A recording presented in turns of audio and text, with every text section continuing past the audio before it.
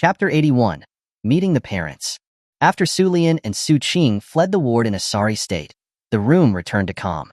Qin Tianci calmly took a drag on his cigarette, completely composed. Coming back to his senses, he realized that his hand was still tightly clasped in Xiao Qinshue's. Looking up, he saw that Xiao Qinshue's eyes seemed a little teary. She didn't let go of his hand, holding it tight, as if she didn't want to release him for even a moment. Tianci. Xiao Qinshue's dry throat rolled as she wanted to say something but didn't know where to begin. Seeing this, Qin Tianci couldn't help but smile and gently flicked her nose, teasing her.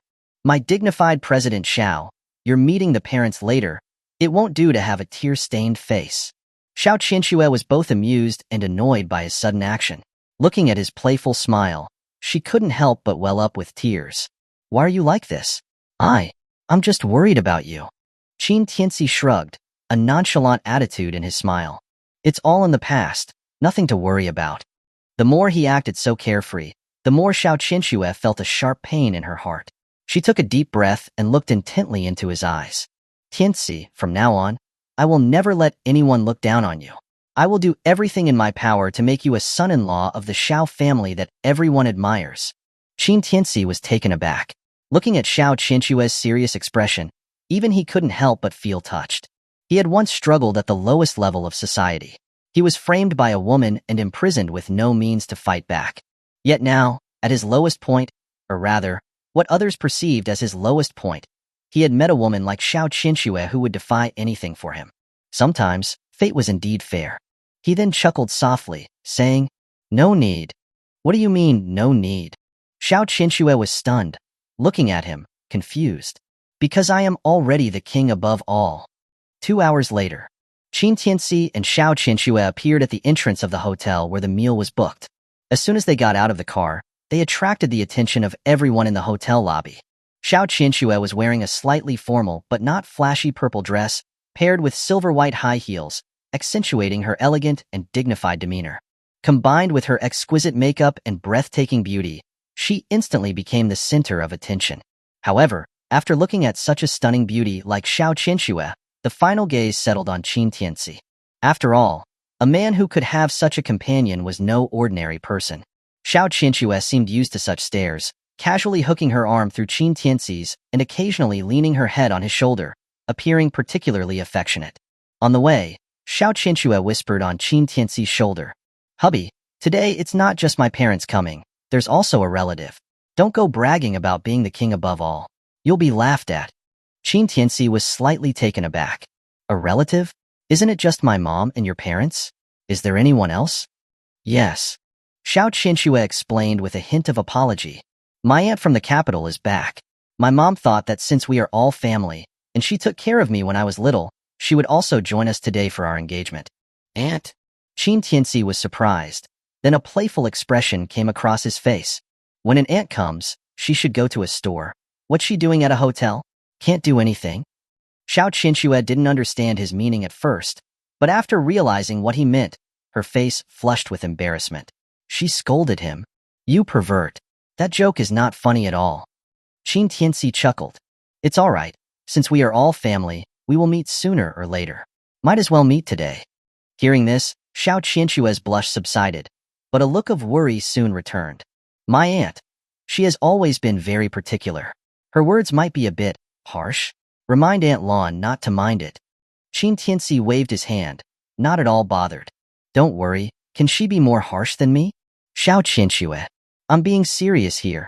If anything happens, I will stand up for you. You and Aunt Lan, just don't mind it. Looking at her serious tone, Qin Tianci couldn't help but feel a little worried. This so-called aunt seemed a bit unfriendly. But he didn't overthink it. It was just a meal. How bad could it be? Okay, let's go in. As they spoke, they arrived at the door of the private room. Brother, you're here? Qin Yeye immediately got up from her seat to greet Qin Tianci when she saw him, followed closely by Zhou Guolan. You guys got here even faster than me? Qin Tianci smiled, patting Qin Yeye's head. Ever since he had rescued the girl from Wang Tao in the clubhouse, the relationship between the siblings had become increasingly close. The unhappiness of the past 3 years was gradually fading in their warming relationship. Hello, sister-in-law. Qin Yeye gave Xiao Qinshuo a sweet and cute smile. This address made Xiao Qianqua's face flush red again, but in reality, she was overjoyed. She immediately took out a red envelope from her bag and happily stuffed it into Qin Yaya's hands. I heard from your brother that you've returned to school. I didn't prepare anything, so here's a big red envelope for you. Wow, thank you so much, sister-in-law. Qin Yaya didn't hesitate at all, jumping up with joy. After her excitement, she didn't forget to tease Qin Tianci. Brother, look how generous sister-in-law is. Look at you. I don't know how sister-in-law took a liking to a stingy person like you. Qin Tianci's face darkened, and he chuckled coldly. Yeah, I'm such a stingy brother. I didn't even spare you 2 slaps at the clouds above. Qin Yaya immediately shut her mouth and blinked at him with a guilty expression. Zhou Guilin didn't know about her visit to the club. If she did, she wouldn't escape a beating. What clouds above? Zhou Guilin then stepped forward and said reproachfully to Qin Yaya, You're too impolite, child. If Miss Xiao gives you a red envelope, just accept it. Qin Yaya pouted. Why wouldn't I accept it from sister-in-law? We're all family soon anyway. Seeing this, Xiao Qianqua immediately smoothed things over. Yaya is right. We're all family soon. It doesn't matter. It's just a red envelope. I also prepared it on the fly. It didn't take much effort. Miss Xiao, I'm so sorry. I didn't prepare anything for you either. Zhou Guilin quickly apologized softly. To her, someone like Xiao Qianqua, a president and a boss, was someone she could never reach in her lifetime. Even though she was soon to be her daughter-in-law, she was still very reserved when facing her. Especially on an occasion like today. Xiao Qianqua immediately released Qin Tianci's arm, hooked her arm through Zhou Guilin's like a mother and daughter, and smiled sweetly and kindly. Aunt Lan, don't be so formal. From now on, treat me like your own daughter, and Yaya is my younger sister too. Today is just a meeting with my parents for a family dinner. Looking at Xiao Qianqua's sensible demeanor, Qin Tianci felt a sense of comfort. It was said that mother-in-law and daughter-in-law relationships were difficult, but there were exceptions to everything. Zhou Guilin's nervousness did lessen after Xiao Qianqua's warmth, but she was still anxious about the upcoming meeting with her in-laws.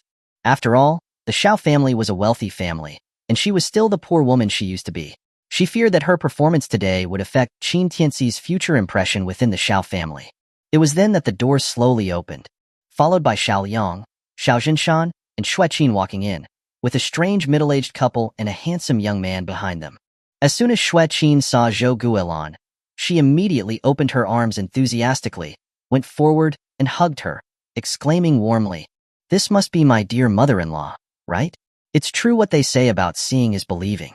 You're so young and beautiful. No wonder you gave birth to such an outstanding child as Tianci. Seeing her attitude, Zhou Guilin's worried mood instantly fell away, and she quickly replied with a smile. You're too kind, my dear mother-in-law. It's our family's greatest honor that this rascal found such a wonderful girl like Miss Xiao. However, as the 2 elders were happily chatting, an awkward voice suddenly came from behind. What kind of hotel is this? Any random restaurant I booked in the capital would be better than this. Chapter 82. Is there a thorn in your seat? The person who spoke was a middle-aged woman who came in with Xiao Liang and Xue Qin. Her slightly plump figure was adorned with gold and silver jewelry. In particular, a full jadeite necklace around her neck was very eye-catching, and it looked very valuable.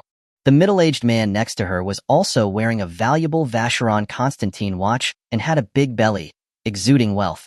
The woman used her hand as a fan to cool herself, her face full of disgust, as if being in this place was torture. I'm telling you, Qiner, what kind of place did you find? Is there no better hotel? The bathrooms I passed were stinky. Her words fell out of place, causing everyone's expressions to reveal a hint of embarrassment. The middle-aged man then complained. I told you not to come, but you wouldn't listen. Xue Qin quickly stepped forward, explaining with a dry laugh. Elder sister, elder brother-in-law, this is a small place. It's not like the big cities, please bear with it. At this time, Xiao Qianqua leaned to Qin Tianci's ear and whispered, That's my aunt, Xue Ping, and that's my uncle-in-law, Dong Zhengwo. Aunt Ping, Uncle Dong, small places have their own charm. It certainly can't compare to the capital, so let's just go with the flow, the handsome young man said with a smile. It seemed like he was trying to appease her, but every word reminded them that this place was small, and the phrase, go with the flow, revealed a hint of arrogance. Who is he? Qin Tianci asked. Xiao Qianqua shook her head. I don't know. I haven't seen him before. Qin Tianci was slightly stunned. Why did a stranger come to this family dinner? This is, Xiao Yang asked, pointing at the young man. Xue Ping was about to speak when the young man confidently stepped forward and introduced himself. You must be Uncle Xiao, right? I heard from Aunt Ping and Uncle Dong that you're the top figure in the Jiangling business world. My surname is Zhang, and my given name is Yuan. I am currently a project manager at Tenglong Corporation. Zhang Yuan's tone was full of confidence, without any hint of stage fright, but with a hint of boasting. Tenglong Corporation? Hearing his self-introduction, Xiao Liang and Xue Qin were both a little shocked. In particular, Xiao Liang couldn't help but ask, is it the Tenglong Corporation of the Long family in the capital? Seeing that someone recognized the company, Zhang Yuan's eyes seemed even more pleased. That's right. You're very talented and promising. Xiao Liang couldn't help but marvel. That's one of the top corporations in the country, a world-class company. You're very promising, young Mr. Zhang. You flatter me, you flatter me. Zhang Yuan repeatedly waved his hand modestly, but his smile didn't show any humility. Mom. Seeing that the others were dragging things on, Xiao Qianxue couldn't help but gently pull at the corner of Xue Qin's clothes. Xue Qin came back to her senses and said apologetically, since everyone is here, let's quickly sit down. Don't stand there. As she spoke, she went to Zhou Guilan's side, who had been standing there helplessly, and held her wrist. She led her to the head of the table and said with a smile, Mother-in-law, you sit here. This is not right. Zhou Guilan could easily see that this was the seat of honor and jumped up, flattered. However, Xue Qin smiled very gently. Tianci has lost his father since he was young, and you have been both a father and mother. You deserve to sit here. This? Zhou Guilan's eyes started to well up, and she became even more bewildered. She had thought that this meeting with both parents would make her feel inferior because of the huge difference between their families. Before coming here, she had decided that no matter what, she would fight for her son's position in front of his in-laws. But now, it seemed that all her worries were superfluous. Xue Qin's friendliness exceeded her expectations and touched her heart. Xiao Qianxue then said, Yes, Aunt Lan, from now on, you're the backbone of our family. This seat belongs to you. Please don't be shy. Looking at the respect Xiao Qianxue's family showed to his mother, Qin Tianci's eyes flashed with some emotion. He knew that this was arranged by Xiao Qianxue on purpose. She even chose a hotel that was not top tier to ease her mother's pressure. The seemingly casual choice was all to consider Zhou Guilan's feelings. This made him think of the blind date with Su Qing 3 years ago. At that time, Su Lian didn't even look his mother in the eye. The whole time, his mother was speaking softly, trying to appease everyone. 3 years later, looking at the Xiao family, the difference between people sometimes wasn't just about wealth. After Xiao Qianxue helped Zhou Guilan to sit down, Zhang Yuan's eyes nearly popped out. Since he became a project manager at Tenglong Corporation, there had been thousands of women who wanted to get close to him, but he had never seen such an extreme and flawless beauty like Xiao Qianxue. She was too beautiful. Xiao Qianxue's beauty matched his personal standard perfectly. Instantly, his blood was boiling, and he couldn't help but loosen his tie, and his throat became parched. He turned to Dong Zhengwo and Xue Ping and said, Uncle Dong, Aunt Ping, let's sit down too. He then motioned for the two to sit down, and he himself, without any hesitation, sat next to Xiao Qianxue. Instantly, Xiao Qianxue looked at him with suspicion. She seemed very unhappy about his choice of seat. Good heavens. Today is the engagement feast for the Xiao and Qin families. What is this guy doing sitting next to her? However, Zhang Yuan didn't seem to think there was anything wrong, and with an air of nonchalance, he greeted the others with a smile. Sit down, everyone. Don't stand. The way he was behaving, one would think that he was the host of the day. Xiao Qin and Xiao Liang looked at each other and didn't want to offend the other party. They laughed and moved their seats, while Xiao Qianxue immediately grabbed her bag and moved to the left. This small episode made the atmosphere at the scene extremely awkward. Zhang Yuan didn't seem to feel anything amiss. Just as he was about to get up and move closer, Qin Tianci quickly pushed him back with his bottom and asked with a bewildered expression, Is there a thorn in your seat? Zhang Yuan's face turned embarrassed, and he could only reply with a forced smile. No, haha. That's good.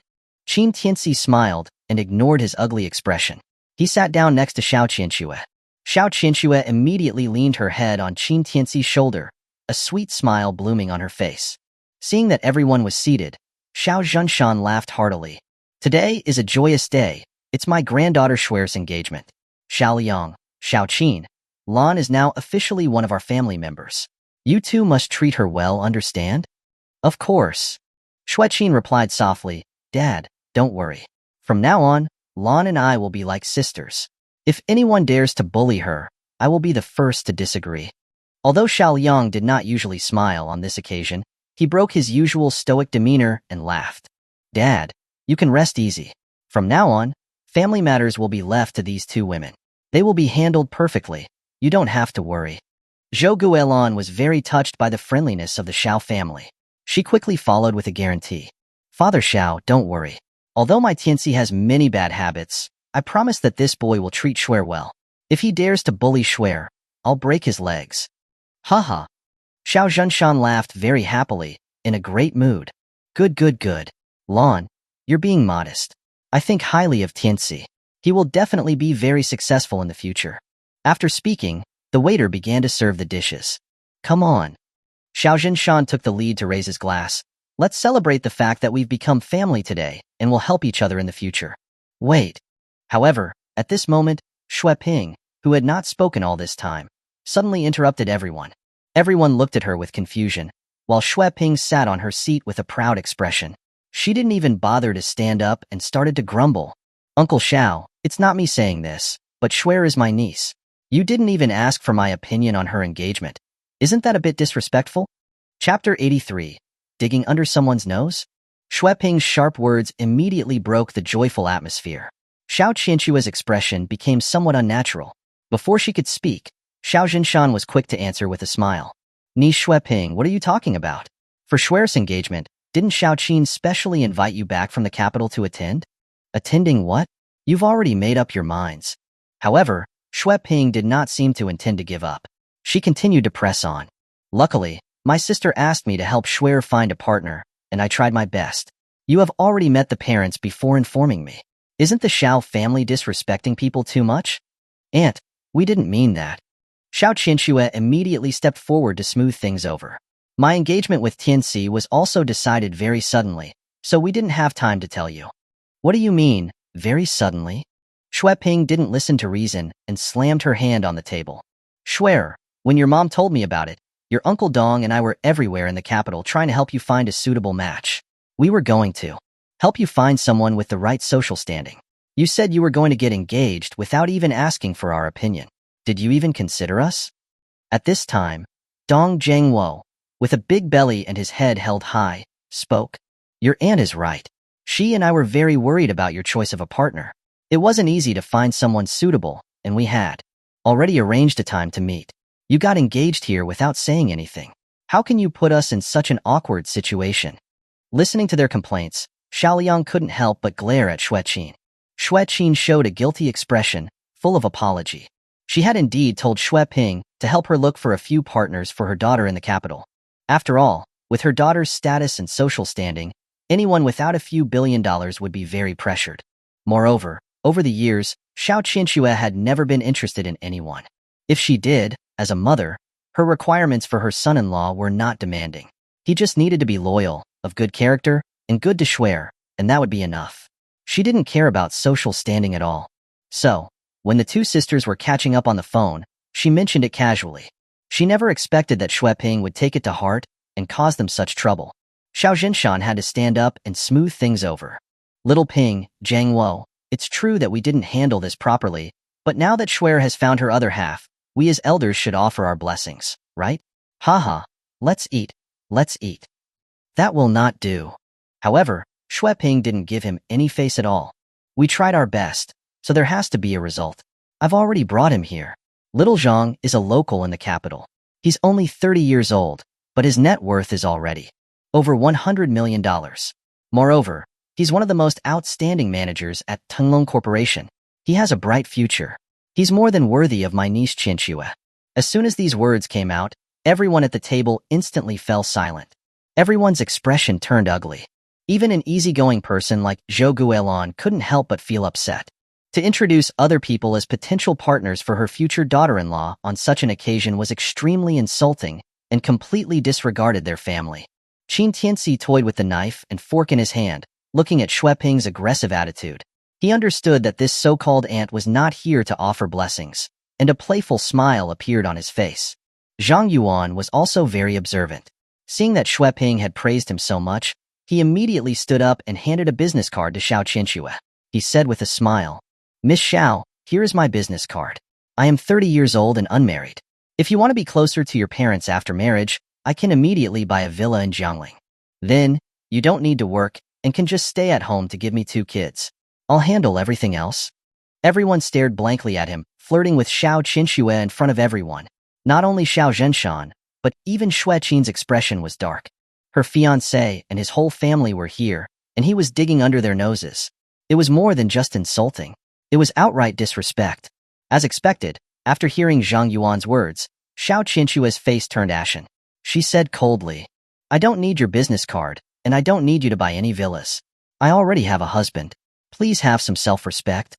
Zhang Yuan's face froze, and he couldn't help but turn to Dong Zhangwo and Xue Ping for help. At this time, Dong Zhangwo shifted his big belly and spoke with a tone as if he was lecturing her. "Niece Qinxue, you don't have much experience in the world. With such a good background, it's easy to be deceived. Your aunt and I would never harm you. Getting to know someone won't hurt." "That's right, Niece Qinxue.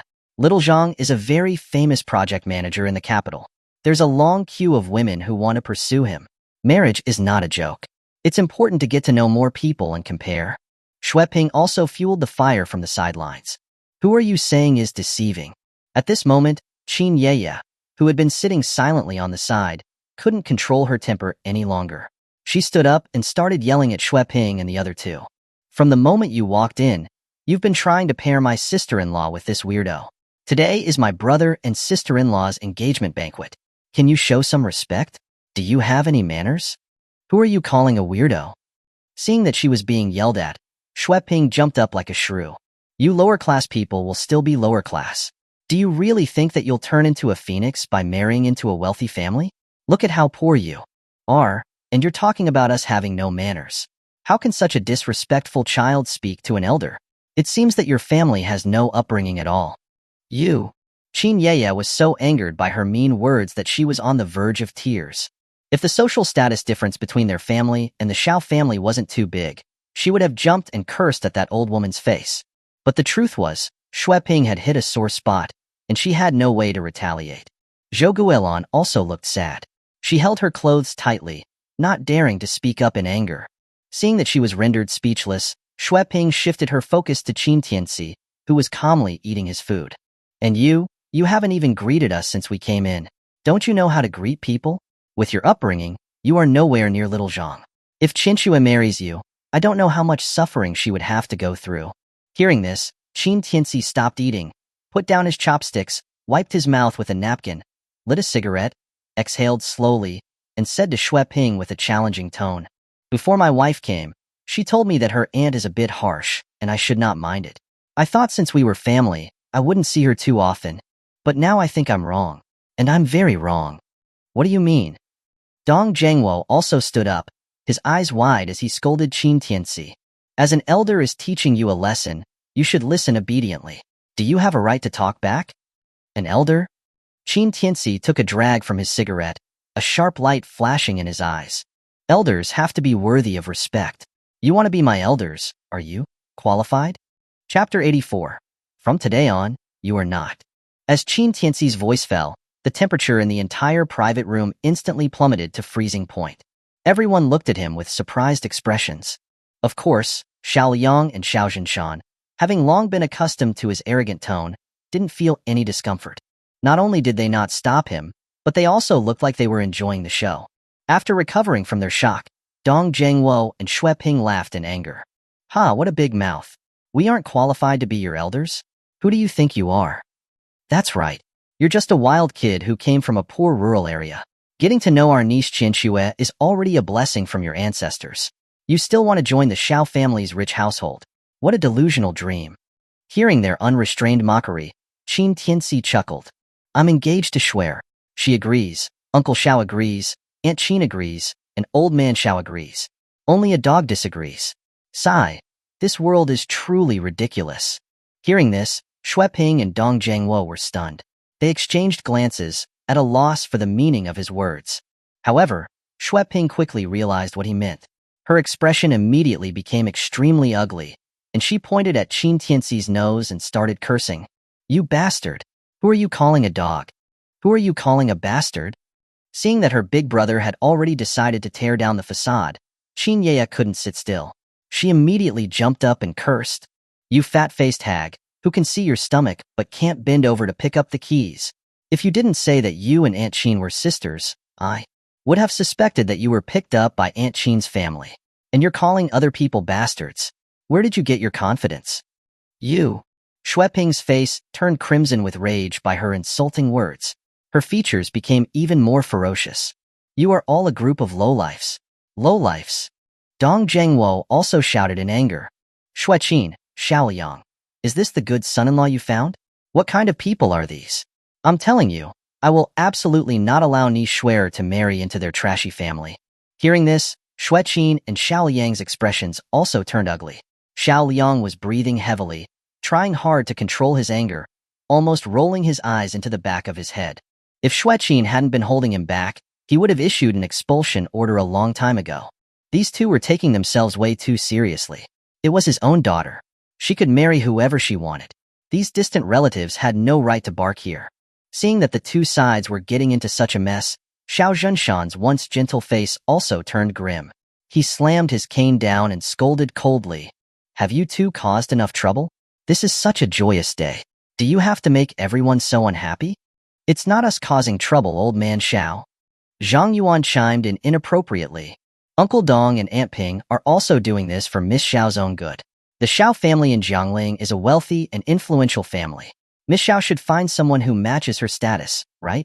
He didn't forget to belittle Qin Tianci as he spoke. Look at him. Does he have anything that matches Miss Xiao from head to toe? Oh. Qin Tianci chuckled. So, you are worthy of her? Of course. Hearing this, Zhang Yuan adjusted his collar, a proud and triumphant expression on his face. I graduated from Stanford University and have even published papers in academic forums in the States. I now earn $1 million per year and work for Tenglong Corporation. Mr. Qin, I'm not trying to belittle you, but tell me, what achievements do you have? We can compare. Listening to his disdainful words, Shui Ping immediately challenged him. Did you hear that? Look at his credentials, and then look at yours. Tell us about your credentials. Where did you graduate from? Where are you working? Faced with their repeated attacks, Qin Tianci's smile did not diminish. Me? I'm just a nobody. If Shuera hadn't taken me in, given me a hotel, and given me a villa, I would still be homeless. Hearing this, Shui Ping and Zhang Yuan were both stunned. Zhang Yuan then scoffed even more disdainfully. I thought Mr. Qin was capable, but he's just eating off Miss Zhao's coattails. What a shameless fellow. Shui Ping then acted as if she had found his weakness, her mouth full of mockery. That's it? How can you calmly say such things? I'm embarrassed for you. Dong Zhengwo also looked disgusted. So they're a family of parasites. It's disgusting to the extreme. Brother Xiaoliang, you've chosen the wrong person. You haven't been able to see clearly. Qin Yaya and Zhou Guilin were being mercilessly mocked by their family. Both mother and daughter were already filled with rage, especially Zhou Guilin. She knew that her family's financial situation was not good and could not give her son any backing. But she didn't expect that this family would be so outrageous. She felt so suffocated that her eyes turned red. She took a deep breath and said to Qin Tianci, Son, let's go. We don't deserve to be a part of this family. No, please don't. Seeing that Zhou Guilin was leaving in anger, Shui Qin quickly stopped her. Sister Lan, today's matter is our fault. Please don't take it to heart. I will give you an explanation. No need. My son is indeed not worthy of Miss Xiao. Let's just end this matter here. We will move out of the villa. For the sake of her son's marriage, she had harmed him once 3 years ago. She didn't want to harm him again because of this matter. If they were not a match, his days in the future would be much more difficult. Su Qing had only harmed him for 3 years. If he became the Xiao family's son-in-law, it would harm him for the rest of his life. Seeing that her future mother-in-law was about to leave in anger, Xiao Qianxue also lost her composure. Aunt Lan, please don't be like this. What happened today was an accident. I don't know why it turned out this way. Miss Xiao, you are a good child. You will definitely find your own good husband in the future. But you and our Tianci should just forget about it. Zhou Guilin was determined to leave and didn't want to stay any longer. Qin Tianci then said, "Mom, sit down. You don't need to worry about anything else." Hearing this, Zhou Guilin was taken aback. She said angrily, "They have already said that they don't want you. Do you still want to stay here to be humiliated by them? Let them say what they want. We'll just eat." Qin Tianci said calmly, "Some people like to fart at the dining table. Can you block their butts? They fart, and you blame Shuer. That's not right." After speaking, he slowly put out his cigarette and stared at Zhang Yuan, Dong Jiangwo, and Shui Ping. "Just a Tenglong corporation, and you're just a project manager. Is that enough for you to shout as if you were the best in the world? A Tenglong corporation? Just that?" Zhang Yuan scoffed, seeing that he was looking down on his company.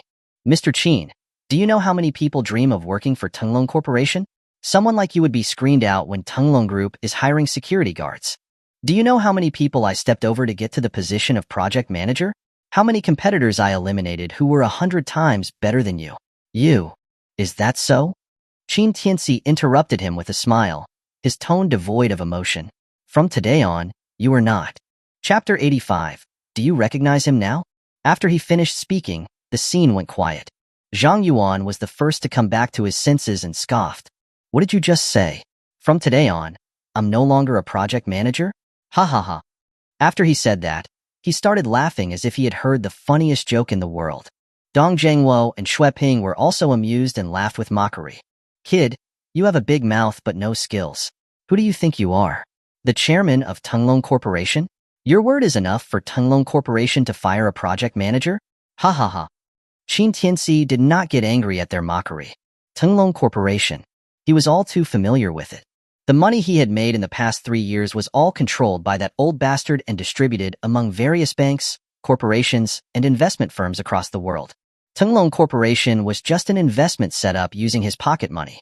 Although it was managed by the Long family in the capital, the essence of it was still that it belonged to him, Qin Tianci. Of course, these things were not accessible to ordinary people, and Zhang Yuan was no exception. Just as Qin Tianci was about to take the next step, a light and charming female voice suddenly came from outside the door. "He's right. From today on, you are no longer a project manager at Tenglong Corporation. You have been fired." Everyone was stunned.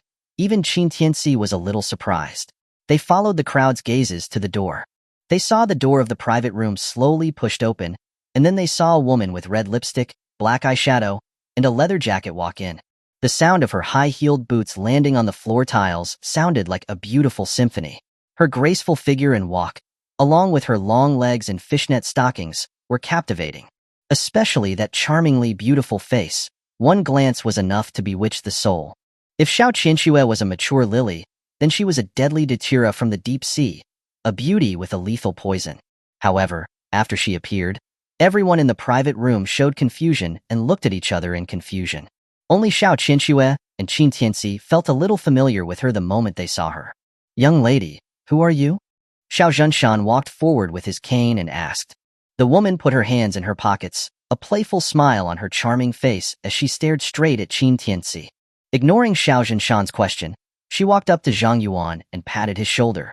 "Go to the personnel department tomorrow to complete the paperwork. You don't have to come to work anymore. Tenglong Corporation can't tolerate disgusting people like you." Zhang Yuan was taken aback. His face became very ugly, and he yelled at the woman, "You say I don't have to work, and I don't have to work. Who the hell are you?" The woman gently touched her red lips with her fingertip and chuckled. "My name is Long Jing." "Long Jing? Who is Long Jing? Who knows you?" Shui Ping was the first to yell at her. "Waiter, how are you managing things? Letting an irrelevant person into our private room? Do you have any sense of responsibility?" Sorry. The waiter outside, upon hearing her cursing, immediately rushed in to apologize. He said to Long Jing, "I'm very sorry, but this room is reserved by the guests. Please leave." "Wait." Just as he finished speaking, Zhang Yuan suddenly stopped him.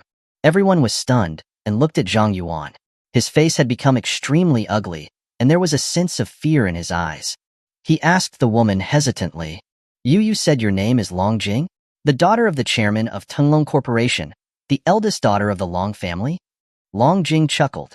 "I didn't expect you to know my name?" Boom. Seeing her admit to it, Zhang Yuan was dumbfounded. He never expected that he would meet his boss's daughter here. His face immediately turned the color of a pig's liver.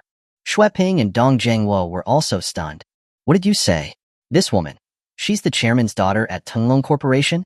This is impossible. How can she be here? Xiao Qianxue was also stunned. She couldn't help but turn to look at Qin Tianci. Do you know her? Qin Tianci shrugged. I don't. Then how is she here? I don't know either. Confused. Still confused. Everyone in the private room was confused. This sudden, uninvited guest had everyone feeling confused. No one here knew her, and no one knew what she was trying to do. Miss Long, what do you mean? Even if you are the daughter of the chairman of Tunglong Corporation, you cannot interfere in your employees' private affairs, right? Zhang Yuan regained his composure and squeezed out an ugly smile. He argued logically. That's right. Ping also refuted. Little Zhang has always worked diligently for the corporation. He has never made any mistakes. Why do you want to fire him? Yes, even if you are the daughter of the corporation's chairman, you cannot fire employees without a reason. Dong Jiangwo also argued logically. However, Long Jing did not react to any of this. Her smile remained. You want a reason? Fine, I'll give you one. After she finished speaking, she took out her phone, dialed a number, and put it on speaker. The call was quickly connected, and an angry voice came over the phone. You unfilial brat. You are finally willing to contact your old man, huh? Get your ass back here to get married. Otherwise, I'll break your legs. Long Jing was stunned, a trace of embarrassment flashing across her eyes. She coughed softly and said, Don't get so worked up. I need you to help me with something. Is there someone in the corporation named Zhang Yuan? A project manager. How would I know such a low-level position? You think I'm in charge of every single employee? Zhang Yuan. The roaring voice on the other end of the phone made Zhang Yuan's face flush red again. I don't care if you know him or not. Long Jing said impatiently, Fire him for me. Why? He hasn't made any mistakes. You're going to fire him just like that? Do you think we're some kind of thug company that's above the law? The middle-aged man was obviously short-tempered, and his voice grew louder. He humiliated my husband. Is that enough?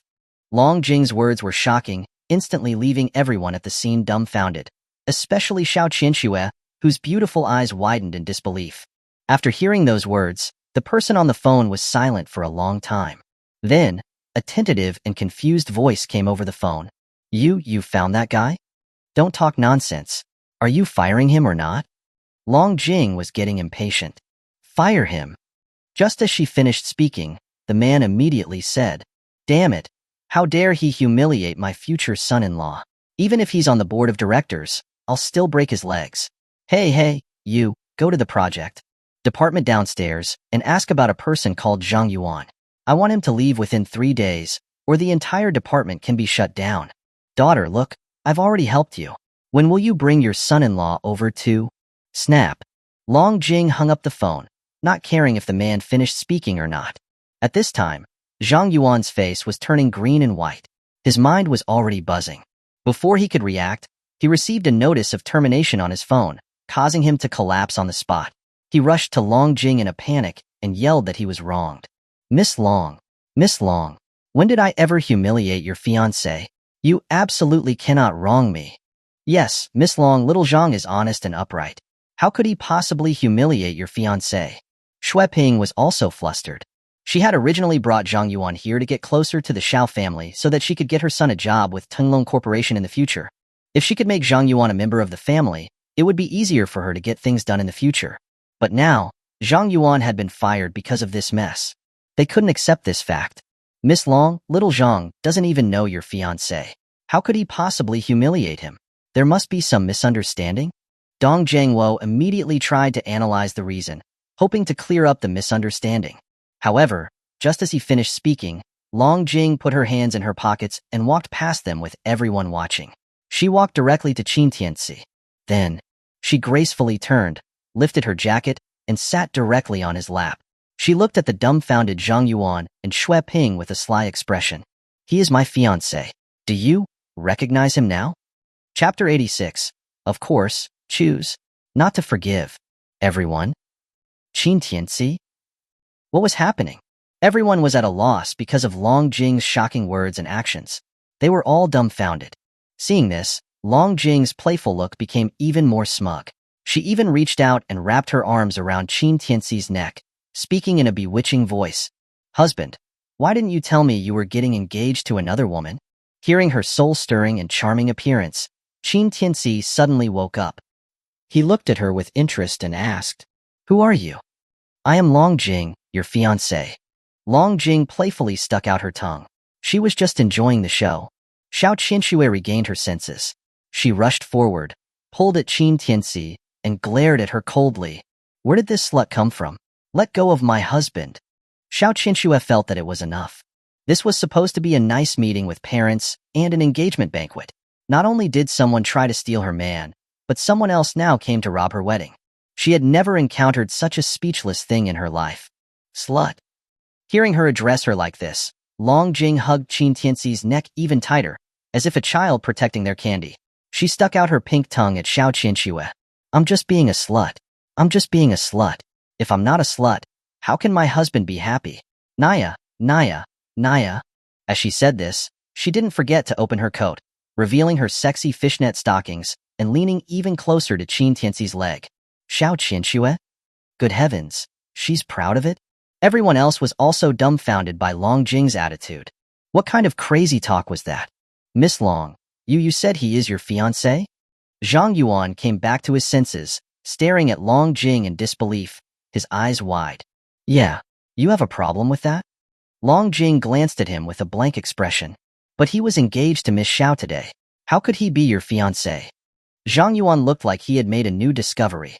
He was shocked, then he suddenly realized something. Good heavens, you're two-timing her.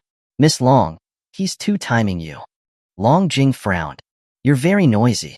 If my man is not two-timing, then it means he's useless. What are you barking here for? Zhang Yuan? Everyone? Xiao Qianxue? Wait, what kind of weird values are these? Zhang Yuan was completely dumbfounded. He felt like he was being insulted, but he didn't have any evidence.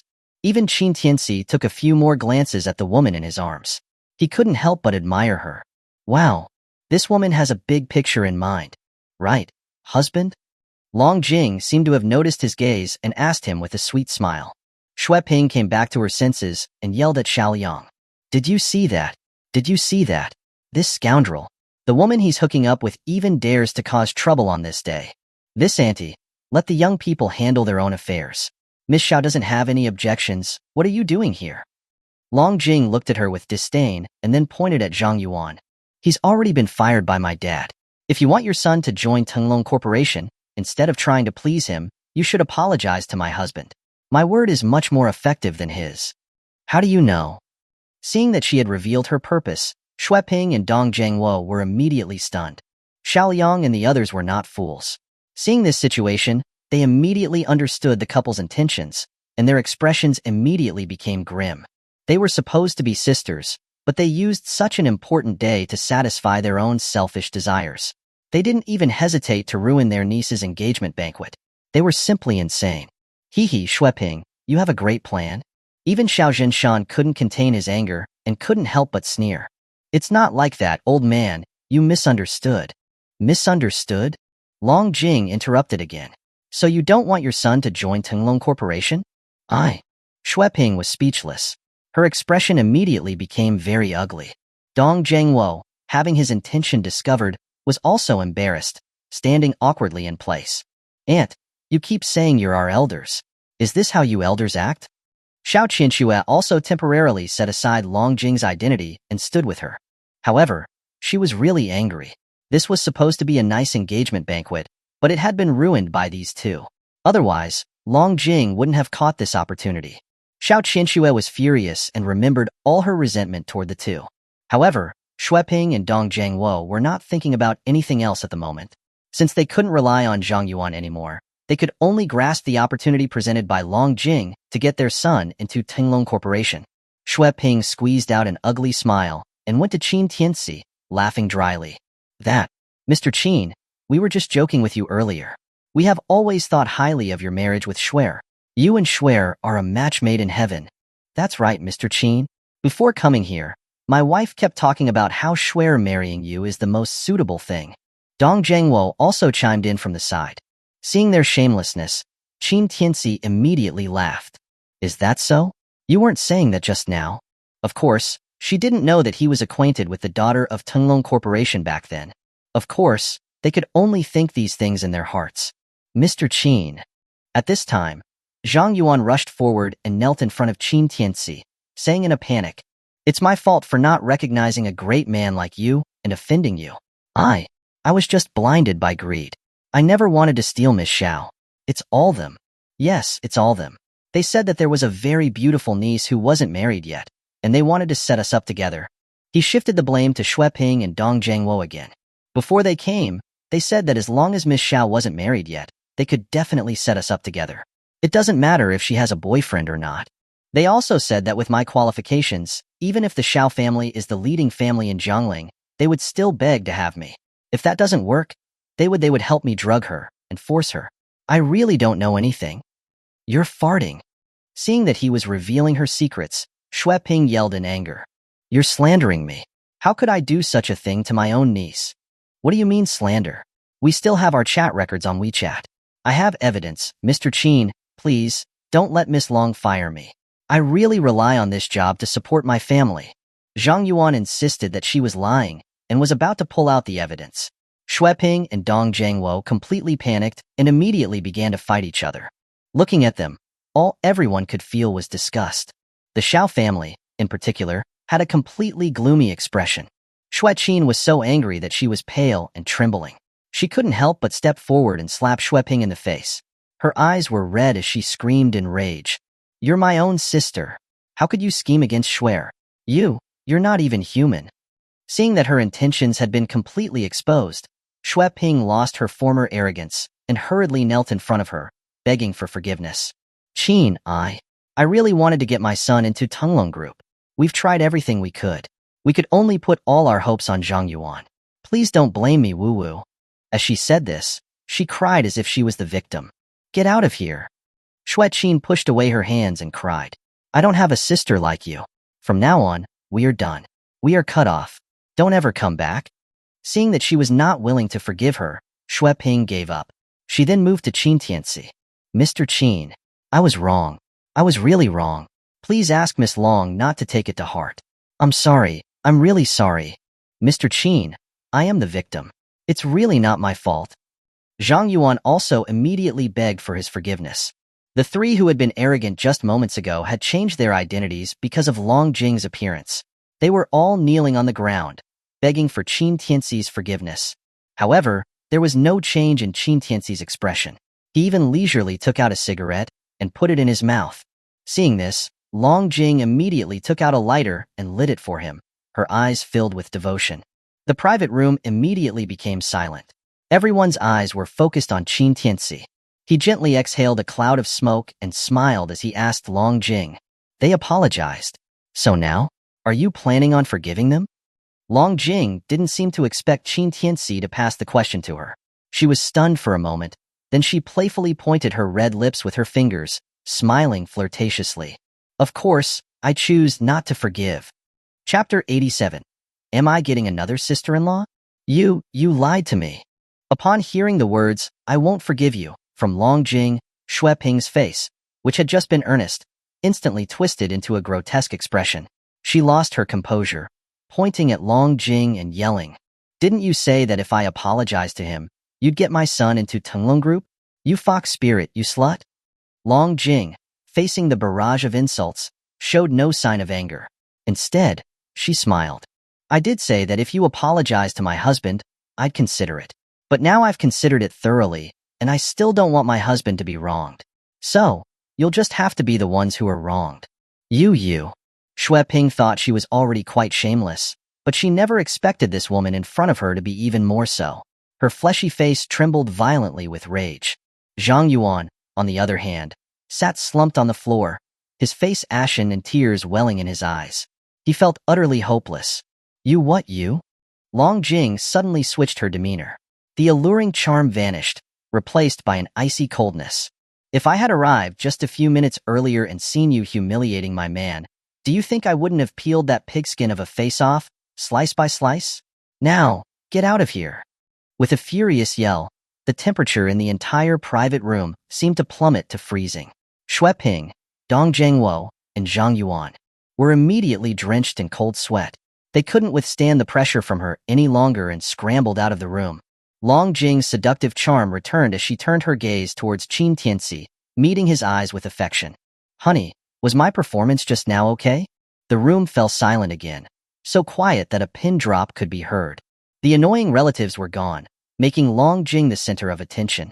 She was still sitting on Qin Tianci's lap, their posture incredibly intimate.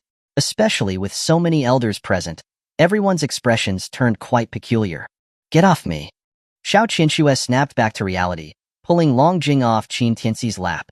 She then clung tightly to him, glaring at Long Jing, as if to assert her ownership.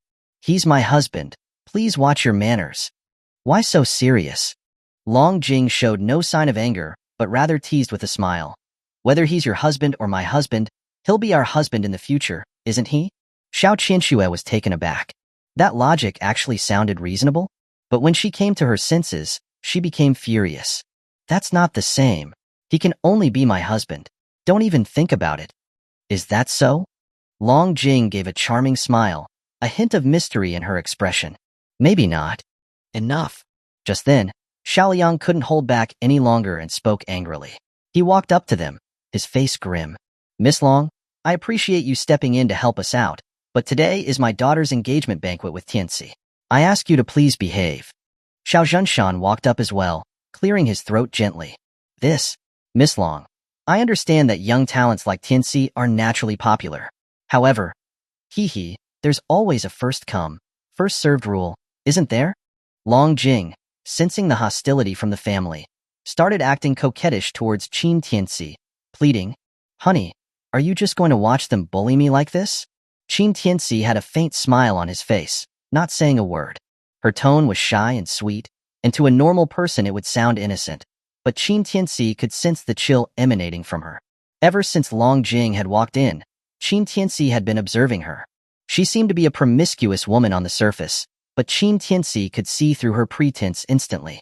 The aura she gave off, she couldn't have possibly developed unless she had hundreds of lives on her hands, especially the calluses on her thumb and knuckles, the evidence of many years of handling guns and knives. His mother, sister, and the Xiao family were all present at today's banquet. The moment Long Jing appeared in the room, Qin Tianci was ready to strike if needed. Qinya seemed to sense the awkward atmosphere and tugged at Zhou Guilan's clothes, asking softly, "Mom, am I getting another sister-in-law?" Everyone in the room froze. Even Qin Tianci looked at Qin Yeye in surprise. "Don't talk nonsense." Zhou Guilan looked embarrassed and quickly covered her mouth. Long Jing, upon hearing such a blunt statement, chuckled lightly. Her laughter was like a gentle melody. She then walked up to Qin Yeye in full view of everyone and patted her head. "Don't worry, sweetie. You'll only have one sister-in-law. Okay, I'll leave now. You guys enjoy your meal." With that, she got up and walked towards the door of the room. However, as she passed Qin Tianci, she didn't forget to wink at him and blow him a kiss before leaving contentedly. Seeing the unwanted guest finally leave, Xiao Qianxue breathed a sigh of relief. However, Xiaoliang was not happy. He glared at Qin Tianci, demanding, "Boy, you'd better explain to us, who is that woman?" Qin Tianci, seeing his accusatory tone, shrugged. "I don't know." "You don't know?" Xiao Yang's eyes widened. "Bullshit. How could you not know? That vixen practically tried to merge with you right there. And you're telling me you don't know her?" Zhou Guilan was also anxious. "Son, what's going on? You need to explain clearly. Today is your engagement day with Miss Xiao. How are you going to have a life together with such a misunderstanding?" Qin Tianci seemed helpless. "I really don't know her. What's there to explain?" "Little Qin, you can't do this. You're going to get married. How can you still be messing around with these shady women?" I don't know how to cover this up for you." Xueqin looked concerned and anxious. Qin Tianci was speechless. Great. Now he was the one being reprimanded. Was it really that screwed up? Just when the atmosphere was becoming incredibly awkward, Xiao Qianxue stepped up to explain. "Dad, Mom, you've misunderstood Tianci. He's only been out for a little over a month. He's been with me practically every day. He really doesn't know that woman." Since the person involved had come out to defend Qin Tianci, the others couldn't say much more. Xiaoliang coldly snorted, looking displeased. He pointed at Qin Tianci and said sternly, "Boy, I don't care how many flings you've had. Since you're engaged to Xuer, You better behave. Otherwise, I'll break your legs. All right, this Miss Long did help us out after all. It's almost 1 o'clock. Let's eat first.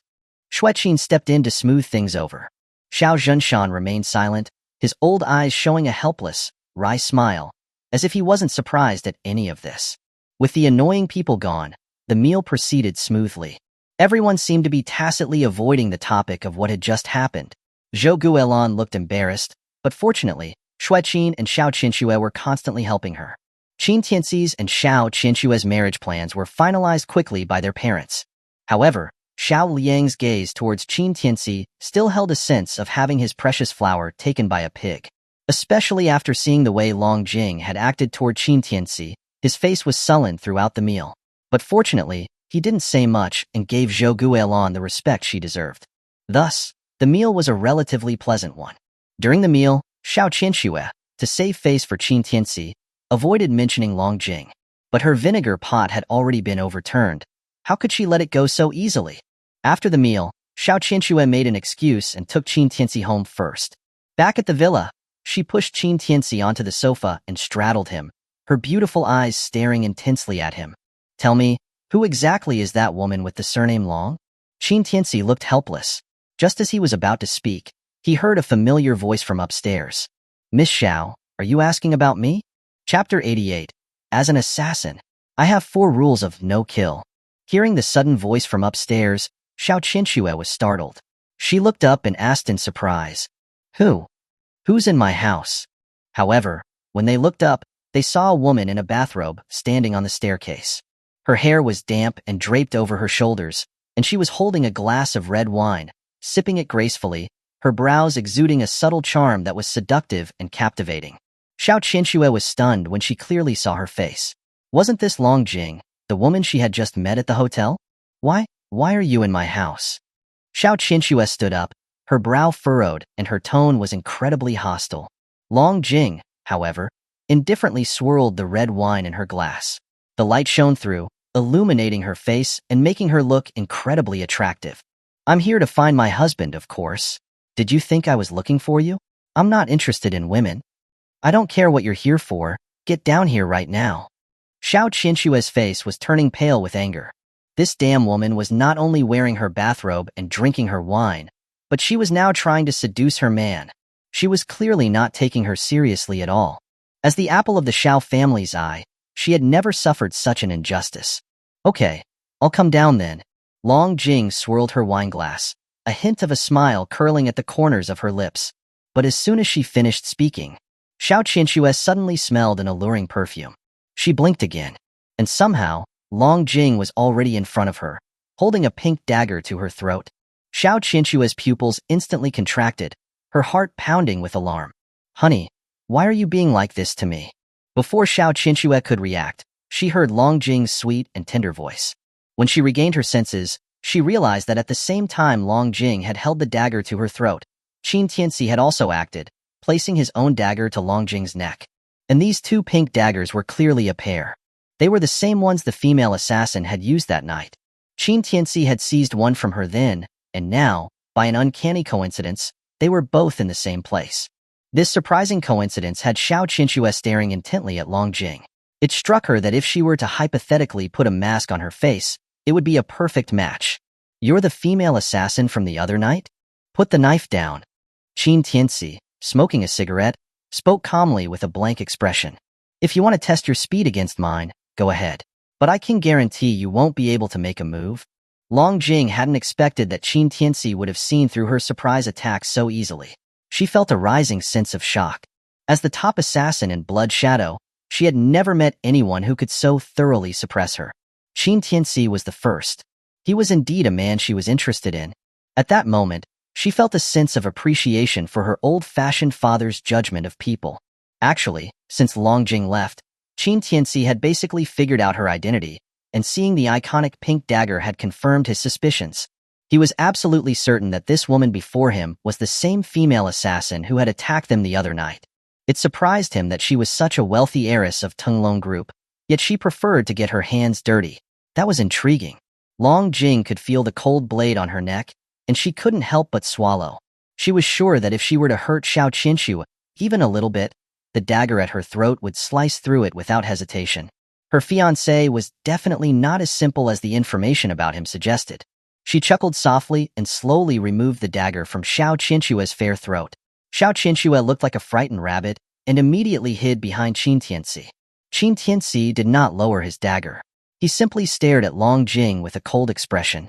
Since you've completed your mission, you should return and report. What is the purpose of you still lingering around? Xiao Qinshu glared at her.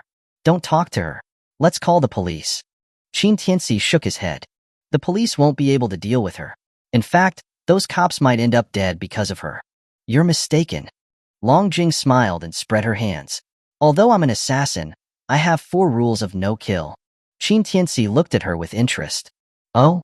Then tell me, what are these 4 rules? I don't kill those who maintain order. I don't kill ordinary people. I don't kill those stronger than me. And I don't bother with those who are weaker than me. Long Jing said, taking it for granted. Qin Tianci? You could just say you don't kill people. That might be easier to understand. Long Jing chuckled. Of course, with 4 rules of no kill, there is naturally 1 rule of must kill. Anyone I want to kill will die, no matter who they are. Upon hearing this, Qin Tianci retracted his dagger and tossed it back to Long Jing. He pulled Xiao Qinshu back to the sofa, crossed his legs and asked, Tell me, why are you clinging to me? Do you know that you could lose your life at any time? I already told you. Long Jing was thrilled to have her beloved dagger back. She answered with a smile. When did you tell me? Xiao Qinshu frowned, looking confused. Long Jing wrapped her robe tighter around herself and moved forward to put her arm around Qin Tianci. She looked at him with a seductive and charming gaze. I came here to find my fiancé. At that statement, Xiao Qinshu froze on the spot. Then she suddenly realized what was going on. She stood up abruptly, looking terrified. She pointed at Long Jing. You wouldn't happen to also be? That's right. Long Jing wore a joyful smile and turned her head to look at the dazed Qin Tianci. I'm your future wife. Silence filled the villa after her words. They could almost hear each other breathe. Even Qin Tianci was stunned, staring blankly at the seemingly calm Long Jing. You're really my fiancé? Long Jing reached into her robe, pulled out a letter, and handed it to Qin Tianci. Don't believe me? See for yourself? Qin Tianci didn't think much and opened the letter, giving it a look. Well. It was true. It was exactly the same marriage certificate as Xiao Qinshu's, just with a different name. This Long Jing was also his fiancée that the old bastard had found for him. But he never expected that the 2 of them would meet in such a manner. Xiao Qinshu now had a strange look on her face. She hesitated for a moment before snatching the letter from Qin Tianci's hand. She confirmed that Long Jing was indeed Qin Tianci's other fiancé, and her expression darkened. Although she had mentally prepared for this a long time ago, she never expected this day to come so soon. How is it, honey? Seeing that they were still in a state of shock, Long Jing extended her long, jade-like legs from beneath the robe and gently placed them on his waist. Now that we've met, shouldn't we get to know each other better? Chapter 89. Did he become the prize? You wish. Xiao Qinshu scoffed at Long Jing's words. You're some flashy, cheap hussy who popped out of nowhere. You think you can snatch my man just because you've got some marriage certificate you got your hands on? Who do you think you are? She didn't even get the chance to deepen their intimacy, so why should this vixen get the opportunity? Little Shui sister, does your home happen to be in the Pacific? Why so nosy? Long Jing wasn't fazed by Xiao Qinshu's words. She retorted with sarcasm, turning to look at her. Whether my home is in the Pacific or not, I don't know. But some people sip on vintage 1982 Lafite and think they're 1982 Bilua Kunti, a real old green tea. Xiao Qinshu didn't back down, crossing her arms and sneering. Sister, your blush is a little light. Should I give you a touch-up with my palm? That's better than someone mistaking their bare face for purity. If you don't have a mirror at home, you must at least have a toilet, right? You should eat more cosmetics to enhance your inner beauty, or else Brother Tianci might not like it. All that brother this and brother that, and yet you haven't shown me the basic respect of calling me sister-in-law. I'm so envious of your face, sister. You've really taken great care of it. It's so thick. And your mouth is so sharp. Did you suck on some candy? Since you've already lost all face, why should I spare my words? The 2 women instantly transformed into top-tier verbal combat masters. Their tones sharpened, and the tension escalated, neither willing to concede. Qin Tianci, on the other hand, moved silently to the side, grabbing a handful of melon seeds and watching the spectacle like an uninvolved spectator. The two women traded barbs for a while, seeming to get a bit hoarse. Qin Tianci even kindly poured them each a glass of water. "Don't be shy, continue." Qin Tianci eagerly urged them. This was a battle of epic proportions, a once-in-a-lifetime event, and he didn't want it to end so soon. Seeing him act as if it had nothing to do with him, both women paused in their attacks. Long Jing smiled slightly, a pink dagger once again appearing in her hand. She looked at Xiao Qianxue and said, "I promised Yeye that she'd only have one sister-in-law, so?" Hey. Qin Tianci quickly stood up to maintain order. "Verbal sparring, not physical fighting. You're breaking the rules." Shuer won this round. To his surprise, Long Jing didn't panic. She explained with a smile. "You've misunderstood. I wasn't going to fight Sister Shuer. I heard that it was a woman named Su Qing who sent you to prison 3 years ago, right?" Qin Tianci and Xiao Qianxue were surprised. "What do you want?" "I'll go get her head and give it to you as your dowry. Unlike some people who claim to own you but do nothing, they just hide behind their man and scream for help." Xiao Qianxue. Qin Tianci. Hearing her domineering words, Xiao Qianxue was speechless. As for Su Qing, she couldn't be as ruthless as Long Jing. But was she considered to be someone who hid behind a man and screamed for help? Heh, you've certainly done your research. Xiao Qianxue tried to maintain her composure. All you know how to do is fight and kill. If a woman doesn't act like a woman, is she even still a woman? The Su family is nothing. I could destroy them whenever I wanted. Do I need your help? Anyone can talk big? Long Jing said with a smirk. Aside from your empty words, I haven't seen any ability from you at all. All right, then let's compete. Xiao Qianxue replied coldly. Fine, what do you want to compete in? Long Jing didn't back down. Let's see who can wipe the Su family off the face of Jiangling City in the shortest time. Good. Whoever loses will stay out of my man's sight. Don't act shameless. It's a deal. A woman's word is a promise to the death.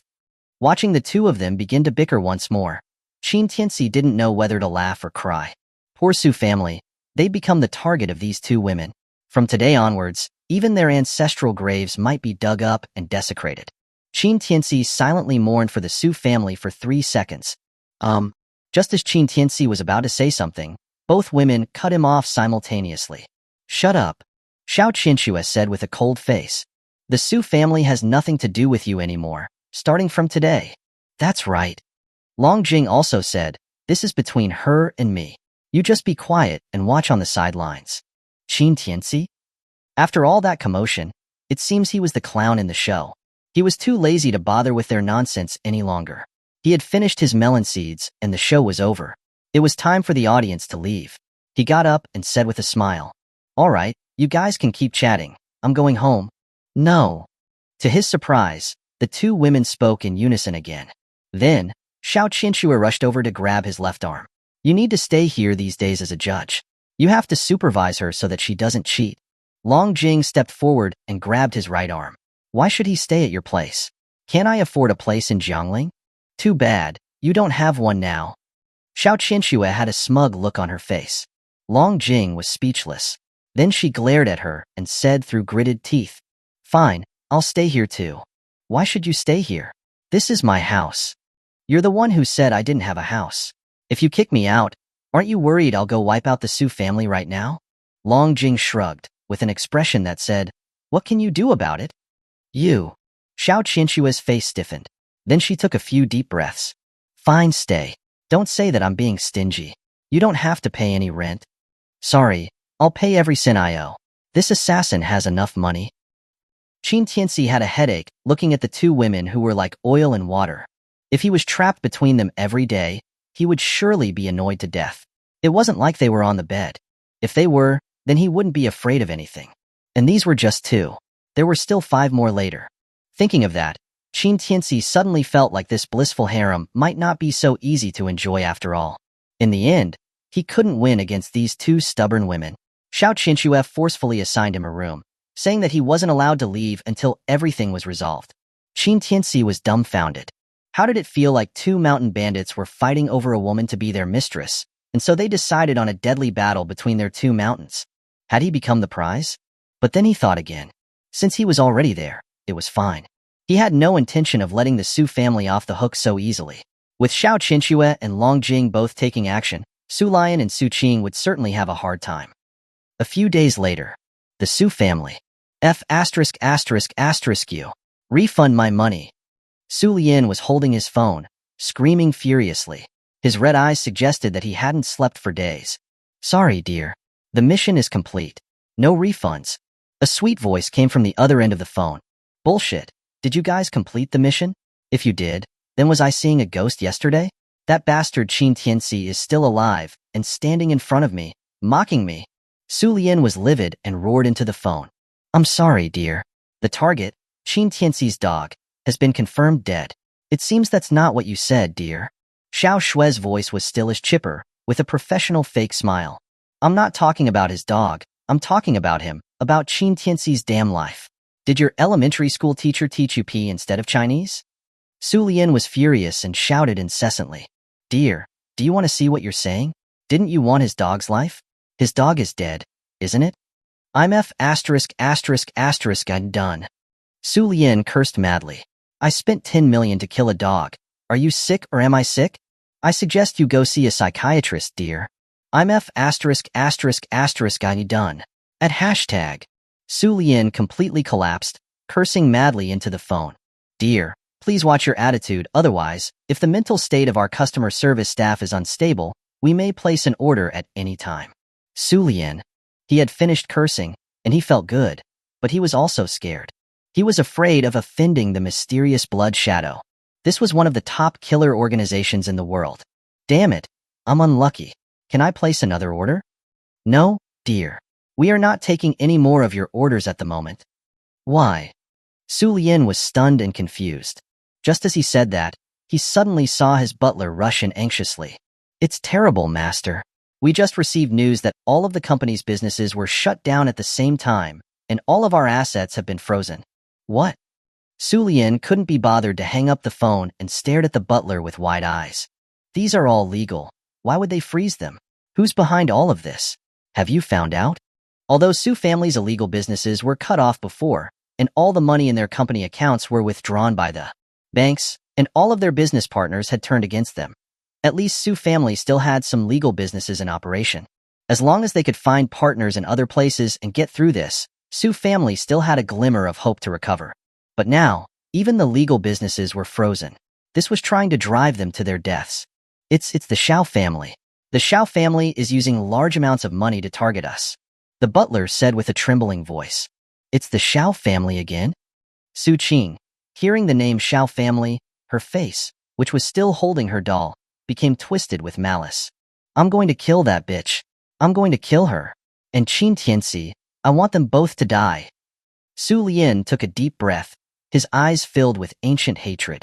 Fine, fine. You want to fight to the death, do you?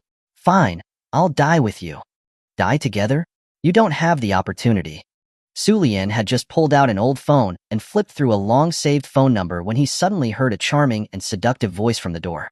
He and Su Qing both turned their heads sharply and saw a sexy woman, casually playing with a pink dagger, standing in the doorway. Chapter 90. You reap what you sow. Who are you? Su Lian was startled by the sudden appearance of the woman. Sensing the murderous intent emanating from her, he yelled, Guards! Someone come here. Stop yelling, you hick.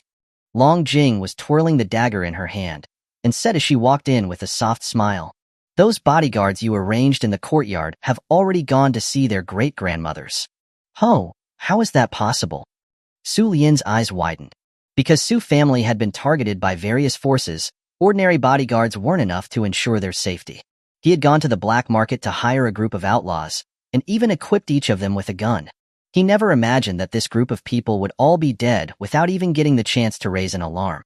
Long Jing looked relaxed, her eyes scanning the room, before finally settling on Su Qing. Are you Su Qing? The woman who sent my man to prison 3 years ago? Su Qing paused for a moment, then glared at her with a menacing expression. Your man? You mean that bastard Qin Tianci again? Whoosh. As soon as she spoke, the dagger in Long Jing's hand shot out, stabbing into Su Qing's mouth. Su Qing instantly let out a pained scream. You little bitch, I'm not as easygoing as Xiao Qinxue. You dare insult my man in front of me? Do you think I'm just a nobody? Long Jing remained expressionless, her smile still present, but the coldness in her eyes intensified. You.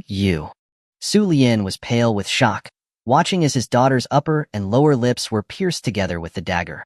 He couldn't bring himself to remove it, nor leave it in. Su Qing's mouth was full of blood. She was in unbearable pain, and she was bending over, screaming in a hoarse voice. Tears were streaming down her face. Miss, our Su family has no grudge against you. Why are you helping that BAS, Qin Tianci? Don't you know that he is already engaged to Xiao Qianxue? Helpless, Su Lian began to plead, trying to reason with her. He was going to say bastard, but remembered Su Qing's miserable state and forced himself to swallow the word. Long Jing simply smiled. Of course, I know, but if I destroy your Su family first, then he'll be mine. What do you mean? Su Lian was confused. Long Jing spoke slowly, a cunning look on her face. I made a bet with Xiao Qianxue. Whoever finishes off your Su family first gets Tianci. Su Lian's pupils contracted sharply. You're using my Su family as a bet? He had just heard from the butler that his company was being targeted by the Xiao group, and now here comes Long Jing. They wanted their money and their lives. It was like they were pushing the Su family to their deaths. Do you have a problem with that?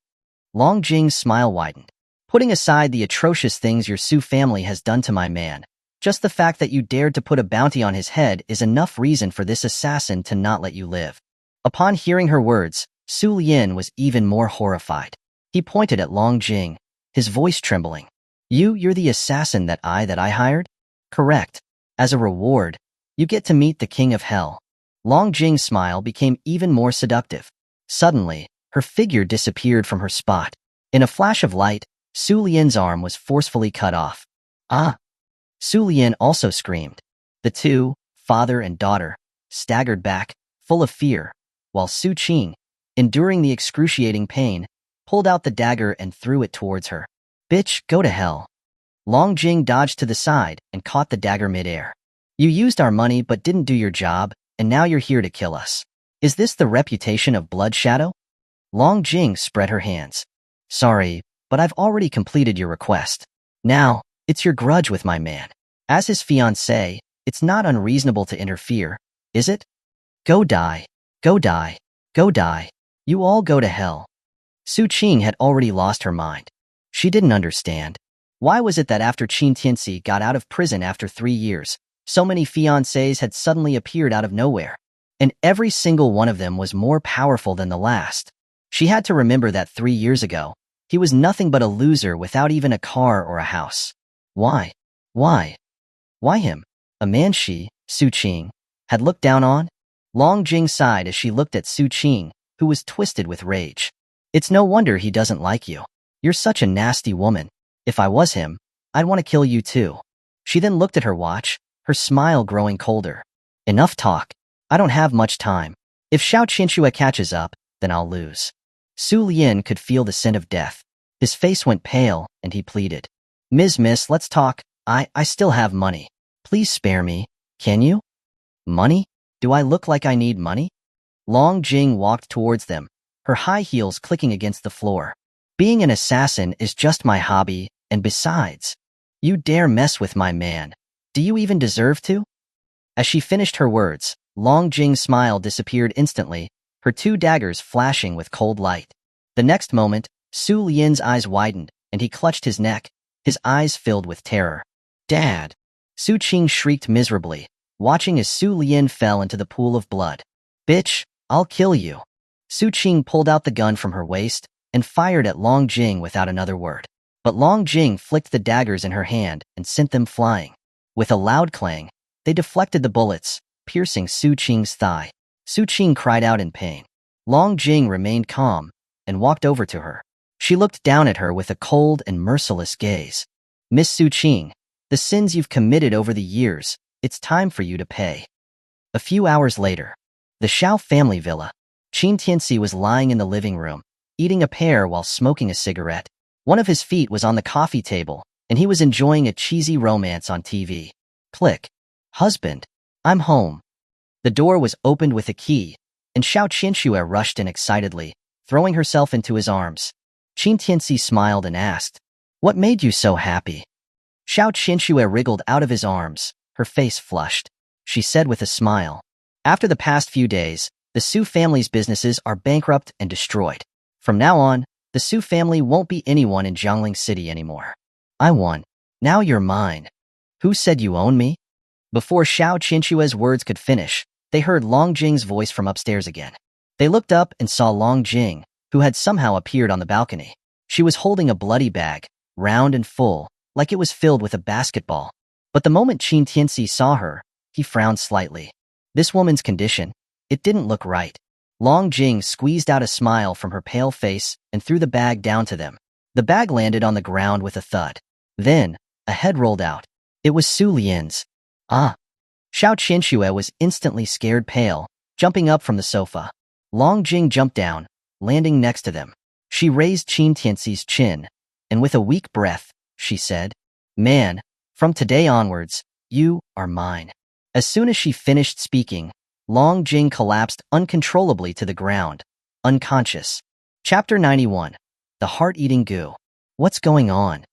As Long Jing collapsed and fell unconscious, Xiao Qinshue's face was filled with shock. She walked up cautiously, poking her with a finger. "Hey, you, what's wrong? Get up. Don't think that by pretending like this, you can gain my sympathy and have Tianci give you the edge." She called out a few times, but Long Jing still didn't respond. Qin Tianci flipped over from the sofa and arrived in front of Long Jing. He reached out to check her breathing, his brows furrowing even deeper. Then, in front of Xiao Qinsue, he ripped open Long Jing's top. The sudden sight made Xiao Qinshue's face blush instantly. "You, what are you doing? Put her clothes back on." But before she could finish, she saw that a black mark had appeared on Long Jing's lower chest. It looked like some strange creature attached below her heart, wriggling in time with the beat. Xiao Qinshue's face instantly paled. What is that?" Qin Tianci didn't offer an explanation. Instead, he pressed his hand lightly on the mark as if he was sensing something. The mark seemed to detect the outside pressure, and it began to panic. Its wriggling became more and more frantic, trying to burrow towards Long Jing's heart. Long Jing couldn't help but moan in pain due to the motion. Qin Tianci immediately let go, and his eyes narrowed slightly. "She's been infected by a heart-eating goo." "A heart-eating goo?" Xiao Qinshue stabilized her emotions and asked with some worry. "What is that?" "It's a type of goo worm used in black magic," Qin Tianci explained as he picked up Long Jing. He turned to Xiao Qinshue. "Go and get me 3 liang of cinnabar and 1 liter of yellow wine." Xiao Qinshue knew that now was not the time for jealousy. She nodded immediately and went to find the housekeeper to retrieve the items. Before long, Xiao Qinshue returned to the room with the items Qin Tianci requested. But as she reached the bedside, she was shocked to see that Long Jing's skin was turning black. The wriggling goo worm in her chest seemed to be continuously releasing poison, gradually corroding Long Jing's blood vessels. Qin Tianci didn't dare to delay. He took the items from her hand, immediately opened the yellow wine, and evenly applied it all over Long Jing's body. Long Jing, half conscious, seemed to feel someone touching her body. Her instincts kicked in, and she took out her dagger, stabbing it towards Qin Tianci's head. Qin Tianci tilted his head slightly, easily dodging her attack. He then grabbed her hand that was holding the dagger and said to Xiao Qinshue, "Take off your stockings." "Ah!" Xiao Qinshue exclaimed in surprise, her face flushing a bit. However, she still did as he asked without hesitation. After taking the stockings, Qin Tianci used them to bind Long Jing's restless hands and feet to the headboard. Xiao Qinshue's expression was a little strange as she watched all of this. This scene seemed familiar somehow. It's so uncomfortable. Long Jing was being tortured by the heart-eating goo within her. With her hands bound by Qin Tianci, she was unable to move. She could only writhe on the bed uncontrollably. Seeing this, Qin Tianci directly pinned her under him. Several silver needles appeared in his hand, and he sprinkled cinnabar on the area where the heart-eating goo was. The goo worm, upon touching the cinnabar, seemed to have encountered something terrifying, and it stopped wriggling immediately. And just at that moment, Qin Tianci quickly pierced the silver needles around it, blocking its escape route. Then, Qin Tianci reached out a palm and grabbed the raised area. It was at that moment that Long Jing started struggling more violently. Qin Tianci paid her no mind. Instead, he grabbed his dagger and sliced Long Jing's skin. The goo worm instantly burst out of her body. Black blood flowed down Long Jing's body, But Xiao Qinxue clearly noticed that her skin was beginning to regain its color, gradually returning to its smooth complexion. At this moment, the heart-eating goo in Qin Tianci's hand seemed to be going berserk, struggling to attack Xiao Qinxue. Qin Tianci snorted coldly. "You're seeking death." As soon as he spoke, Qin Tianci suddenly exerted force, and the heart-eating goo instantly exploded in his hand, turning into a mist of blood that dissipated. Xiao Qinxue was already flustered by the scene. Seeing this, she couldn't help but ask, "Tianci, is it over?" Although she didn't understand this goo-casting magic, she could clearly sense that this goo worm was far more vicious than the marrow-sucking goo her grandfather had been affected by. Qin Tianci nodded. He then washed his hands in the basin and went back to the bedside to clean up the black blood on Long Jing's body and suture her wound. Looking at Long Jing, who had returned to a peaceful state, Qin Tianci's eyes flashed with a hint of malice. It seems the Su family is hiding deep. They can even keep a black magic practitioner of this level. Xiao Qinxue was silent, not knowing what to say. She could only sit quietly next to Qin Tianci. Matters concerning black magic and martial arts were too bizarre for her. They were too far from her normal life. All she could do was stay quietly by his side. They didn't sit for long before Long Jing woke up with a cough.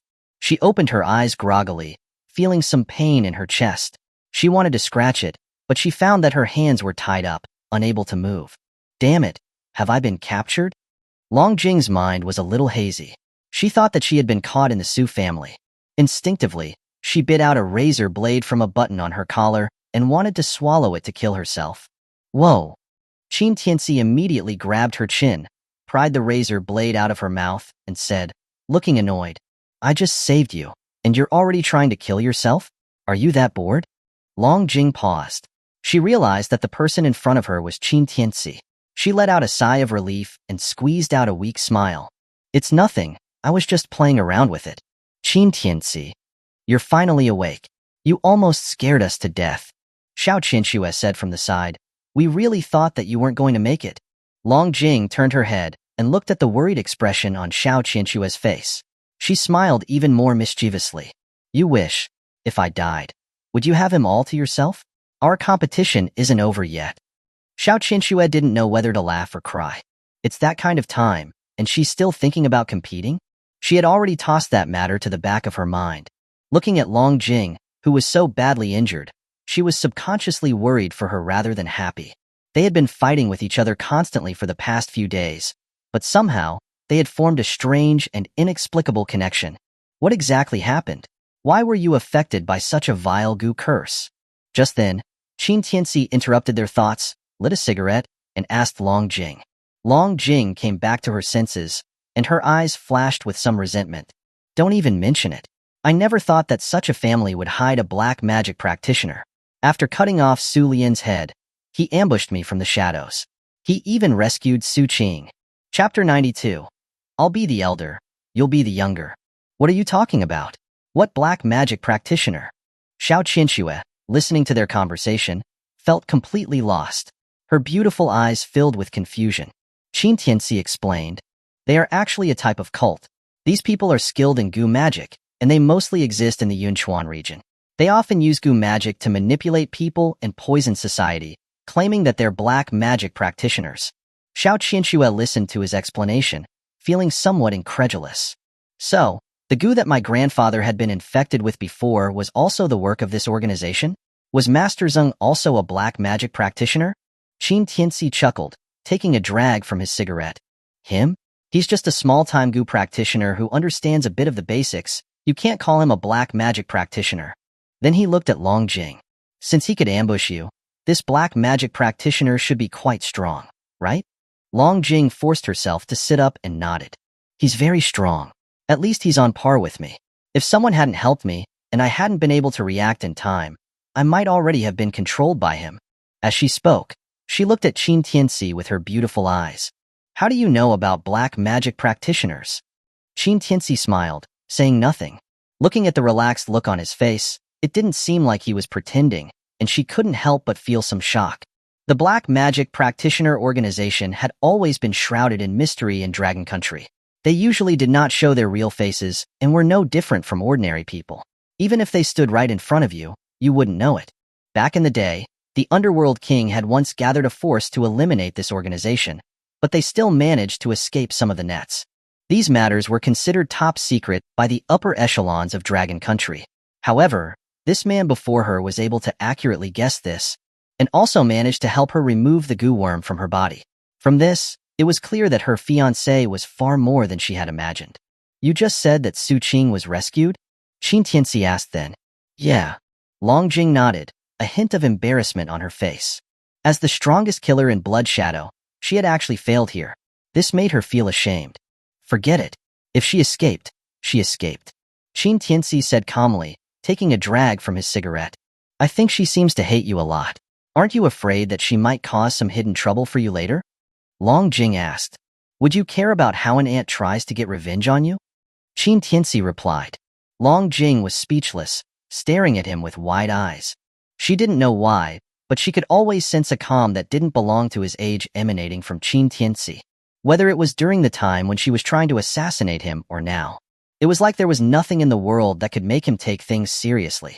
Although this was her first time meeting Su Qing, just based on a woman's intuition, she could feel Su Qing's hatred towards Qin Tianci. This wasn't the kind of hate born from love, but a hatred that reached the bone. If she could flay her enemies alive, she definitely wouldn't settle for having them torn apart by 5 horses. Most importantly, Su Qing was a woman. When a woman hated a man deeply, she was capable of doing anything, no matter how crazy. By the way, Qin Tianci suddenly remembered something. You just said that someone helped you? Long Jing nodded. Yes, after the black magic practitioner gained control over me, he originally wanted to take liberties with me. But someone restrained him, which allowed me to break free and escape. Hearing this, Qin Tianci paused. But he soon realized that it must be the people that Xia Zifu sent to help him in secret. Although Xia Zifu didn't say anything, he had long since sensed the people lurking around him. This woman? Her need for control was still so strong. Then he smiled. If you're not strong enough, don't try to act tough. I don't know how you became a killer. You've been captured twice in just 2 missions. You're such a loser. Long Jing's face flushed with a rare embarrassment after being mocked so suddenly by him. What are you talking about? I'm the top killer in Blood Shadow. You don't understand, so don't talk nonsense. Does your killer organization have no one else left? Long Jing? Qin Tianci's one sentence almost made her blood pressure rise.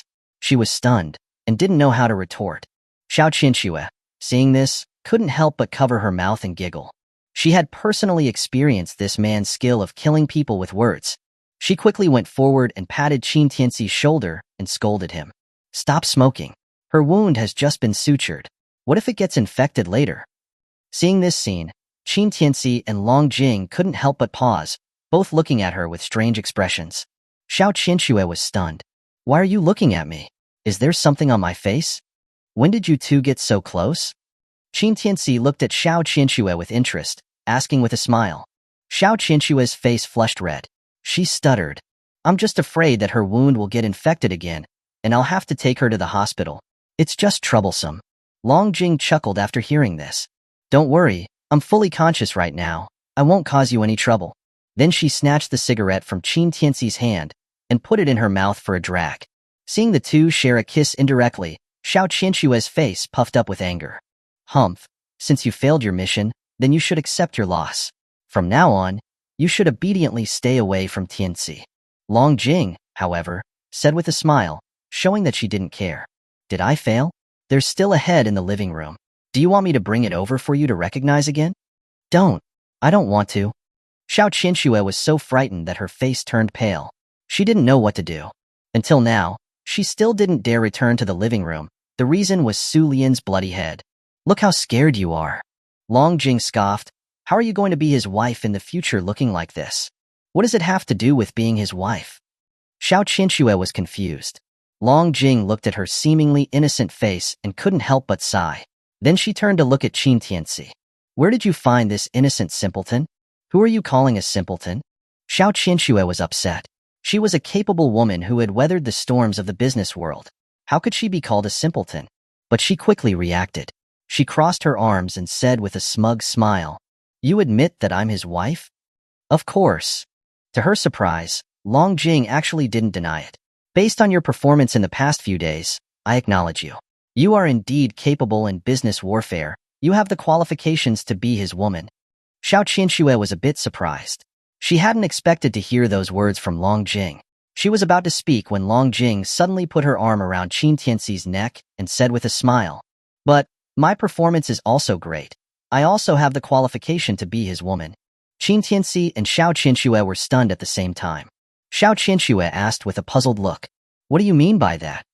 Long Jing smiled slyly, her eyes filled with charm.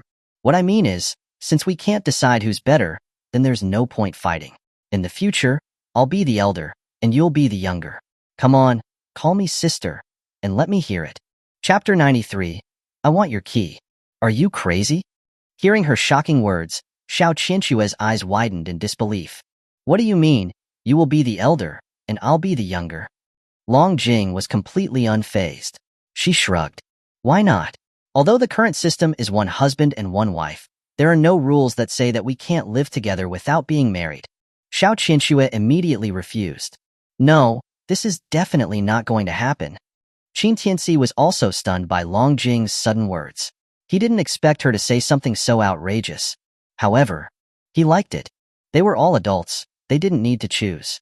Besides, with his status, even if he had more than one wife, who could say anything? Who would dare to say anything? Of course, other than his mother. "Little sister Qianxue, I didn't expect that you looked so young, yet your thinking is so old-fashioned." Long Jing pursed her lips, her face full of cunningness. "I don't mind. Why do you mind so much? This isn't about being old-fashioned or not. This is a matter of principle. I will never compromise." Xiao Qianxue's face grew colder, her tone unwavering. Her stubborn attitude surprised even Qin Tianci. Long Jing stared at her. Seeing that she didn't seem to be joking, she said with a smile, "Since Sister Qianxue doesn't plan to compromise, then Brother Tianci will be mine. Although my Xiao family can't compare with your Long family, but I've known Tianci for longer, it should be me that's the elder. You can forget about it." Before Long Jing could finish speaking, Xiao Qianxue interrupted her. "Qin Tianci? Long Jing?" Both were rendered speechless, their gazes staring blankly at Xiao Qianxue's serious face, feeling surprised. "All right, so they were arguing about who would be the elder?" Qin Tianci chuckled, coming back to his senses. "Schwer, are you serious?" The coldness on Xiao Qianxue's face then faded away, replaced with a charming blush. She gave Qin Tianci's arm a hard pinch. "What do you think? Why are you still asking?" After that, she felt hot under the gaze of the two of them. Feeling embarrassed, she turned and ran out of the room. Qin Tianci looked at the door that had been heavily closed, his expression complex. There was surprise, astonishment, and also confusion. About the phrase, "I want them all."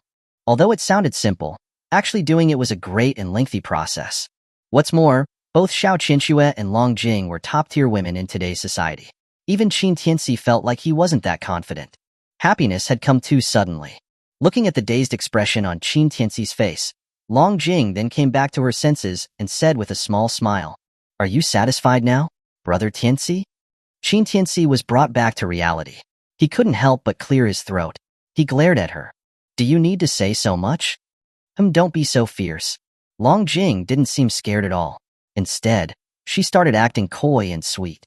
"I've helped you by being the bad guy, and I set out what was in your heart. Otherwise, how would Sister Qianxue be so easily accepting of this?" "So, you had planned this all along?" Qin Tianci's lips slightly curved into a smile. He got close to Long Jing's almost flawless face, his tone filled with teasing. In that moment, they could hear each other's breathing clearly. The fragrance from Long Jing's red lips entered Qin Tianci's nose, and the air became hot. Long Jing's eyes were full of charm. She was unashamed. "Who told me to fall for a man like you? What's wrong, Brother Tianci? Do you want to reward me?" Seeing Long Jing like this, Qin Tianci's smile grew even more. He moved even closer. Long Jing didn't refuse either, moving her lips slightly, as if she was welcoming his advances. However, just when the two were about to cross the line, Qin Tianci suddenly tapped her head. "You're too weak for me to handle in your current state. Rest up well. We'll fight again another day." Long Jing instantly felt an attack of drowsiness. Her eyelids grew heavy. She muttered, "Jerk, dares to tease me." After saying that, she collapsed into a drowsy state. But Qin Tianci immediately caught her and gently laid her on the bed, covering her with the blanket. Qin Tianci lit a cigarette, watching the sleeping Long Jing. His lips curved upwards. A man's lifetime. It's enough to be in a woman's grasp once. When and how it will happen, I'm the one who gets to decide. Then, he turned and left the room. But what he didn't know was that after he left the room, Long Jing's eyes opened abruptly. She turned her head towards the tightly closed door. Her eyes were full of fascination. Not only are your skills good, but you also know Gu magic. My fiancé is becoming more and more mysterious and interesting. After leaving the room, Qin Tianci found that Xiao Qinchue wasn't in the living room. He looked at Su Lian's head that was lying quietly on the ground and couldn't help but sneer. After getting rid of it, he went to Xiao Qinchue's boudoir.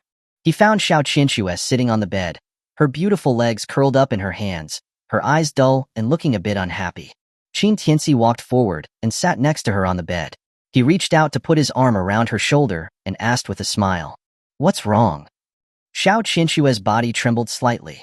She shook her head, saying nothing. Instead, she leaned her head on his shoulder. Actually, ever since she was in Long Jing's room, she had been feeling a bit wronged. However, after Qin Tianci entered, she inexplicably felt relieved. Now, she just wanted to lie quietly in his arms and enjoy a moment of warmth. Qin Tianci naturally knew what was going through her mind. He was just about to speak when Xiao Qinchue beat him to it. Long Jing, she is very beautiful. Qin Tianci paused and chuckled. The beautiful Miss Xiao also has a day where she doubts her own looks? You're such a smooth talker.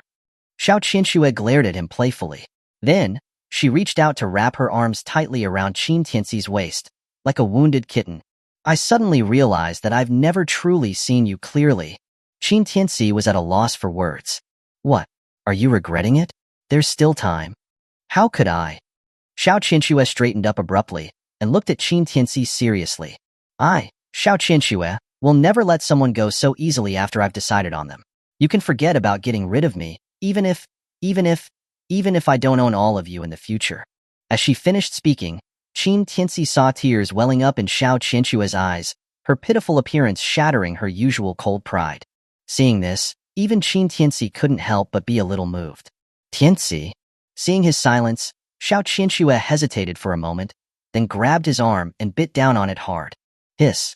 Qin Tianci sucked in a breath of cold air and contained his emotions, afraid of hurting her. After biting him, Xiao Qinchue's expression was still angry. She pouted and hummed. No matter how many women you end up having in the future, in short, I must be your legally wedded wife. If you can't promise me this, I would rather disappear from your world on my own. Qin Tianci looked at her, her serious expression touching his heart. Heaven had sent him the calamity of Su Qing 3 years ago. But 3 years later, Xiao Qinchue, who had both beauty and status and wealth, was willing to compromise herself for him. Was this compensation? Seeing his silence, Xiao Qinchue continued. Also, my dad is a very traditional person. This matter, you must not let him know. I will help you keep this a secret.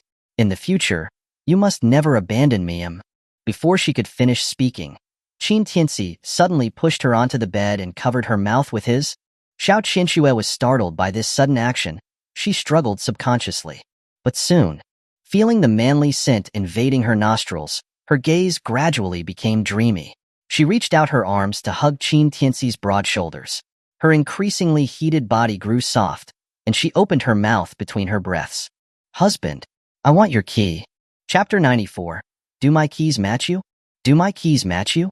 Listening to Xiao Qinchue's muddled words, filled with lust, Qin Tianci whispered into her ear. I'll try my best. Xiao Qinchue's blush had now reached her neck.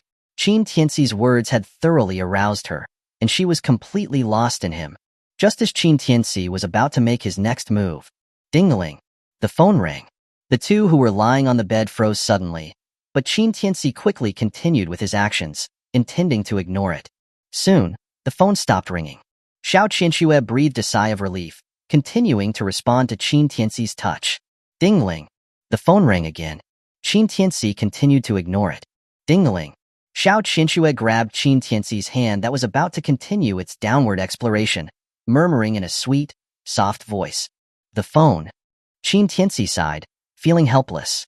He got up with a dark face, lit a cigarette, picked up his phone, and started cursing without another word. You better give me a damn good reason for not killing you. Otherwise, you won't be seeing tomorrow's sunrise. The thing Qin Tianci hated most was being interrupted at times like these. Once, When he was in Lingdu prison with Xia Zifu, during one of their training sessions, an ungrateful inmate suddenly started causing trouble, starting a fight. Qin Tianci, having his good time interrupted, pulled out one of his ribs and beat him so badly that he wouldn't even recognize his own mother. "Hey, you little brat, are you trying to rebel against me?" However, a raspy voice came from the other end of the phone. "What? Did this old man interrupt your fun? You're in such a bad mood?" Qin Tianci was stunned. He hadn't expected it to be that old bastard calling him.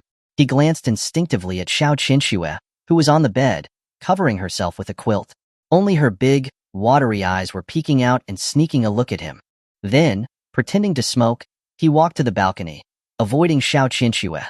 He said grumpily, "Old man, are you about to die? Did you call me specifically so that I can send you off? You brat, can't you ever say one nice thing?" The old man on the other end seemed used to Qin Tianci's venomous tongue. He couldn't help but curse back. "This old man has found you so many women of outstanding quality to be your fiancées. You should at least be grateful." "Don't even start." Qin Tianci chuckled. "I have a massive headache right now." "Oh, you actually have a time when you can't handle women? Aren't you the self-proclaimed conqueror of young women and a fantasy for married ladies?" The old man's improper teasing made Qin Tianci grow impatient. "Stop with the nonsense. I actually have something to ask of you." "What is it? Aren't 7 fiancés enough?" Qin Tianci took a drag of his cigarette, exhaling a cloud of smoke. "I've already met Long Jing and Xiao Qinxue. Send me the personal details of the other 5. That way, we can avoid misunderstandings." The old man was stunned. "Misunderstandings? Did you go to someone's place to solicit prostitutes and get kicked out?" Qin Tianci's face darkened. He almost cursed out loud. "Do you think I'm like you? Going to the village next to the prison to seduce widows? The entire village is hunting you. Even the dogs in the village would bite you twice if they saw you." Cough, cough, cough. The old man was embarrassed by his words. He coughed awkwardly twice and then said in a serious tone, "Let's not talk about the past." "Fine, fine. I'll send you the information of your future wives later, okay?" Qin Tianci's face softened. He said calmly, "I've finished my business. What do you want from me?" After speaking, the old man was silent for a moment, and then he spoke. "Boy, did you cause too big of a scene in Jiangling this time?" Qin Tianci raised his eyebrows and said with a smile, "Every scene I cause seems to be pretty big. Which one are you talking about specifically?" The old man became uncharacteristically serious. "Did you destroy the Jiang family in Jiangling City?" "Yes." Qin Tianci didn't deny it. "Sigh. I knew that you wouldn't settle down after getting out of prison, but I didn't expect you to be this restless." The old man didn't seem surprised. He sighed helplessly. Qin Tianci seemed to be able to hear the unspoken words in his voice. He couldn't help but let out a cold chuckle. "What? Do you have shares in the Jiang family?" "Bullshit." The old man was angry. "I taught you for 3 years. What kind of person do you think I am?" Qin Tianci was intrigued. "You're just an old pervert. What kind of person do you think you are? You son of a bitch." The old man was about to start cursing. However, he swallowed his words. He then smiled meaningfully. "Boy, don't say I didn't warn you. The water in the Jiang family runs very deep. The people behind them probably won't let this slide so easily." Qin Tianci looked unconcerned. "You taught me for 3 years. What kind of person do you think I am?" "That's true." The old man laughed. The atmosphere became relaxed once more. "You little punk. I think you are fearless of everything in this world." Qin Tianci's smile disappeared. "So, when you called, was it a warning?" "No." The old man denied it. "I just mentioned it as an aside. The main thing is, I'm out of money. Send me some money to use, hee. Qin Tianci? Are you kidding me?" Qin Tianci's face was covered with black lines. "All my money has been forcibly controlled by you. You want me to send you money now?" "That's not the same." The old man laughed shamelessly. "That money of yours is mine. The money I usually use is other people's. Now that it's all gone, I have to ask you for some, right? Get lost, you shameless old bastard. Where am I supposed to get money to give you?" Qin Tianci rejected him right away. "You brat, I've introduced you to so many rich women, you should at least give back, right?" "No money." Without giving the old man time to start yelling, Qin Tianci hung up the phone. Before Qin Tianci could enter the room, 5 files were sent to his phone. When he opened them, he saw 5 photos of women. And these women had perfect beauty and bodies. At least, in Qin Tianci's standards, They were a 10. Below was their information. Lin Mushi, 23 years old, the youngest medical professor in Dragon Country. Xin Weiwei, 21 years old, the youngest martial arts grandmaster in Dragon Country. Xiu Lin, 25 years old, the only female state scholar of the Ministry of National Security. Yi Yafei, 24 years old, a top celebrity and international pop star. Looking at the information of the first 4 women, Qin Tianci sighed inwardly. This old man had good taste. A doctor, a state scholar, and even one of the most popular stars on the list. However, when he saw the information of the last woman, his pupils constricted slightly. He couldn't help but curse out loud. Damn it, Qin Liao? Isn't she the eldest princess of Dragon Country's royal family? Chapter 95. You can't have big boobs and a brain. Honestly, Qin Tianci didn't have high standards for his marriage partner. As long as she was fair-skinned, beautiful, had long legs, had money, beauty, and a good personality, he didn't care about the rest. But this Qin Liao was obviously not within his criteria. Amongst the 5 fiancées that the old man had sent, he had only seen Yi Yafei on television, and that was just a glimpse. They were basically all strangers. But 2 years ago, he had personally experienced Qin Liao's rudeness and tantrums. As the old saying goes, you can't have big boobs and a brain. Qin Liao embodied this perfectly. Even someone like him, after interacting with her once, tried to avoid her. This goes to show how outrageous Qin Liao was. Was that old bastard trying to end his life? Putting this woman in his fiancé group, how dare he? Qin Liao? At that moment, Xiao Qinxue in the room heard Qin Tianci's murmur. She couldn't help but poke her head out curiously. Isn't that the eldest princess of the Dragon Country's royal family? Qin Tianci's lips twitched. Have you heard about her stories? Xiao Qinxue nodded, a light shining in her eyes. Of course. I heard that our country had some negotiations with Japan regarding the territorial issue in the North Sea, and she kicked the Japanese ambassador in front of the global media, breaking his nose. That caused quite a stir. Qin Tianci's expression was strange. He gave a forced smile. You sure remember things clearly. Wait, what are you getting so excited about? Our Dragon Country princess is as capable as men. She avenged the women of our Dragon Country. During that time, the princess was the pride of all our self-made women. Xiao Qinxue seemed to be full of admiration for Qin Liao's actions. Qin Tianci could only twitch his eye. A crazy woman became a source of pride. Fine. That's great. But why did you suddenly bring her up? Xiao Qinxue, noticing the strangeness on Qin Tianci's face, couldn't help but ask. Qin Tianci gave a dry laugh. It's nothing. I just remembered something happy. Xiao Qinxue was suspicious. Why would he need to bring up Qin Liao if he was happy? However, she didn't continue to ask.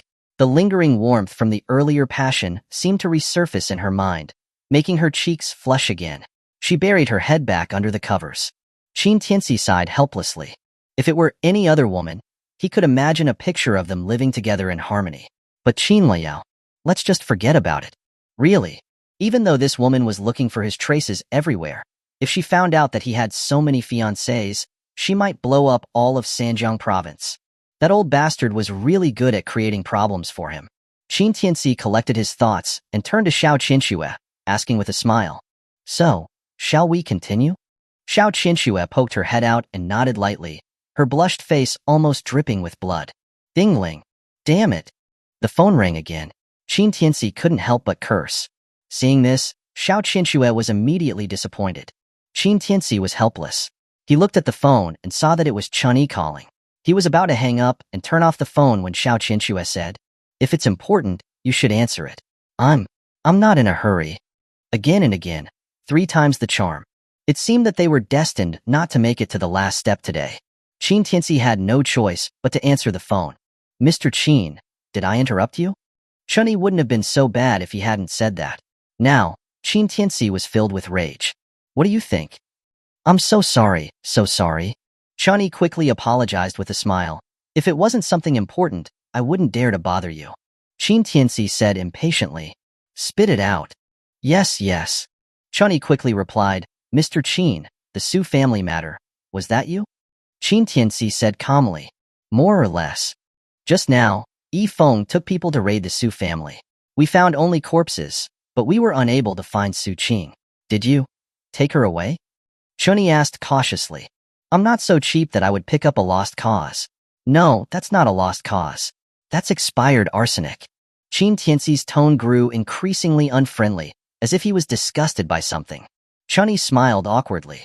Then the woman was completely destroyed? Someone rescued her. Qin Tianci said calmly, and then exhaled a cloud of smoke. Recently, it seems there are some black magic practitioners active in the shadows of Sanjiang province. Look into it. Black magic practitioners? Chunny was shocked at the mention of those three words. Is it that Gu sect you eliminated before? That's right. Qin Tianci said calmly. This Gu sect seems to be very resilient. I didn't expect them not to have been completely eradicated that time. Understood. Chunny didn't dare to delay. He replied immediately. Give me a month, and I will definitely find their stronghold. At that time, I will definitely ask you to take action. Just do your job.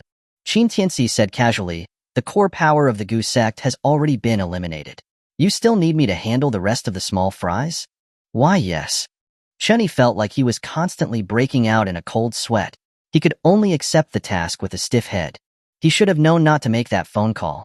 After hanging up the phone, Qin Tianci found that Xiao Qinxue was already dressed. Her expression had returned to normal, but her face still held the lingering flush from before. And she couldn't help but stare at him after he had finished his call. Governor Qin's call? Qin Tianci paused. He didn't hide anything. That's right. Xiao Qinshue's expression grew tense. Could it be about the Su family? Did he trace it back to you? Qin Tianci chuckled. He knows it has something to do with me. Then, how could he? Xiao Qinshue's face paled. She couldn't continue. It made sense that the Su family's crimes were set in stone, but Long Jing had destroyed the entire Su family, so she was involved with Qin Tianci as well. And that made her remember how Qin Tianci had killed Jiang Tianyu in front of everyone. Chunny still hadn't dealt with him. He hadn't even asked about it. It was like, neither the laws nor the martial laws could judge this man before her. She even vaguely heard from their call that Chen Yi's tone toward Qin Tianci was like a subordinate reporting to their superior. That made her feel confused, as well as a hint of unease. Qin Tianci saw her worried expression and smiled. I told you before. Their methods don't work on me. Why? Xiao Qinsue was puzzled. Aren't you also a citizen of Dragon Country? Speaking up to hear, she suddenly paused and stared at Qin Tianci. A shocked look appeared on her face. Could it be that you are? Seeing this, Qin Tianci's heart skipped a beat. In the entire Dragon Country, there was only one person who didn't need to abide by the laws and martial laws of Dragon Country. That person was him, the Underworld King. He didn't intentionally hide his identity. First, this status was a top secret and only a few people knew. Second, no one would believe him even if he told them. He had already tried it. It seemed that his future first wife was still very smart. There was a difference between others guessing and him saying it himself. Thinking of this, Qin Tianci smiled. I'm just like what you. Could it be that you were released on bail? That you hadn't finished your sentence yet? That's right. You must be doing some secret mission. Am I right? Qin Tianci? As expected. You can't have big boobs and a brain. Chapter 96. Large capacity, guaranteed to fill you. In the following days, Qin Tianci stayed at home all day, not going anywhere. Ever since Xiao Qinsue made a new conclusion regarding his identity, she had been acting like a thief every day, worried that the martial police would come and take her man away. Qin Tianci was truly helpless with her overreactive behavior. He told her again and again that it wouldn't happen. But Xiao Qinsue still insisted, saying that she had to protect him. Qin Tianci didn't know whether to laugh or cry. He could only let her do as she wished. On the other side, under Qin Tianci's treatment, Long Jing's injuries were healing visibly. By the 7th day, the stitched wound on her chest was completely healed and was barely visible. Long Jing was overjoyed by this. She didn't expect her cheap fiancé to be so strong, and his medical skills were amazing as well. That made her even more eager to explore him further. Early one morning, Qin Tianci was sleeping soundly.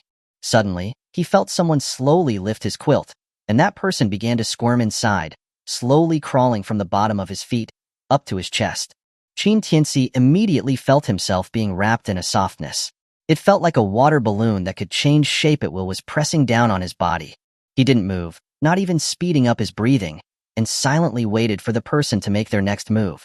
And then he heard a seductive and alluring voice by his ear. Brother Tianci, you know I'm here, right? Pretending to be asleep, you're so naughty. Hearing this, Qin Tianci suddenly reached out and grabbed her hard. Ah. The woman didn't seem to expect him to suddenly attack, and she was instantly shocked. Not sleeping early in the morning. Trying to hunt for food? Before the woman could react, Qin Tianci opened his eyes. His eyes were filled with teasing. Long Jing started to breathe more rapidly as she was stared at by his deep gaze. Her eyes grew increasingly seductive, her smile increasingly alluring. Breakfast needs to be nutritious. Otherwise, it will cause an endocrine imbalance. Is that so? Qin Tianci scoffed. Are you healed? Only then did he notice that Long Jing had found one of his white shirts from somewhere. It was so large that it covered her entire seductive figure, like a dress. The middle part of it even had some open parts. Upon hearing this, Long Jing nodded. Then, she unbuttoned each of the buttons of the shirt, brazenly letting the shirt drape over her body. The implied scenery was enough to make Qin Tianci feel a sense of respect. Thanks to your careful care these past few weeks, otherwise, I would have been left with a horrible scar. Then, I would lose face with Sister Qianxue. What competition could you two have? Qin Tianci chuckled. At most, it's just a struggle between two rivals. A struggle between two rivals? Even Long Jing didn't understand the meaning of Qin Tianci's words. The ancient said, jade is like a flower, and flowers have petals. Qin Tianci explained simply. Long Jing? Jerk. You're too bad. Long Jing complained coquettishly. Qin Tianci didn't waste his breath and reached for what he wanted, but Long Jing grabbed his hand. Afraid? Qin Tianci watched her face that was like a bewitching succubus with interest. It's not fear. It's just that today isn't convenient. Long Jing said with a soft smile. Then what did you come here for? Qin Tianci immediately said, sounding annoyed. Oh, don't be so anxious. Long Jing poked his lips gently with her finger. Moreover, Sister Qianxue has to be the elder. Then, I can't overstep, right? If I don't give her that, then how can we live together in the future? What do you say? Qin Tianci was speechless. Do you know the consequences of teasing me? Of course. Didn't I say? I came here to eat breakfast. Long Jing smiled, extremely seductively. Seeing this woman who was too sensible, Qin Tianci also understood her meaning. He put his hands behind his head and lay on the pillow in a comfortable position. Long Jing chuckled. You rascal, you really understand me? 2 hours later, Xiao Qianxue shouted loudly upstairs. Get up already, Aunt Lu has already prepared breakfast. She shouted several times, but there was no movement from upstairs. Xiao Qianxue's face was immediately filled with confusion. What did those two do last night? Could it be that? Xiao Qianxue suddenly thought of something and rushed upstairs to see what was going on. Just then, Qin Tianci and Long Jing simultaneously opened their doors and walked out. Is breakfast ready? I'm starving. Qin Tianci scratched his messy hair, smiled, and walked downstairs towards Xiao Qianxue. Xiao Qianxue was suspicious. Are you okay? We're okay. What could have happened? Qin Tianci's face didn't show any signs of guilt. He was smiling naturally. Oh, then come eat. Xiao Qianxue felt that she was overthinking it, and she led them downstairs. However, she quickly noticed something strange, and she couldn't help but ask, Sister Jing, what's wrong with your chin? Although the two girls had some conflicts in the past, they had basically accepted each other's existence over the past few days, so their forms of address had become much more intimate than before. Right now, Long Jing had been constantly rubbing her cheek. Her mouth was constantly opening slightly, like she was adjusting her facial muscles. Seeing Xiao Qianxue suddenly ask her, the usually irreverent Long Jing was surprisingly embarrassed. She stuttered.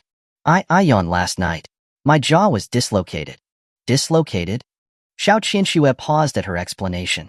Then she said, then let Tianci help you with it. He should be able to help. She can't be healed. Qin Tianci said, eating his breakfast with a smile. Why not? Xiao Qianxue was puzzled. Seeing her pursue the matter, Long Jing quickly changed the topic. It's nothing. It was just a dislocated jaw. I fixed it myself. Let's eat quickly, Sister Qianxue. Don't you need to go to work? Yes. Xiao Qianxue saw that she was running out of time. She was eating her breakfast as she spoke. I have a very important meeting today. I need to hurry and finish eating. However, halfway through her meal, she still hadn't seen Long Jing touch her chopsticks. She couldn't help but ask, Sister Jing, why aren't you eating? Long Jing's beautiful face flushed slightly. Her beautiful eyes couldn't help but glare at Qin Tianci. I drank milk this morning. I'm already full. Milk? Xiao Qinxue was stunned. Wasn't the milk at home all used up? Long Jing's face turned strange. After stabilizing her mind, she smiled. I always drink milk in the morning to stay in shape. I usually keep a little for myself. I don't usually eat carbohydrates. Okay. Seeing that she said that, Xiao Qinxue didn't continue to ask. After all, everyone had their own lifestyles. However, Qin Tianci suddenly spoke. You have to drink it every morning? It's fine. Large capacity, guaranteed to fill you. Chapter 97. Killer Instructor. As soon as he said that, Long Jing's just calmed emotions stirred again. A hint of poutiness appeared in her beautiful eyes, with an air of not wanting to admit defeat. Then, my appetite is very big. No problem. Qin Tianci agreed readily. Xiao Qinxue, listening to their conversation, felt like the atmosphere was a bit strange, but she couldn't put her finger on exactly what was strange. She could only say, I'll tell Aunt Lu to buy more milk at home for when it's needed. Long Jing, upon hearing this, said with a smile, Sister Qianxue, you're so considerate and virtuous. No wonder Brother Tianci likes you so much. Xiao Qinxue blushed. It's nothing, it's just a small thing to do. I won't say any more, I have to go to work now. As she spoke, she grabbed a piece of buckwheat bread and hastily put on her black high heels. While doing that, she urged Qin Tianci. Recently, it seems like the group is going to step into the medical industry. If you have any connections remember to let me know. Then, she opened the door and left. And as soon as she left, Long Jing glared at Qin Tianci, looking annoyed. Look at what you've done. You almost let Sister Qianxue discover something. Qin Tianci chuckled. Why are you so restless? See if you still dare to bite me next time. You. Long Jing huffed. Who told you to do it for so long? Qin Tianci spread his hands and sighed. I can't help it. Who told me to be so strong? Long Jing looked at the shameless man before her. She didn't know how to argue back. She was always extremely confident in her beauty and body. Although she had never done anything like this for a man, she was convinced that under the temptation of an extremely exceptional woman like herself, no man would be able to resist and surrender. But this guy had been tormenting her for 2 full hours. From the darkness of night to sunrise, if it hadn't been that Xiao Qinxue had woken up, then this jerk wouldn't have let her go. This could be said to be Long Jing's first experience, but she had never expected to have met the final boss when she had just spawned into the novice village. It was terrifying. However, before she could escape from the shadow of what had just happened, Qin Tianci finished the last piece of bread, clapped his hands, and smiled. I'm done. Shall we continue? Continue? Long Jing's eyes widened as she looked at him in disbelief. The next moment, Qin Tianci grabbed her hand and pulled her into his body, picking her up. Long Jing panicked. She really panicked. She struggled. I don't want it. I don't want it. That won't do. Qin Tianci ignored Long Jing's strong resistance. He went upstairs directly to the bedroom. At the same time, in the Blood Shadow Assassin's Hall, Little Blood was eating a lollipop while humming a song and watching the latest soap opera with enjoyment, unaware that a man's figure had appeared behind her at some point. The man didn't interrupt her. Instead, he watched the tablet in her hands silently. After a moment, he suddenly spoke. I've watched this show before. The female lead dies, and the male lead dies too. Oh, you've watched it, but why did you? Little Blood paused in surprise. She looked unhappy and put down her tablet. She turned around, and as soon as she did, her body froze. An incredibly horrified expression appeared on her face. The man smiled without any warmth. The powerful aura that he emitted made Little Blood feel like her breathing had stopped. Then the man reached out and took the lollipop out of Little Blood's mouth. He put it in his mouth and sucked on it forcefully, his expressionless and cold. What's wrong? Did you see a ghost? Instructor he. Little Blood woke up suddenly. Her back was immediately soaked with sweat. Her voice was trembling. While I'm gone, you guys are having a good time. The man surnamed he gave a smile that didn't reach his eyes. The scar on his brow seemed even more terrifying. Little Blood was shaking from his powerful aura. Her body was standing ramrod straight, not daring to move rashly. If Long Jing was the #1 killer in Blood Shadow, then this man before her was the founder of the Blood Shadow organization. He also had a title within the organization called Killer Instructor. Blood Shadow was one of the top killer organizations in Dragon Country. Almost half of their members had been trained by this man, He Changfeng. The other half had already graduated and were working for other killer organizations. Almost everyone in the killer world was under his influence. He was the true king of killers. At least 3 grandmasters had died at his hands. There were even rumors that he had fought with the Underworld king, proving that his power was unfathomable. Where's little Jing? Why aren't you replying to any of the messages I sent recently? He Changfeng spoke indifferently while enjoying his lollipop. Sister Jing, she? Little Blood's expression was tense.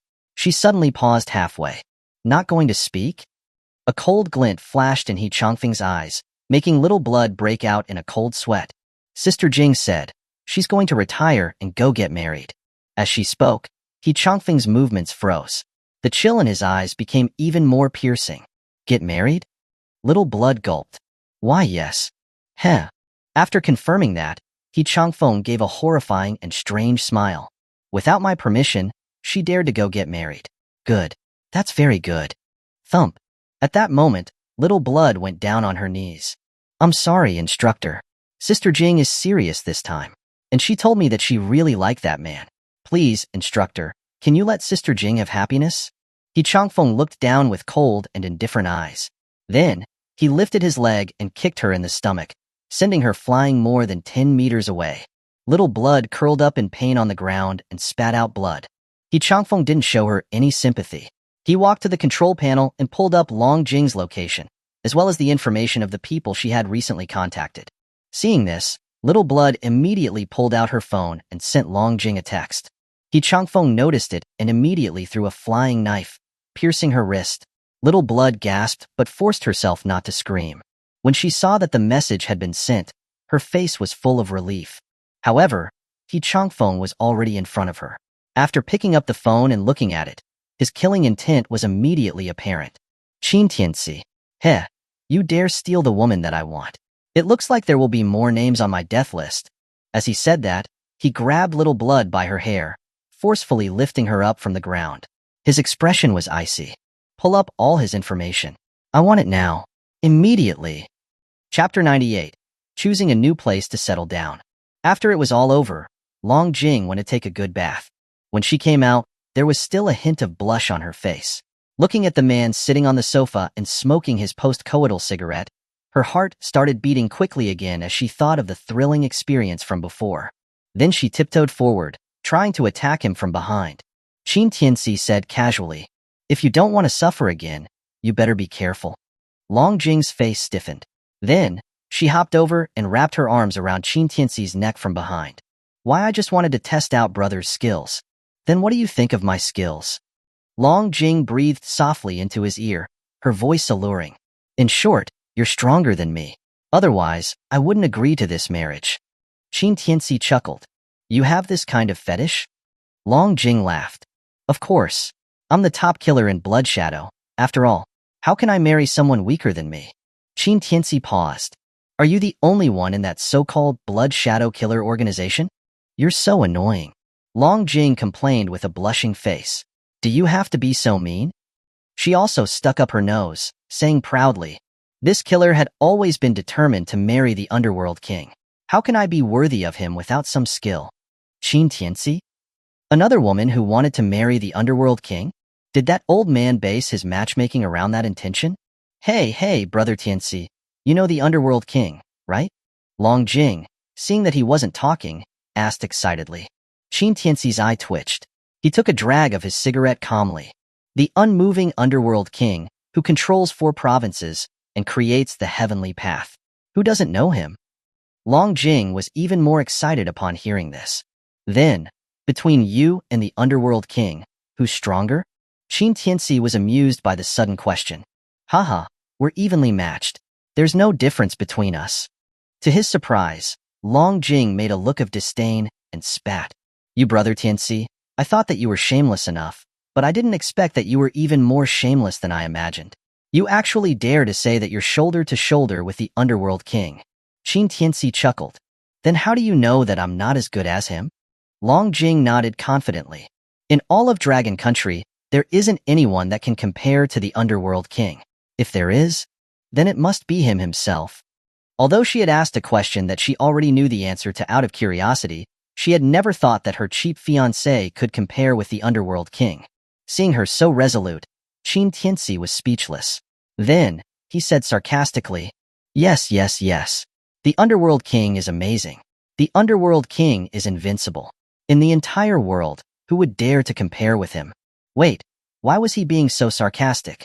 Long Jing, seeing that he seemed to be a bit unhappy, quickly said with a smile, "Brother Tianci, don't be mad. Although the Underworld King is very strong, in that aspect, you are definitely stronger than him." Qin Tianci paused, and then his eyes revealed a teasing glint. "Which aspect are you talking about? Jerk, don't act like you don't know." Long Jing smacked his shoulder, putting on an alluring expression. Then, she changed the subject. "Brother Tianci, how about we move out?" "Why?" Qin Tianci asked in confusion. "Isn't this place perfectly fine? What's good about it?" Long Jing looked disgruntled. "Living in the Xiao family residence, I have to sneak around, afraid of being discovered by Uncle Xiao. And I have to please Aunt Lu at all times. If she's in a bad mood, she can just expose me. Wouldn't that be troublesome for you?" Qin Tianci paused to think about it. What Long Jing said wasn't unreasonable. After all, this was Xiao Qinshue's villa, and it was also located in the Xiao family residence. Everywhere she went, she was in the sights of the Xiao family. He could hide his mistress for the moment, but if he were to meet all of his other fiancés, he couldn't just continue living at the Xiao family's residence. It was estimated that before Qin Liao could make a fuss, Xiao Yang would sentence him to death. "That's a good point," Qin Tianci said with consideration. "How about we move to my place then? That villa is pretty big too." "No." To his surprise, Long Jing refused directly. "I don't want to live with my future mother-in-law." Qin Tianci was stunned and couldn't help but laugh. "You watch too much television. My mom is very reasonable." Long Jing shook her head vehemently and said seriously, "No one is perfect, no matter how reasonable the mother-in-law is, and no matter how sensible the daughter-in-law is. If they live together for a long time, there will be conflicts. This is a truth passed down from our ancestors." Hearing this, Qin Tianci stared at Long Jing's serious face, feeling incredibly surprised. "What are you looking at me like that for?" Long Jing asked, confused. Qin Tianci chuckled. "I never thought that the distinguished #1 killer of Blood Shadow would actually understand these worldly matters. I've underestimated you." Thiege. Long Jing tossed her dark black hair and gave a charming smile. "There are a lot of things that you don't know. Brother Tianci, you have to cherish me well in the future. I'll give you surprises. I'll remember that." Qin Tianci chuckled. "I like surprises the most." During their conversation, Long Jing had already started planning out the location of their future house. Qin Tianci, seeing how excited she was, didn't have the heart to interrupt her. And he also felt that it was about time to buy a house that belonged to him. Otherwise, they wouldn't have any personal space. Living with his mother and sister, or with his future in-laws, wasn't as convenient as he thought. After discussing for a while, the two decided to settle down in Jiangbei. First, Jiangbei was in a superior location, with mountains and rivers. Second, Jiangbei was also the capital city of Sanjiang province, making it relatively more economically developed than other places. After making the decision, the two decided to tell Xiao Qinshui about it. After all, Long Jing was nominally the younger one, while Xiao Qinshui was the boss. If they wanted to make a decision together as husband and wife, then they still needed to seek her consent. However, as soon as they sent her the message, Xiao Qinshui agreed immediately. It seemed that she also felt that living here wasn't a long-term solution. A paper could not wrap fire. She was sure to be discovered by Xiao Yang eventually. After getting Xiao Qinshui's approval, Long Jing immediately cheered and pulled Qin Tianci to go see houses in Jiangbei. Qin Tianci was a bit surprised, looking at how energetic Long Jing was. "Hey miss, although both Jiangling and Jiangbei have the character Jiang, they're still more than 200 kilometers away." "What's 200 kilometers? This killer has run from the capital to Tianhai before." Under Long Jing's strong request, Qin Tianci drove to Jiangbei reluctantly. Long Jing was happy the whole way. She would open the convertible every now and then, laughing and cheering, as if a cheerful bird was chirping around. It was like with her, the atmosphere would never grow cold. Qin Tianci, seeing this side of the woman, also felt a sense of warmth. Who would have thought that the renowned #1 killer of Blood Shadow would be such a woman? However, just as the two were about to leave the city, Long Jing's phone suddenly rang. Long Jing was still talking and laughing with Qin Tianci before she saw her phone. Her smile immediately disappeared. Qin Tianci noticed something was wrong. He couldn't help but ask, "What's wrong?" Long Jing put down her phone her beautiful face showing some unusual solemnity. The instructor has come to find me. Just as she spoke, they heard a bang, followed by a gunshot. The car they were in suffered a tire blowout and lost balance. Chapter 99. An incompetent teacher can only produce foolish students. With the tire explosion, the car skidded on the road, losing its balance. Although the speed wasn't fast, it was still difficult to control. Long Jing felt a sense of danger. Her killer instincts were incredibly sharp. She immediately tore a slit in her dress and pulled 2 daggers out from where they were strapped to her thighs, using her over-the-knee stocking. She pulled out one of the daggers, leaped out of the car, and threw it towards the direction of the gunshot. Due to the momentum, she landed on the ground. At this moment, Qin Tianci jumped out of the car and caught Long Jing by the waist from behind, landing steadily on the ground. Boom! The vehicle crashed heavily into a wall, causing a violent explosion. Long Jing felt the broad arms behind her. Her eyes were filled with affection. Brother Tianci, we're really in sync. Qin Tianci gave a small smile. You're not bad either. Long Jing winked at him, looking particularly excited, but her face soon darkened. Just now, I received a message from Little Blood. The instructor has come to find me. It seems he's the one who attacked us. The instructor? Who is he? Qin Tianci asked in confusion. Long Jing's expression was wavering. He is the founder of the modern killer world. His power is unfathomable. Most killers nowadays have been taught by him. The skills I have were taught by him. Your teacher? Qin Tianci raised his eyebrows. He's not considered to be my teacher. Long Jing gave him a look and said calmly, he's just a suitor. Qin Tianci couldn't help but laugh. I didn't expect you to be this charming. You're joking. Long Jing puffed out her chest. This killer is still the daughter of the Long family, one who can charm cities and nations. Isn't it normal for a few men to chase after me? Too bad they don't have a chance now. Qin Tianci shrugged, smiling easily. Don't be careless. Long Jing warned him. Instructor He Changfeng is called the killer instructor.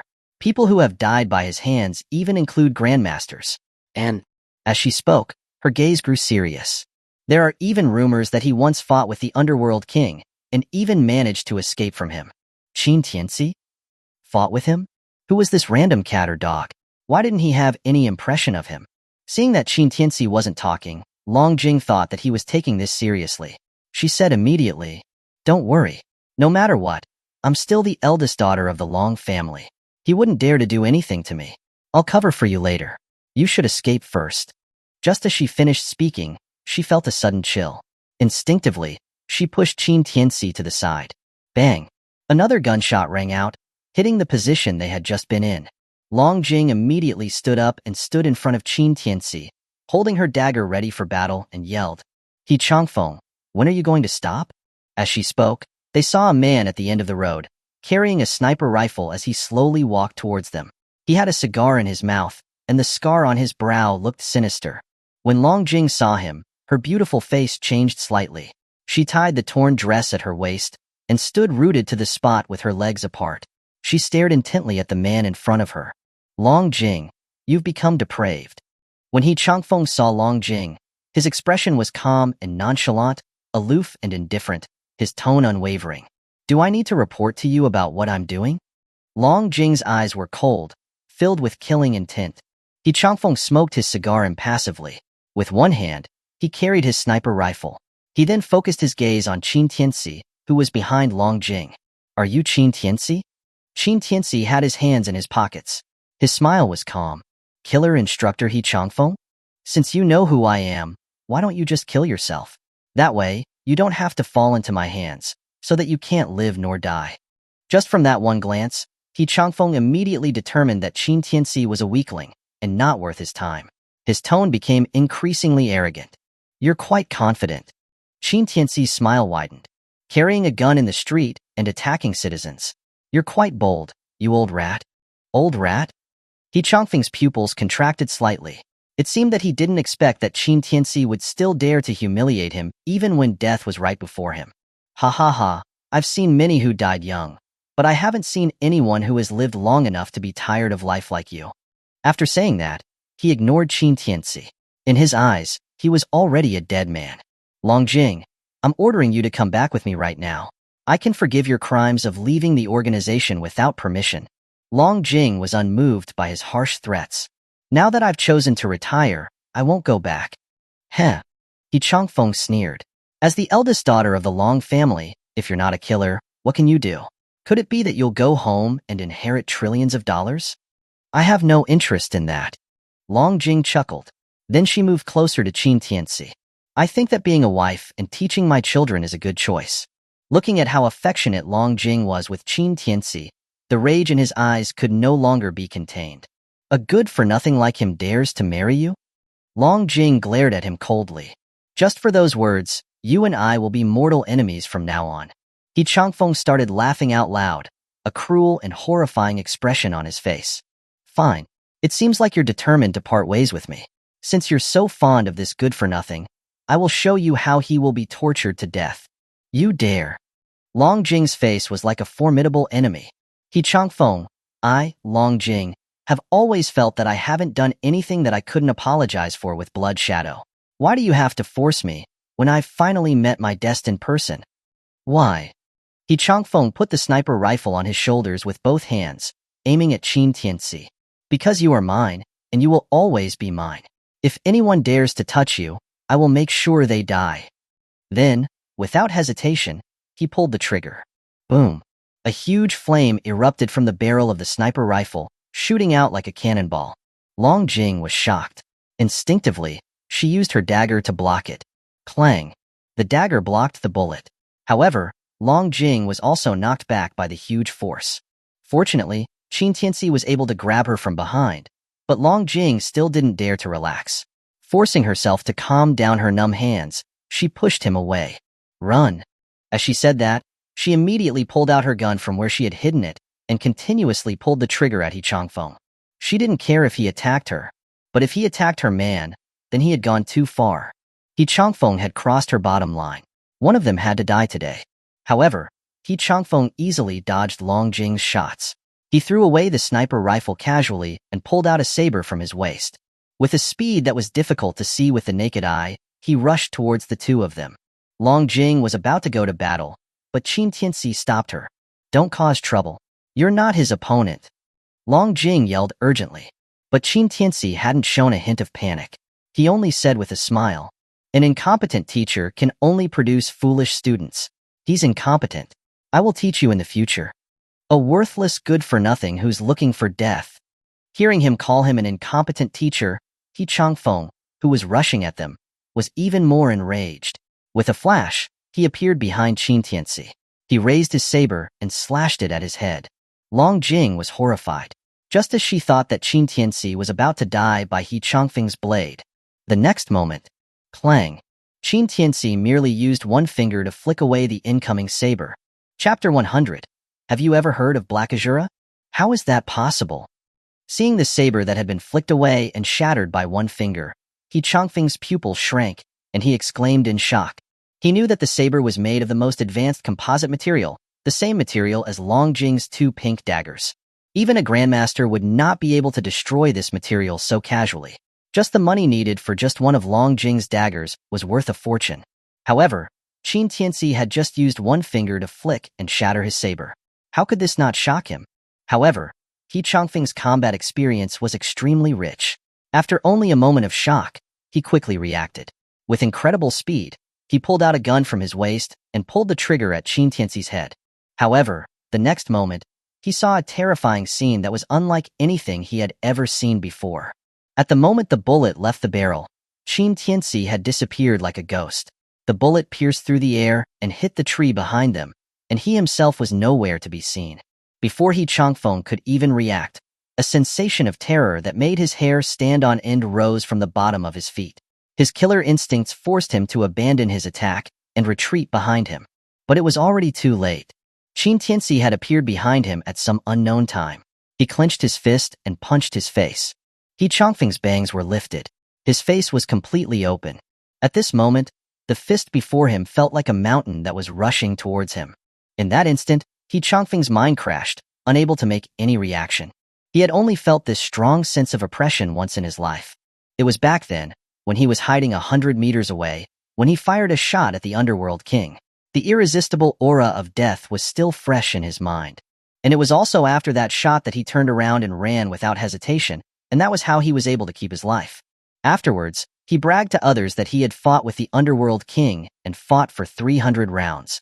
In the end, he had lost by just one move. So he had no choice but to escape. He thought that since he would never have the chance to see the Underworld King again, he was free to brag, right? But now, the situation was even worse than before. If this fist were to hit him, it would be like being torn apart. He would be killed instantly. Run. It only took He Changfeng a few milliseconds to flash back to the scene from that day, and it only took him a few milliseconds to make his decision. Boom. At that moment, Qin Tianci's fist landed. The entire ground shook, and it cracked instantly. Seeing this, Long Jing was shocked. She quickly grabbed the nearby telephone pole. Her body was completely out of balance. At this time, dust and smoke rose, making it impossible for her to know what was happening. The onlookers even thought it was an earthquake. They were panicking and fleeing everywhere.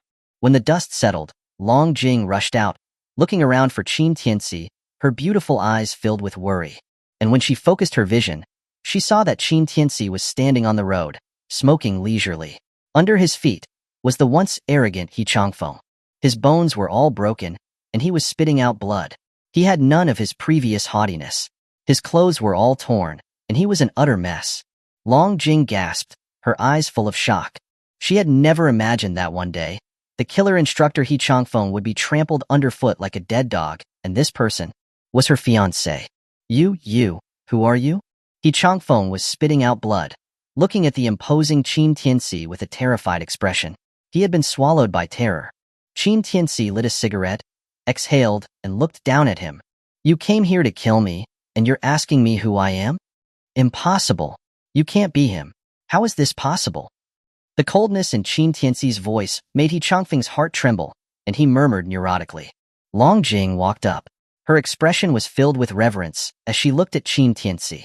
So you're this powerful. Even the instructor isn't your opponent. Although she had known that Qin Tianci was strong, she didn't expect that he would be so strong. Even the killer instructor He Changfeng could not last a few rounds with him. Could it be that her fiancé was a grandmaster? A grandmaster who was only 25 years old? Long Jing's heart was filled with strong, uncontrollable excitement. She was becoming increasingly grateful that she had come to Jiangling this time. Otherwise, how would she have been able to meet a man like this? Qin Tianci felt Long Jing's adoring gaze on him. He smiled calmly. There are a lot of things you don't know. We can explore them slowly in the future. Long Jing could tell what he implied. A seductive expression floated on her gorgeous and fragrant face. Her slender, beautiful legs couldn't help but press together. With just those words, she immediately felt that this man's charm had exploded. She felt an unknown sense of collision that was continuously invading her, something she could not stop even if she wanted to. Seeing that the woman he was so fond of was looking at another man with such a passionate gaze, He Changfeng immediately felt that his nerves were being stimulated. He didn't care who Qin Tianci was. He grinned maliciously. Qin Tianci, I admit that I underestimated you, but as an assassin, do you think I don't have any backup plans? Do you know what will happen to your family if you offend the killer organization? Long Jing's mind jolted. Without another word, she put her dagger to his neck. He Changfeng, what are you trying to do? Haha. He Changfeng laughed loudly as he saw her get tense. Assassins, you should be willing to do anything to achieve your goals. Long Jing, this was what I taught you. Long Jing was furious. Assassins also have bottom lines. You don't harm the families. You've crossed that line. He Changfeng said darkly. Long Jing, I've been living in the shadows my whole life. Since I can't have you, I can at least destroy you. I will watch as everyone in this brat's family in Jiangling die at the hands of Blood Shadow. Let's see how you'll face him, huh? You bastard. Long Jing felt her heart leap. Her eyes were filled with coldness. Just as she was about to slice his throat with her dagger, she was stopped by Qin Tianci. Brother Tianci, he? Qin Tianci shook his head, interrupting her. Then, he looked at He Changfeng with indifference. He raised his lips. Since you're so confident, you can try to contact the assassins who are trying to kill my family. As soon as he said that, He Changfeng's smile froze instantly. Looking at Qin Tianci's relaxed expression, he carefully pulled out his phone and dialed a number. However, he found that the phone was connected but no one was answering. He tried another one, and another 10, but they were all the same. He Changfeng's mind instantly went blank. He stared angrily at Qin Tianci, demanding, You, How did you know that I would send assassins to find your family? And you even prepared an ambush beforehand? However, Qin Tianci just crouched down and whispered into his ear. The Blood Shadow you've trained is indeed one of the top killer organizations in Dragon Country. But have you ever heard of Black Azura? Chapter 101. Is he even a carbon-based life form? Hiss. The moment the words Black Fiend reached He Changfeng's ears, he forgot the pain of his shattered bones and sucked in a sharp breath. He stared at Qin Tianci as if he'd seen a ghost. Black Fiend. Those two words. Within the Dragon Kingdom, and even across the world, they were met with fear and trembling. They were both killer organizations, but the gap between their power and status was as vast as a chasm, utterly unbridgeable. If Blood Shadow was the most powerful assassin organization within the Dragon Kingdom, then the Black Fiend was the very embodiment of the Grim Reaper's domain. The skill level of the assassins in both organizations, as well as their intelligence networks, were simply not on the same plane. He Changfeng was known in the industry as a master assassin trainer, but few knew that he didn't even qualify to join the Black Fiend. And it was all because the one who founded the Black Fiend was called the Underworld King. Thinking of this, He Changfeng broke into a cold sweat from fear, his body shaking uncontrollably. You are. Qin Tianci interrupted him with a smile. You and I should both understand that people with blood on their hands will never neglect to safeguard their families when they seek peace. So, you've been reckless. He Changfeng's expression twisted. Ignoring the excruciating pain, he scrambled to his knees in front of Qin Tianci. Sir, I was wrong. I didn't mean to offend you. I was just momentarily blinded by anger. Seeing this, Long Jing was completely dumbfounded. If she hadn't witnessed it with her own eyes, she would never have believed that He Changfeng, the master assassin trainer, would kneel before Qin Tianci and beg for mercy. This was the elite warrior who had once fought the Underworld King. Blinded by anger? Qin Tianci squatted down in front of him and chuckled. If being blinded by anger is an excuse to drag in family, then wouldn't I be justified in wiping out your entire clan right now? He Changfeng was on the verge of tears, utterly broken. He knelt on the ground, banging his head repeatedly against the ground as he begged for forgiveness. I'm sorry, I was wrong. I'll never dare to do it again. There won't be a next time. Qin Tianci's words were like a death sentence. He Changfeng's whole body stiffened. The next moment, he suddenly pulled a grenade from his waist, his face twisted in a grimace as he roared at Qin Tianci. If I'm going to die, you won't get off easy either. Hee. This C-18 in my hand is specifically designed to target martial artists. Its blast radius is at least 200 meters. Once I'm gone, everyone nearby will go down with me, including you. C-18? Long Jing's face changed drastically, and she immediately stepped forward to warn him. That's a grenade specifically designed for martial artists by the Nuclear Research Institute. It's extremely powerful. Even grandmasters can't withstand it. Don't act rashly. However, Qin Tianci remained unmoved, taking a casual drag of his cigarette as he smiled at He Changfeng. How do I know you're not holding a toy? He Changfeng was taken aback. He hadn't expected Qin Tianci to remain so calm and collected in the face of such a threat. His expression turned manic. You can try me. With that, he stared coldly at Qin Tianci. Qin Tianci, as long as you let me go today, we can live and let live. We'll have nothing to do with each other from now on. But if you force me to the edge today, you'll have endless trouble in the future. No one will be able to protect you. Hearing this, Qin Tianci raised an eyebrow. He seemed to understand the implications behind He Changfeng's words, and a meaningful smile spread across his face. That's actually a very good suggestion. He Changfeng felt a wave of relief wash over him at Qin Tianci's apparent concession. He had truly thought that no carbon-based life form could possibly be unafraid of the device in his hand. It seemed the renowned Underworld King also had things that he feared. The thought of possessing such valuable information made him feel even more smug. However, when he glanced at Long Jing beside him, he faintly realized that she didn't seem to know Qin Tianci's true identity. He sneered.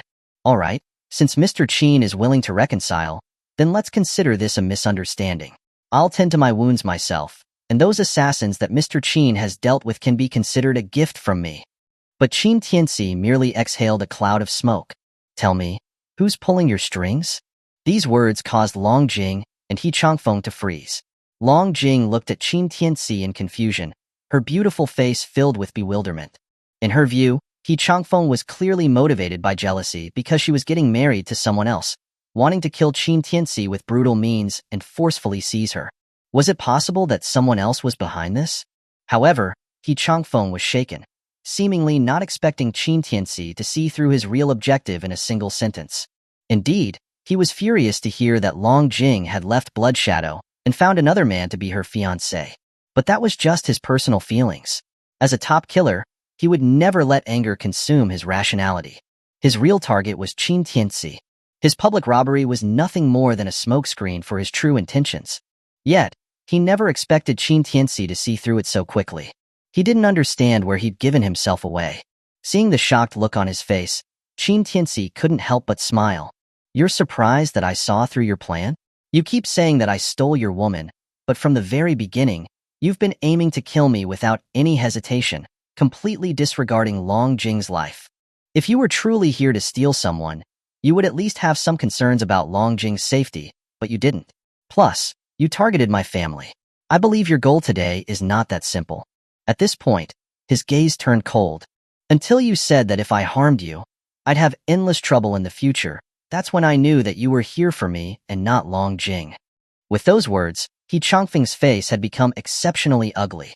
He never expected this man to not only possess monstrous martial prowess, but also such sharp thinking, guessing this layer of intent from just his inadvertent actions. A deep fear surged within him. It was as if he had nothing to hide before this man. In that moment, He Changfeng roared at him in agitation. "What are you talking about? I don't understand." "If you don't understand, then there's no point in keeping you alive." As Qin Tianci finished speaking, his smile suddenly disappeared and he vanished from his spot. He Changfeng had not expected that, despite the threat of a nuclear weapon, Qin Tianci would remain undeterred. In a split second, he released the C-18. But in that instant, Qin Tianci was already in front of him. One hand viciously grabbed his head while the other intercepted the C-18 grenade in midair. The next moment, Qin Tianci exerted force with both hands. The C-18 exploded with a muffled sound in his grip, along with He Changfeng's head. The brain matter inside was crushed into mush, killing him instantly. Even in his death, He Changfeng couldn't comprehend. How could a carbon-based life form crush a nuclear warhead with their bare hands? Was he even human? Chapter 102. Just who are you?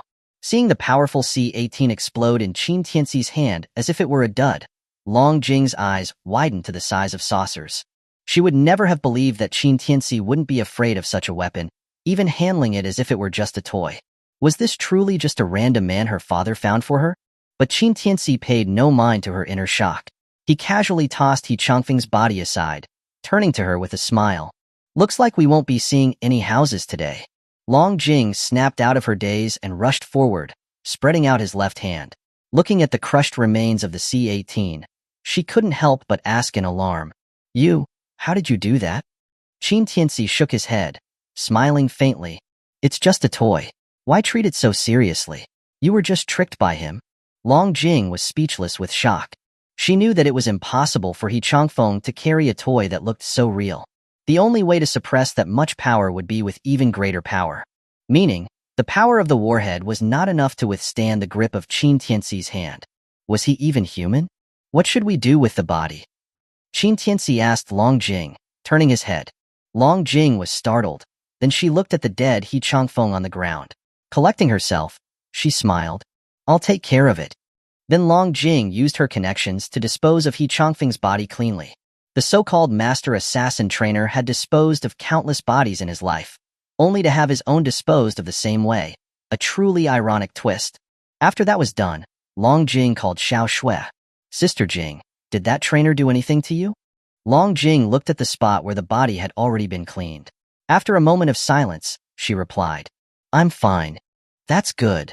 Xiao Shui breathed a sigh of relief. That trainer was really too much. "He almost killed me." Sob. "He attacked you too?" Long Jing frowned, her pretty face growing cold. "Yeah, I was still watching dramas when he came back. He beat me up badly and took Qin Tianci's information." Long Jing's face grew even more unsightly. She then sprinkled sulfuric acid powder over the remains of the cleaned-up area and lit a fire to burn what little remained. "Is the trainer still around?"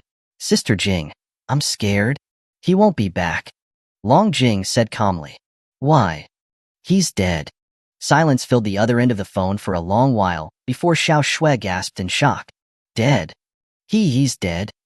That, Sister Jing, aren't you unable to defeat him? Long Jing laughed. My man killed him. Another moment of silence. And then there was a long pause before Xiao Shui gasped with a sharp intake of breath. Sister Jing, do you know what you're saying? That's the trainer. How could Qin Tianci? How could he possibly be a match? Seeing how shocked she was, Long Jing completely understood. She took a deep breath and said, At first, I thought it was impossible for me to escape today, but the truth is, He Changfeng couldn't even last one move against my man. Hiss. Long Jing could practically feel Xiao Shui's shock through the phone. That's impossible. Sister Jing, just what is your man's background? Long Jing glanced at Qin Tianci, who was standing by the roadside, smoking casually. Her beautiful eyes were filled with disbelief. When Brother Tianci was fighting He Changfeng, I heard 2 words. What words? Black fiend. Ah.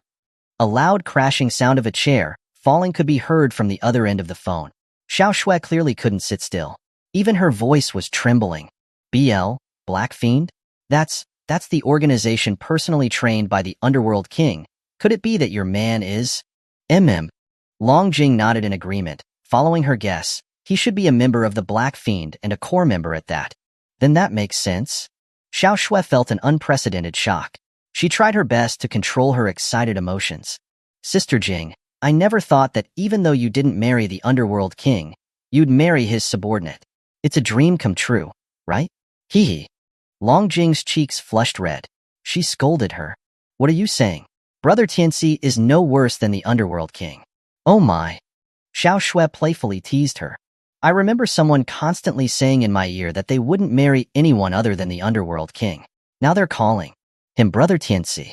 Sigh, my poor Underworld King. He's just been pushed out of your heart. Women, you're always so fickle. Go away, go away. Long Jing blushed even more, listening to her teasing. You brat, Xiao Shui. I'm warning you, if you dare talk nonsense in front of Brother Tianci, I'll confiscate all your candy money. Ah, Sister Jing, you're so cruel. Xiao Shui cried out in protest. Enough about that. Long Jing composed herself, her eyes serious. Go and find out what people He Changfeng has been meeting lately. He was definitely ordered by someone to target Brother Tianci. Sigh. Xiao Shui sighed.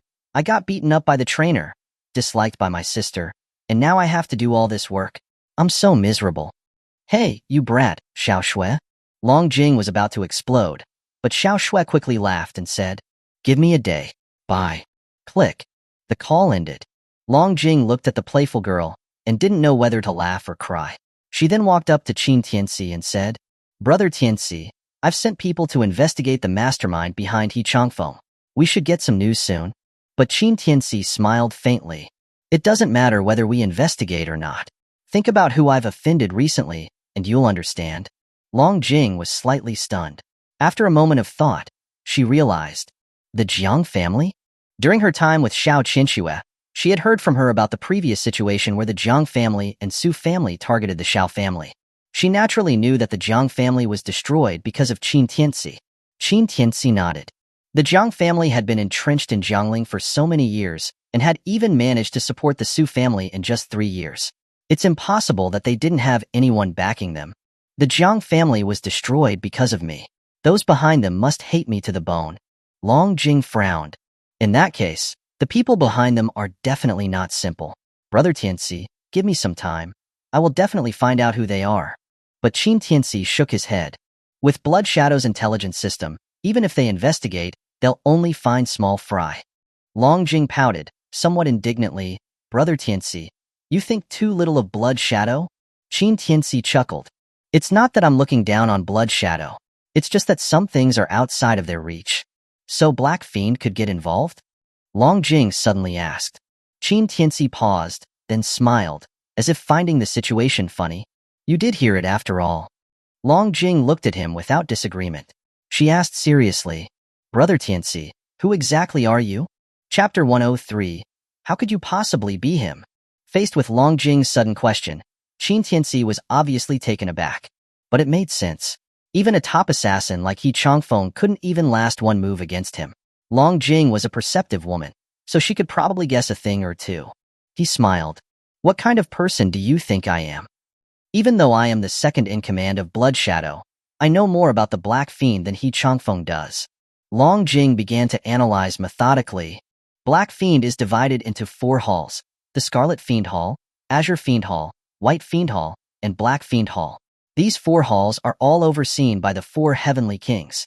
The Scarlet Heavenly King is a woman, the Azure Heavenly King is an elderly man who is skilled in poison, while the strongest 2, the White Fiend Hall and Black Fiend Hall lords, are respectively skilled in firearms and stealth, and close-quarters combat and medical technology.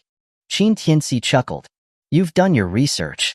So, you are the Black Heavenly King of the Black Fiend Hall.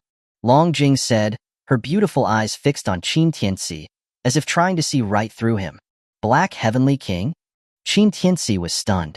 Did I guess right? Long Jing's pretty face was filled with a touch of smugness. She pointed at him with her slender fingers. From your preferred close-quarters fighting style and your medical skills, I can be sure that you are the Black Heavenly King. Qin Tianci looked at Long Jing with an odd expression. Good guess. I knew it. I always thought that someone who spent 3 years in prison would not suddenly become so powerful upon his release. So, you must have joined the Black Fiend. No wonder we can't find any information on you besides your public records. Seeing that he didn't deny it, Long Jing grew even more sure of her guess, her tone more and more excited. Qin Tianci watched her excitement, as if she was seeing her idol. He felt a bit resigned. Is there a possibility that I am not the Black Heavenly King? Impossible. Long Jing was very certain about her guess. The only people who could make He Changfeng die with one move are the 4 Heavenly Kings. Could you possibly be the Underworld King? Qin Tianci. Why not? Hearing this, the excitement on Long Jing's face vanished. She reached out and touched Qin Tianci's head. Brother Tianci, are you all right? Qin Tianci pushed her hand away, at a loss for words. What kind of person is the Underworld King? He's the kingdom's protector. How could you possibly be him? Long Jing said matter-of-factly, then patted his shoulder in a comforting manner. I know. The 4 Heavenly Kings and Black Fiend are the strongest in the Dragon Kingdom, but there is only one Underworld King. I understand that you have a great ambition to surpass him. Understand what, exactly? Qin Tianci didn't know whether to laugh or cry. Why did no one think he was the Underworld King? Very few people in the world had ever seen the Underworld King's real face. Was his face just that unconvincing?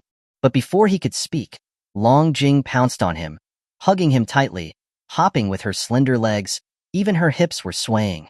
My man is the Black Heavenly King of Black Fiend. He's too cool. My dad didn't screw me over for once. Feeling the constant soft impact on his chest, Qin Tianci was utterly speechless. Damn it.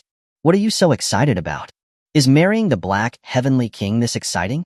Seeming to notice that she had lost her composure, Long Jing immediately let go of him, apologizing with a blushing face.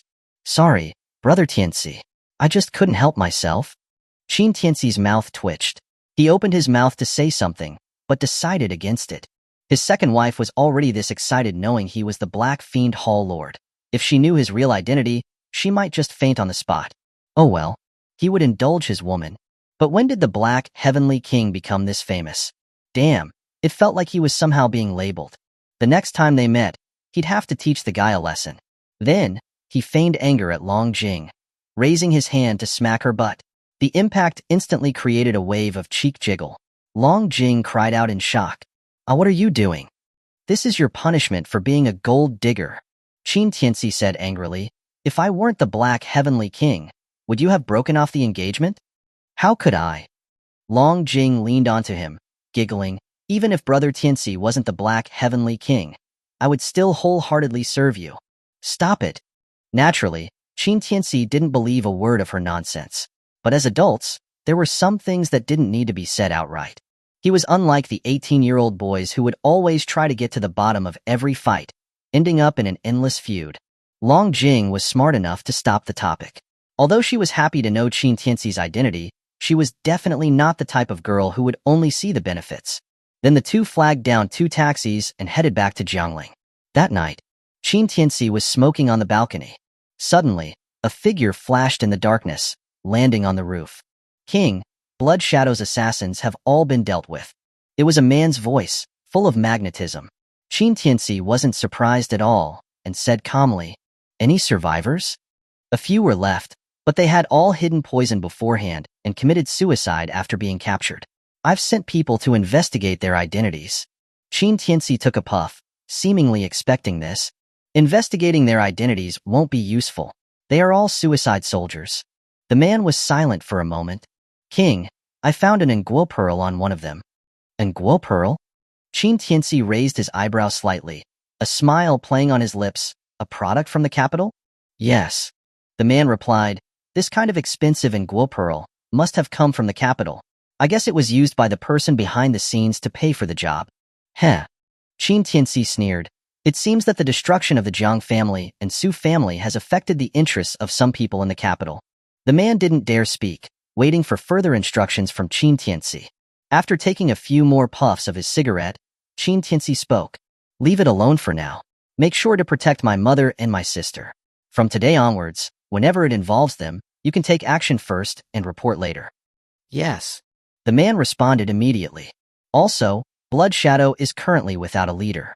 Send people to assist Long Jing, let her smoothly take over and, if possible, integrate it into the Black Fiend. Yes. One more thing. Qin Tianci stopped him.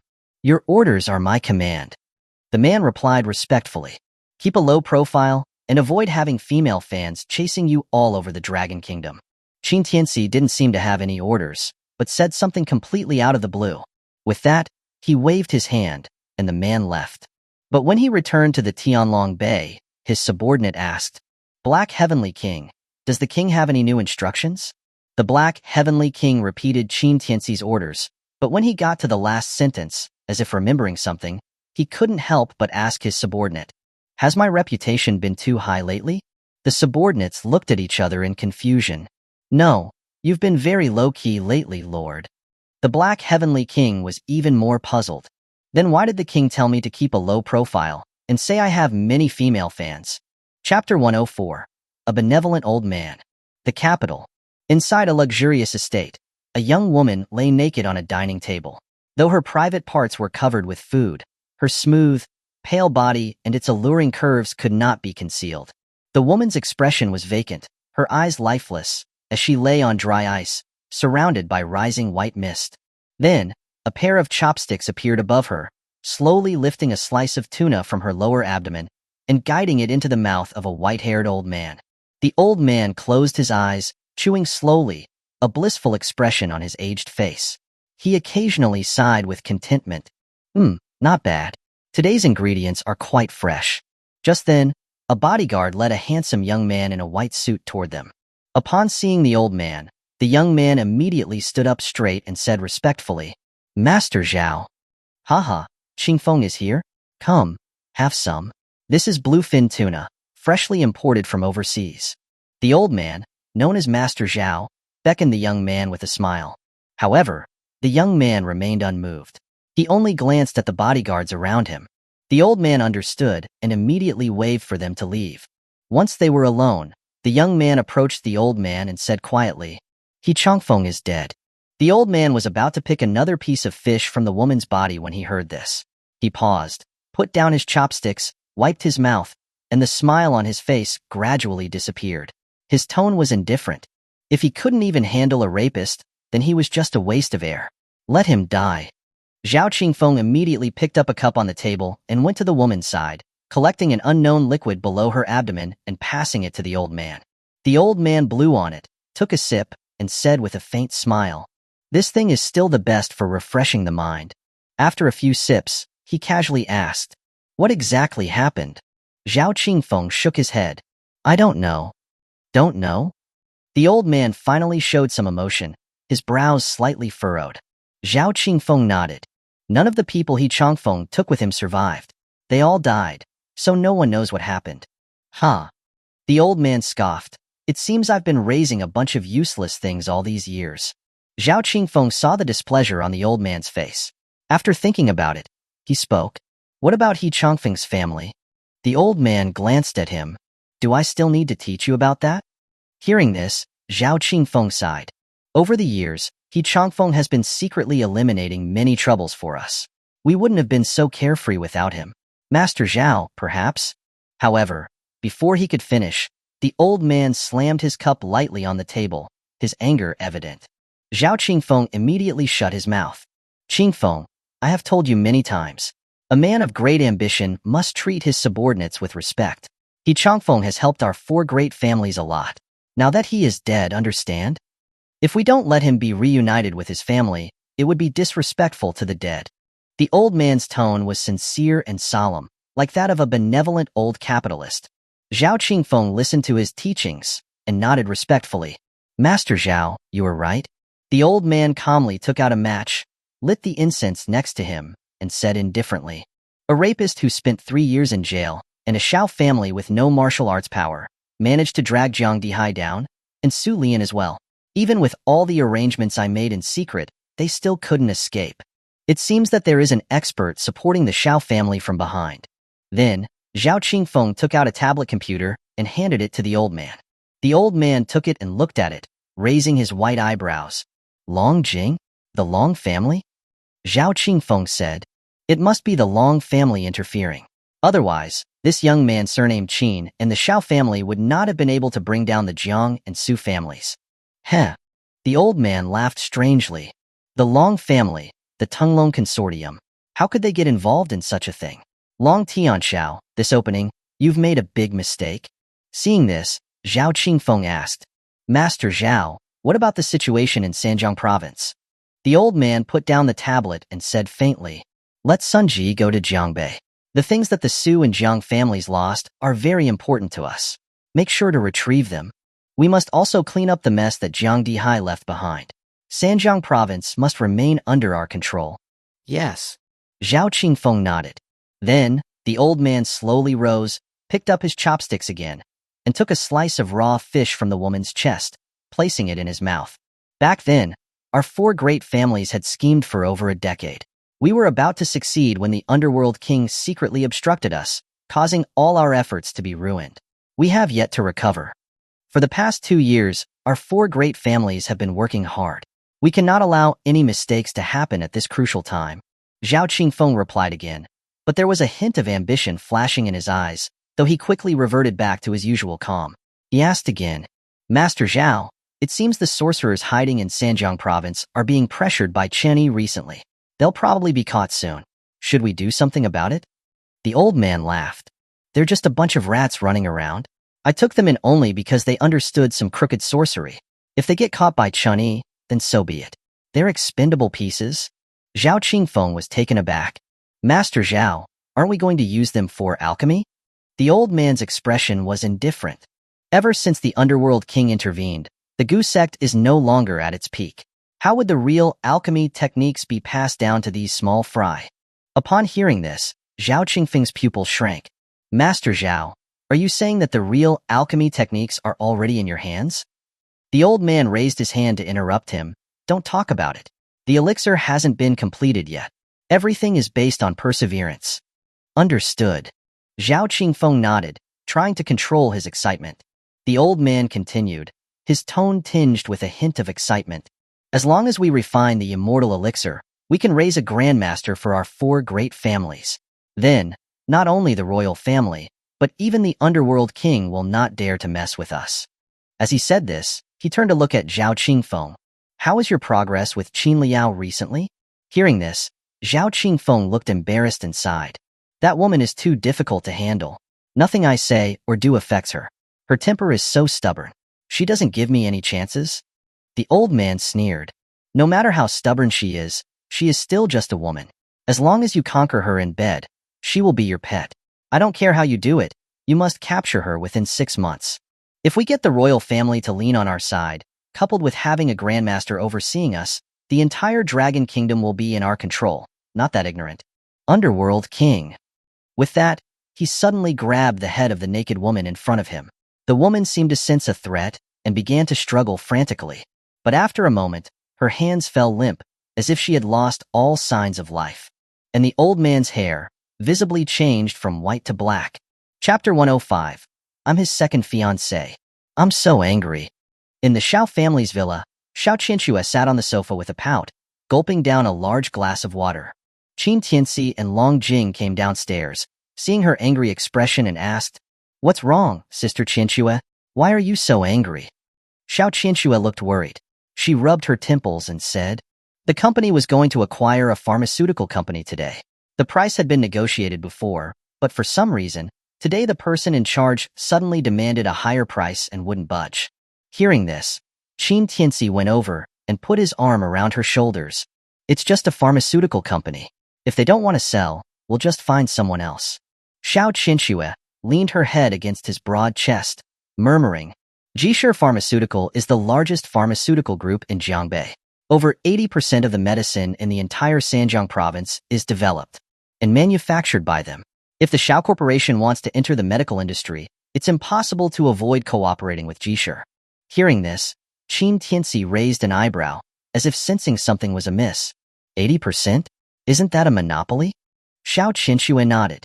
"I suppose so. Jisher Pharmaceutical seems to have recruited a very talented professor. Many new drugs are developed by her, and they're all patented. With these new drugs, who would still take the old ones that are less effective and more expensive?" Qin Tianci nodded slightly. That made sense. If they held the patents for the drugs, then monopolizing 80% of the market was not that strange. "What are you planning to do now?" Long Jing asked from the side. Xiao Qianxue thought for a moment. "I'll still need to go to Jiangbei personally and have a proper discussion with Jisher Pharmaceutical." Hearing this, Qin Tianci said with a smile, "There's no need for that. If you really want to develop a pharmaceutical company, I could give you a few prescriptions. The medicines I make cannot be compared to the ones on the market." But, unexpectedly, Xiao Qianxue declined. "If we want to enter the medical industry, prescriptions are important, but the most important thing is to find a strong medical team to help manage the pharmaceutical company. We also need an authoritative person to prove the authenticity of the prescription. Otherwise, even if the medicines are highly effective, they can only be considered health products." Qin Tianci was taken aback. "Qianxue, it seems you've really been working hard recently. I didn't expect you to think of all of this." Xiao Qianxue's pretty face turned slightly red. "Although I don't have a medical background, if I want to enter this industry as the chairman, I have to understand some things. I don't want to waste the funds you worked so hard to get from the czar." As she said that, she wrapped herself around Qin Tianci like a cat, blinking her eyes. "Besides, I don't want to rely on you for everything. Qin Tianci's woman cannot just be a pretty face." Qin Tianci laughed. "You're overthinking it. Even if you were just a pretty face, I wouldn't want that either. Go away." Long Jing watched the two of them flirting and felt a surge of jealousy. "We women finally find a man, but we become even more tired. It's better not to find one at all. Brother Tianci, don't try to CPU my sister Qianxue. We find men so we can live a carefree life. Sister Qianxue, go ahead and do what you want." Long Jing continued. "Even if you fail and go bankrupt, you still have Brother Tianci to back us up." As she said that, she winked at Qin Tianci playfully. Qin Tianci smiled helplessly. Long Jing always had a sharp tongue. Even though she was head over heels for him in private, she was still sharp and unforgiving in front of others. But he didn't hold back on his promise. "She's right, even if you go bankrupt, I'll cover you." Xiao Qianxue's heart warmed slightly. Although she knew that Qin Tianci was just comforting her since he didn't have much savings himself, she felt touched. "Okay, then I'll go to Jiangbei tomorrow. Let's go together." Long Jing said, "I have to buy a house in Jiangbei anyway." Xiao Qianxue was overjoyed. "Okay, we can treat it as a trip." Qin Tianci watched as the two women happily made their decision, completely ignoring his opinion. He couldn't help but feel a bit strange. If this continued, would he become redundant and get kicked out after his 7 fiancées were assembled? That was a possibility. "You want to buy a house in Jiangbei?" In the Tianlongbei villa, Zhou Guolan and Qin Yeye were completely surprised. Qin Tianci nodded. "We can't live with you all the time after we get married. Jiangbei isn't too far from Jiangling and is a nice place to live. Long Qianxue and I discussed it, and we will buy an estate there." Hearing that, Qin Yeye subconsciously asked, "Brother, do you have money?" Qin Tianci was stunned, then chuckled. "Do you think your brother wouldn't have money? What are you talking about?" But Qin Yeye looked at him with disdain. "Your money? Isn't it all your sister-in-law's money?" Qin Tianci gave her a tap on the head. "You little rascal. Even without your sister-in-law's money, your brother can afford to buy an estate, not just one, but in every corner of the world. Mom, look at him." Qin Yeye clutched her head and said tearfully, "He's full of hot air." Zhou Guilin looked at the bickering siblings helplessly. Her expression then turned serious. She took Qin Tianci's hand and said, "Son, our family already owes the Xiao family too much. Now, you want them to spend money to buy an estate? Isn't that a bit too much?" Qin Tianci saw his mother's worry and knew that she was only doing what was best for him. In Zhou Guilin's eyes, the two families were in very different social strata. Especially after the incident with Xue Ping, Zhou Guilin became even more sensitive. As the male, he had not only failed to bring any value to the female side's family, but even demanded things every day. She was afraid he would get mocked by others and labeled as a leech. He then smiled to reassure her. "Mom, don't worry. I'll buy the estate with the money I earn." Zhou Guilin still didn't believe him. "Where did you get so much money?" "He has it." At that moment, Long Jing suddenly popped out from nowhere, her face full of smiles. "Auntie, don't worry, Brother Tianci has been hired as a senior consultant by the Tenglong Consortium. His annual salary is over 100 million. Buying an estate is nothing to him." "Zhou Guilin? Miss Long?" Zhou Guilin was stunned. Although she had met Long Jing once at the hotel, and they had almost had a misunderstanding, why was she here? Qin Tianci had also not expected Long Jing to suddenly come out and meet his mother and sister. He asked, "Why did you come out? Didn't I tell you to wait for me outside?" Long Jing giggled. "Anyway, we're going to be family in the future, so it's the same if we meet now or later." As she said that, she walked over to Zhou Guilin and bowed respectfully. "Auntie, hello. I'm sorry that I didn't introduce myself properly last time. My name is Long Jing. I am Brother Tianci's legitimate second fiancé. I hope that you and Yeye will give me your guidance in the future." Chapter 106. Mother Knows Best. Zhou Guilin? Qin Yeye? Even though Long Jing's actions at the hotel had shocked them, they both thought that Long Jing was just helping Qin Tianci to save face, and they were just putting on a show. Otherwise, someone with Xiao Liang's temper would not have given up so easily, and the engagement banquet would not have proceeded so smoothly. But now that both mother and daughter had heard Long Jing admit her identity, they were completely lost. Looking at Long Jing, a great beauty comparable to Xiao Qinxue who was dressed seductively, the mother and daughter both gaped at her, completely dumbfounded. "What did you just say? You're Tianci's second fiancé?" Zhou Guilin couldn't help but ask, stuttering in surprise. Long Jing readily admitted, "Yes, Auntie. Sister Qinxue is Brother Tianci's first fiancée, his first wife. In the future, I will be Brother Tianci's second wife. You can think of me as a concubine." Boom. Zhou Guilin felt completely lost. Even Qin Yeye, who had received higher education, had her worldview shattered. If the mother and daughter hadn't pinched each other and felt the pain, they might have even thought that they had traveled back in time. This was the 21st century. How could they possibly be hearing words like first wife and concubine? "Miss, no." Zhou Guilin snapped back to her senses and immediately stepped forward, grabbing Long Jing's hand and asked, "My Tianci has no money or status. He's even been in jail. The fact that Miss Xiao has taken a liking to him is already beyond lucky. You're such a good woman. Why would you like him? And even become his second wife? What do you see in him?" "Qin Tianci?" Qin Tianci felt completely defeated, listening to Zhou Guilin's exclamation. When Xiao Qinxue came to their house, Qin Yeye had already attacked his confidence. Now, Long Jing came to their house, and he could not hear a single good word from his own mother. They truly are birds of a feather. But Long Jing smiled and said, "Of course I'm doing this for Brother Tianci himself. I even have to thank you for that, Auntie, because if it weren't for you, I wouldn't have met such a good man." Zhou Guilin and Qin Yeye were once again dumbfounded. Was her son, her brother, really that good? Why is it that ever since he got out of prison, all the beautiful and outstanding women wanted to marry him? Especially Qin Yeye. She couldn't understand how the nerdy brother who would fart in his bed and make her smell it was so attractive that so many beautiful women wanted to marry him. Were all the other men in the world dead? Miss Long. Zhou Guilin was now a little disoriented. "A girl like you could find any good man. Why would you need to lower yourself like this?" "I don't want to." Long Jing refused readily, hooking her arm around Qin Tianci's arm. "I won't marry anyone but Brother Tianci." Qin Tianci also spoke up at this time. "Mom, don't worry about it. Just wait for your grandchildren." "Nonsense." Zhou Guilin scolded. "You brat. It's all my fault for being too lenient with you. You've become such a mess. How could you bring Miss Long here? What would Miss Xiao think? Are you worthy of her sincerity? She knows. Longjing smiled. Sister Qianxue knows about me and brother Tianci. She has already agreed. The mother and daughter? She knows. This time, the mother and daughter's worldview was completely shattered. Of course. Longjing nodded. Sister Qianxue is very generous. She has already agreed for us to live together, but because it's not convenient to live in the Xiao family, we are buying a house in Jiangbei. Zhou Guilin and Qin Ye looked at each other. Their faces were filled with shock. Their eyes were incredulous and their hearts were turbulent. After regaining her senses, Zhou Guilin turned and ran upstairs. No one knew what she was going to do. After a while, she came downstairs in a hurry and shoved a crumpled savings book into Qin Tianci's hand. What is this?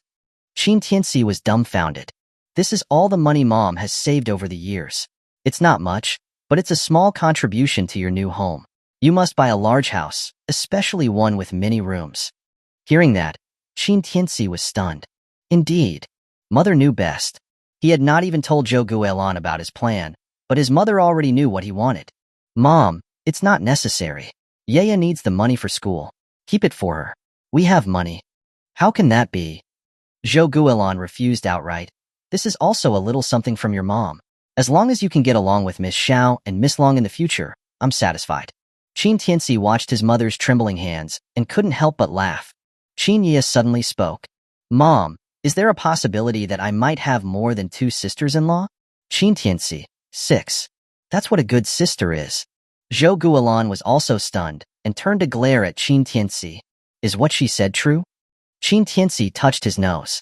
His expression was extremely awkward. Before he could say anything, Longjing smiled and patted Qin Ye's head. My little sister is really smart. I'm only your brother's 2nd wife. There will be a 3rd wife, 4th wife, and 5th wife in the future. Boom. The mother and daughter's minds were completely blown.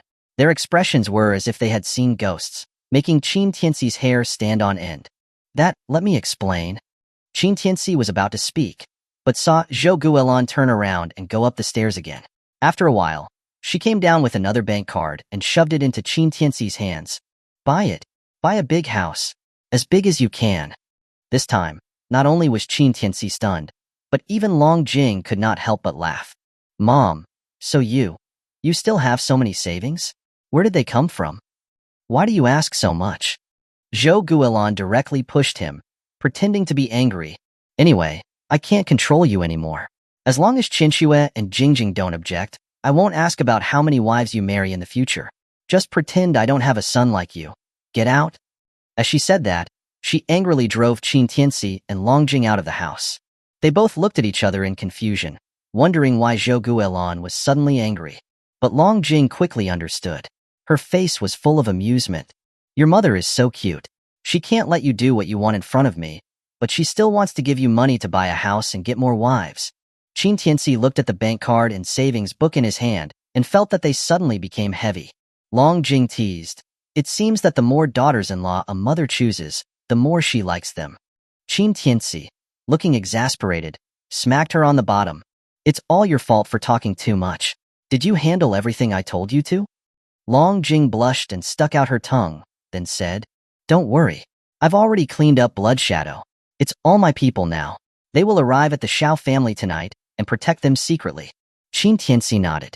With He Changfeng dead, Longjing was the most experienced and powerful member in Blood Shadow.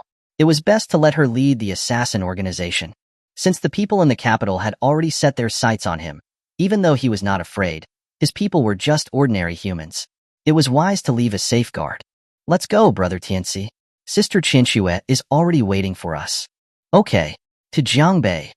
Little did they know, as soon as they left, Zhou Guilin went back into the house, peeking through the curtains, and then walked over to a plaque and knelt down with a lit incense stick.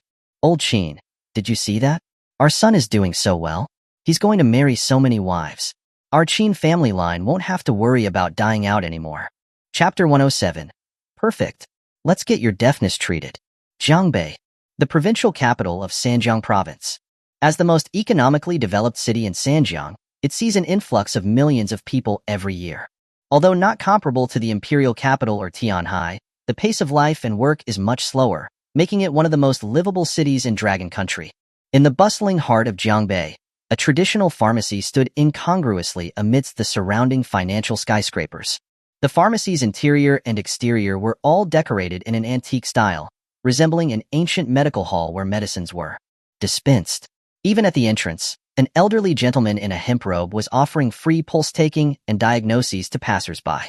Just then, a white G-Wagon pulled up at the entrance. Two stunningly beautiful women emerged, instantly drawing the attention of everyone around. Then, Qin Tianci got out of the car as well, and looking at the plaque hanging outside the pharmacy, he couldn't help but read aloud, Ji Shifeng. Qin Tianci frowned. He had a strange feeling he'd heard that name somewhere before.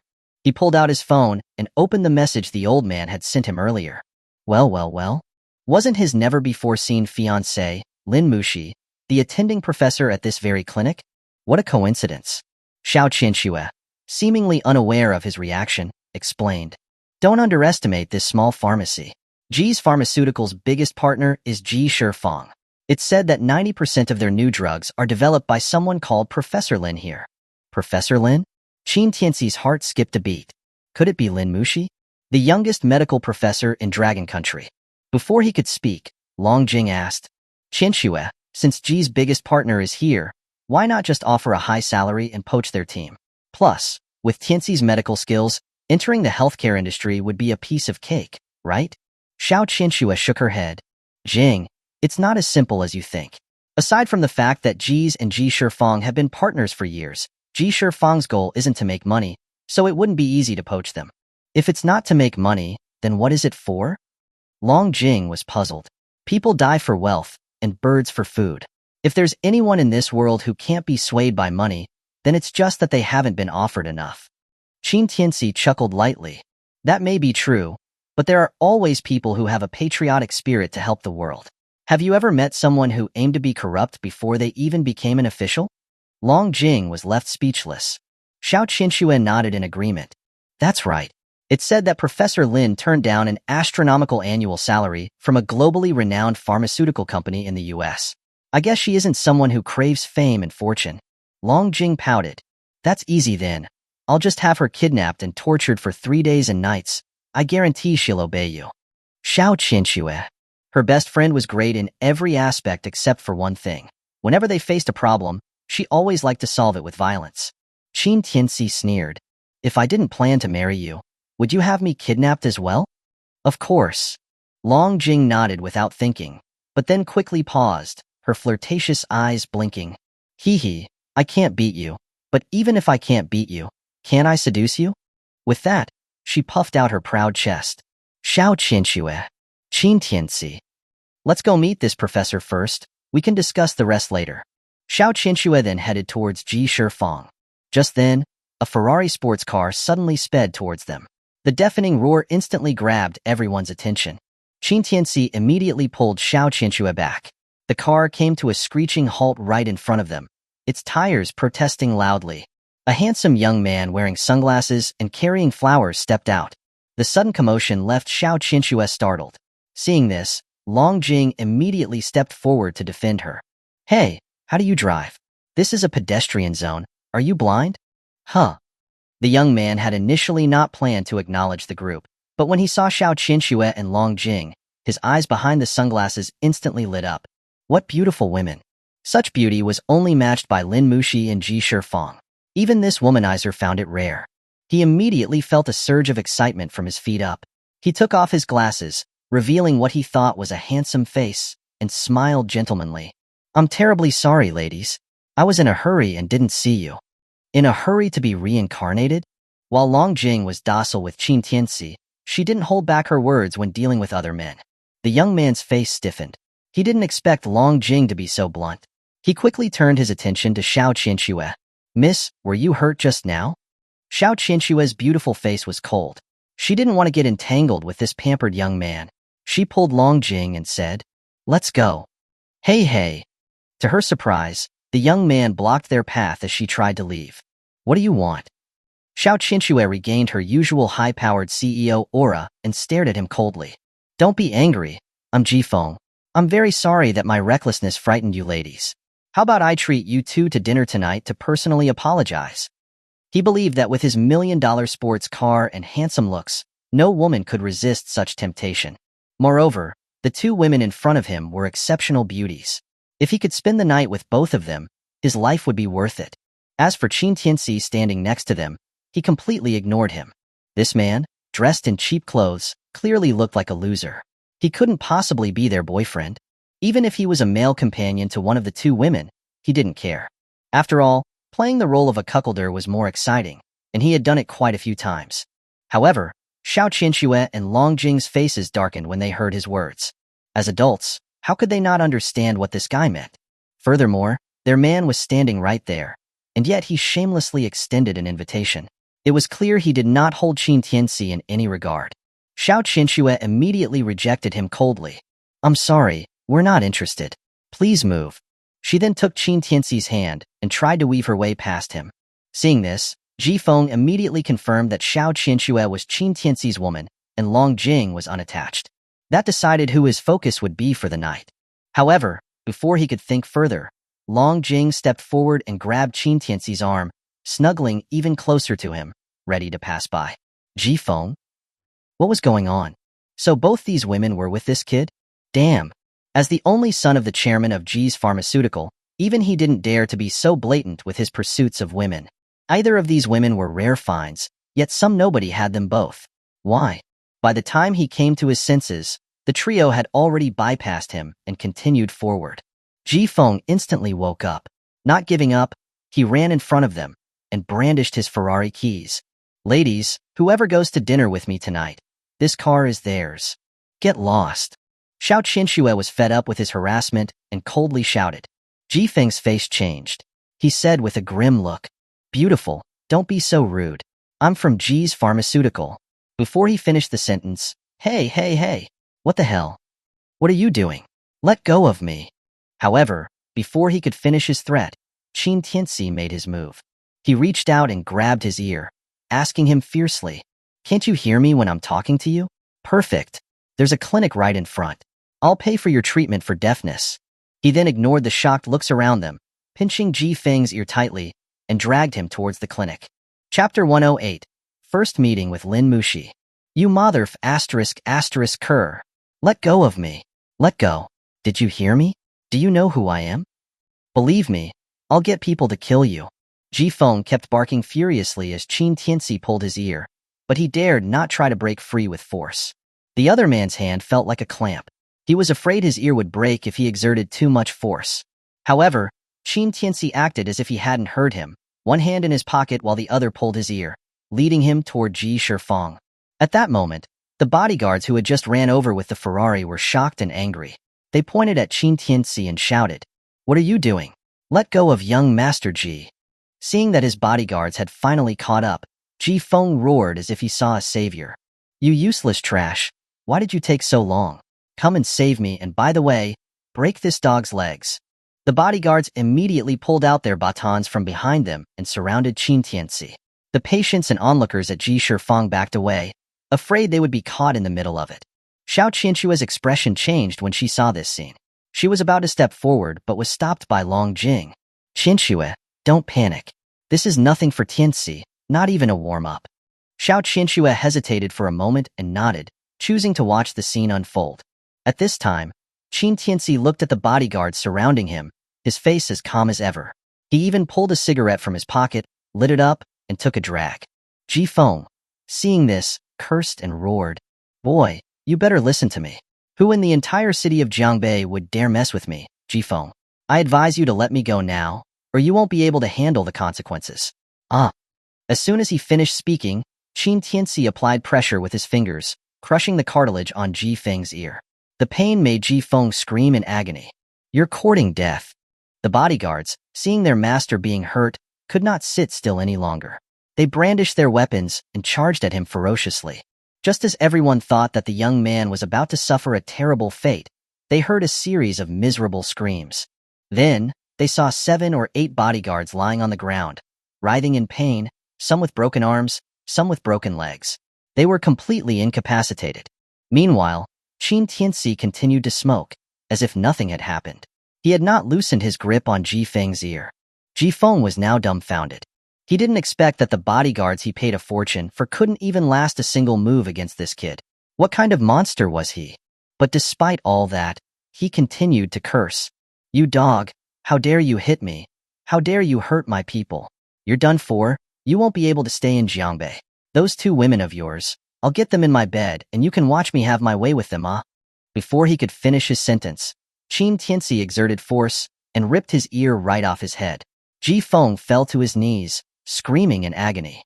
Blood splattered everywhere, eliciting cries of shock from the crowd. Stop! At that moment, a woman's soft voice suddenly called out. Then the crowd parted, and a woman wearing a white coat and half-frame glasses, with a curvaceous figure, rushed over. When she saw the blood on the ground, a look of shock flashed across her beautiful, gentle face. But when she saw that it was Ji Feng who was injured, her delicate brows furrowed slightly as she asked, "What happened here?" When this woman appeared, even Xiao Qianxue and Long Jing could not help but widen their eyes slightly. So beautiful. If they considered their own looks to be a 9.5 out of 10, then this woman in front of them was at least a 9.8. Whether it was her delicate features or her curvaceous figure, she was near perfection. And because she was wearing a white coat, she exuded an intellectual and gentle aura. Just one glance at her would make people feel the urge to protect her. Mushi. Seeing the woman appear, Ji Feng stumbled toward her, holding his bloody ear, pointing at Qin Tianci and yelling, "You came just in time. I just asked her to go out to dinner with me tonight. These 3 people came to cause trouble at Ji Shifeng. Look, he ripped my ear off. Quick, call Uncle Wen over and get the police to arrest them." Seeing him try to lie his way out of the situation, Xiao Qianxue frowned and said, "If it wasn't for you harassing us, why would my boyfriend attack you? Are you even aware of your own behavior?" Bullsh *T. To everyone's surprise, Ji Feng denied it vehemently. "Why would I harass you? Isn't my girlfriend prettier than you? You and this loser and his 2B cheese think you're so great?" Hearing him use such insulting language, a cold light flashed in Long Jing's eyes. She had already touched the dagger on her waist, ready to slit his throat at any moment.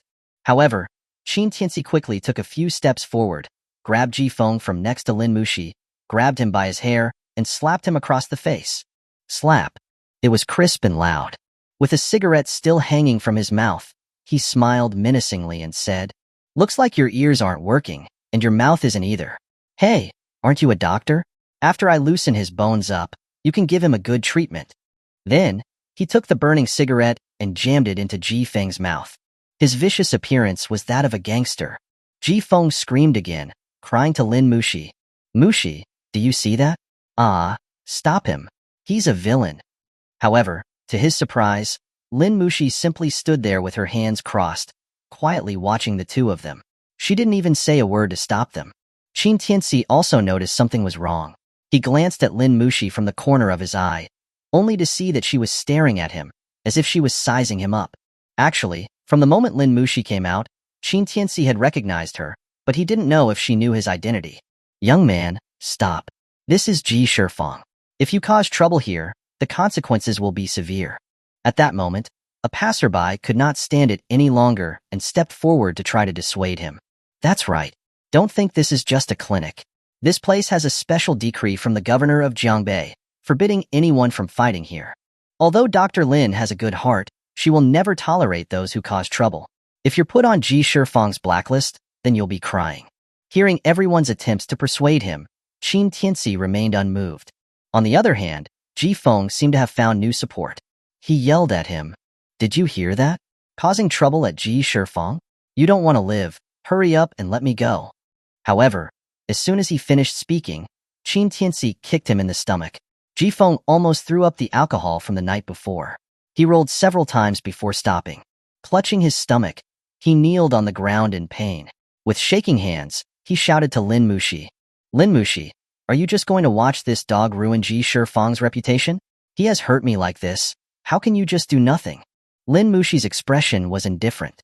Then, to everyone's astonishment, she walked towards Qin Tianci. Just when everyone thought she was about to add Qin Tianci and his companions to the blacklist, in the next moment, she reached out and hugged Qin Tianci, her perfect face pressed against his chest. Her voice was as gentle as it could be, enough to melt a glacier, as she said. You finally came to find me. Chapter 109. Double Happiness. Silence. Deathly silence. The entire bustling commercial street, the crowded Jishifeng, was now so quiet that even a pin drop could be heard. Everyone was like they had seen a ghost, their mouths agape, jaws hanging low, staring dumbfounded at the scene in front of them. Even Xiao Qinshui and Long Jing were frozen in place, watching their man being hugged by another woman, their minds buzzing. Ji Feng was even more dumbfounded. Lin Muxi, who was hailed by the people of Jiangbei as a godlike physician, and was the dream girl of countless men. Not only did she have no boyfriend, she didn't even have many male friends. In fact, until now, no male had ever gotten close to her. Yet, at this very moment, she had taken the initiative to embrace a strange man. Who wouldn't be shocked by this? Even Qin Tianci was stunned. He was having a good time beating someone, but suddenly, this woman had hugged him. He quickly glanced at Xiao Qinshui and Long Jing behind him. Both of them looked terrible, and their eyes were practically spitting fire. Coming back to his senses, Qin Tianci gave a dry laugh. Dr. Lin, we are meeting for the first time, right? If you know my last name is Lin, why ask such a question? Lin Muxi, still embracing him, spoke with a voice as soft as water, gentle and light. Her voice alone would make someone feel protective. A faint fragrance wafted from her smooth, dark hair, filling his nose and making him lose himself in the moment. The enchanting scent, the extremely soft touch, and that gentle voice like a gentle stream. Even Qin Tianci was a little stunned. Tianci, I've been waiting for you for so long. Lin Muxi spoke softly. Her arms around Qin Tianci tightened, as if she wanted to melt into his body in the middle of the street. Qin Tianci was a little surprised.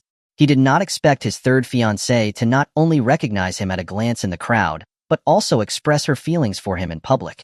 It caught him completely off guard. The onlookers could not help but whisper among themselves when they saw this scene. Did I see that right? Dr. Lin actually took the initiative to embrace a man? Oh my god, Dr. Lin has never been known to have a boyfriend in Jiangbei. Who exactly is this guy? Ji Shifeng has cooperated with the Ji family for so many years. Everyone knows that the young master of the Ji family has been madly pursuing Dr. Lin. Now this is going to get good. Not only is it good, look at the two women behind the guy, both of them are stunning. And now Dr. Lin has joined the fray. This is a top-tier love triangle. Sure enough, Xiao Qinshui and Long Jing's faces looked extremely odd at this time. They looked at each other and saw jealousy, anger, bitterness, and then resignation in each other's eyes. Sigh, Qinshui, looks like we're getting another sister. Yeah, even I can't resist Dr. Lin's charm. Not to mention that lecherous man. Their tone was slightly sour, but they had to accept this reality.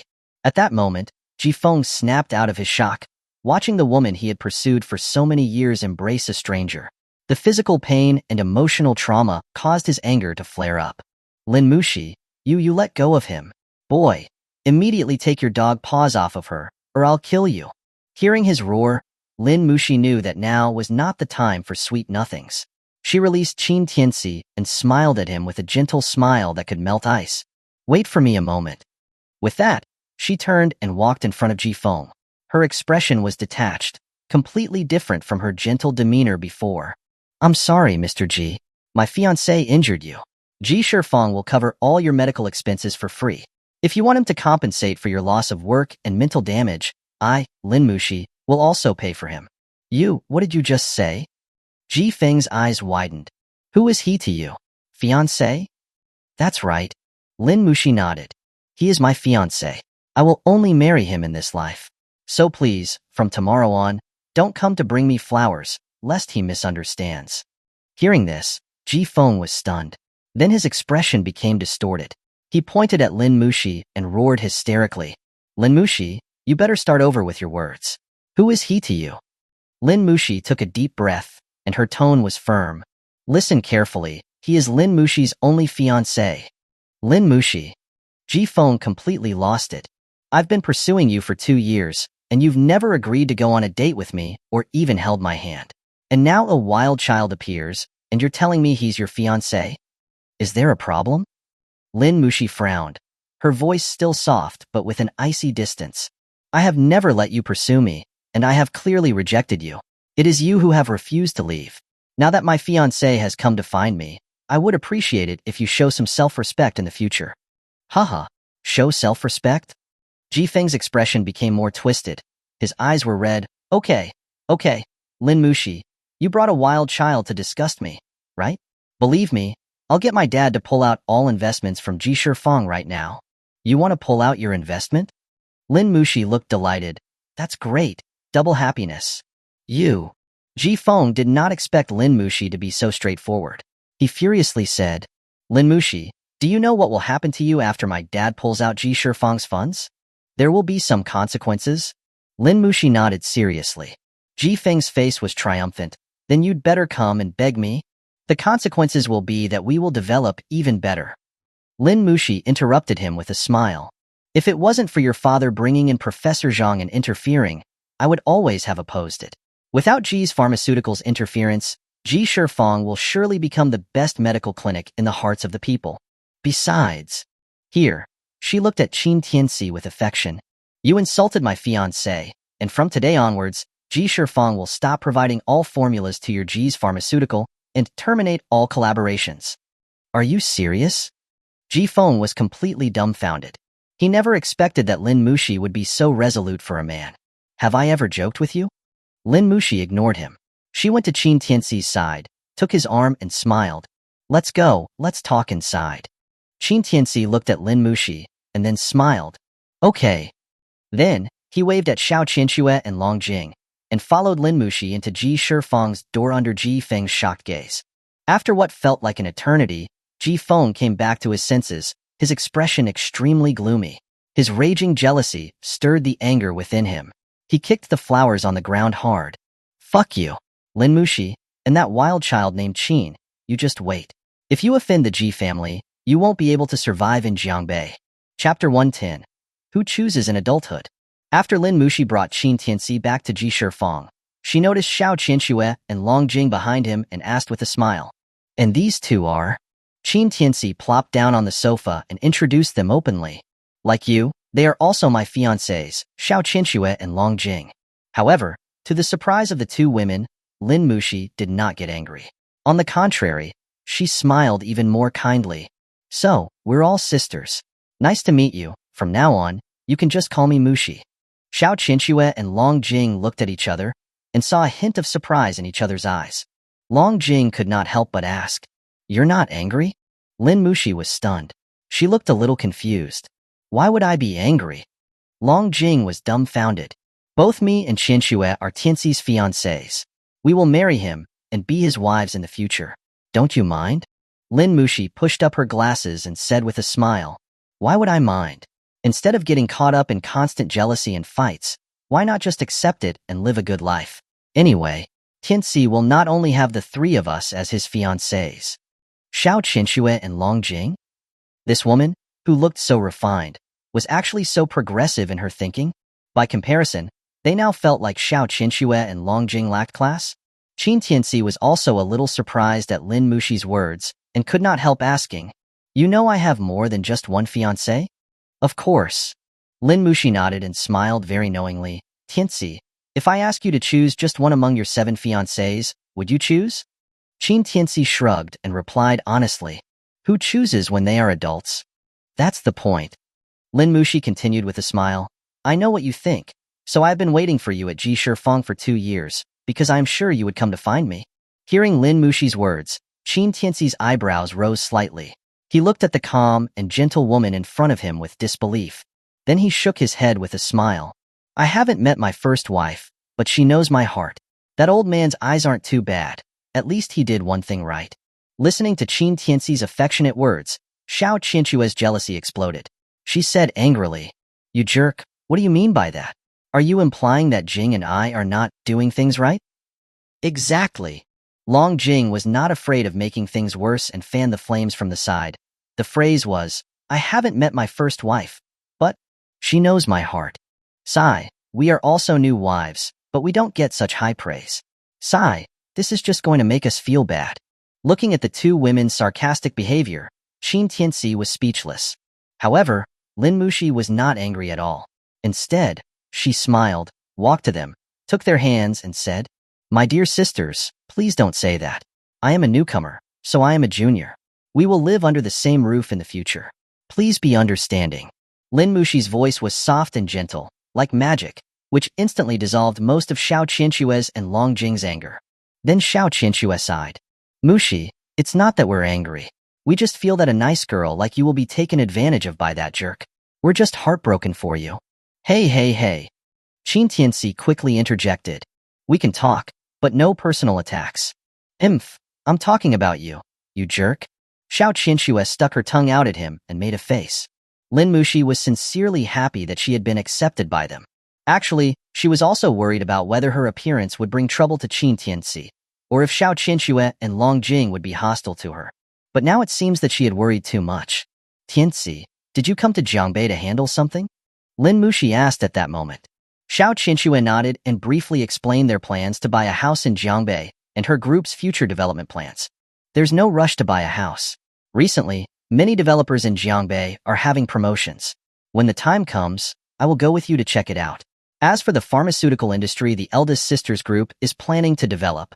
After becoming familiar, Lin Mushi did not show any intention of competing for his affections. She even called Xiao Qianxue eldest sister, making her feel a bit embarrassed.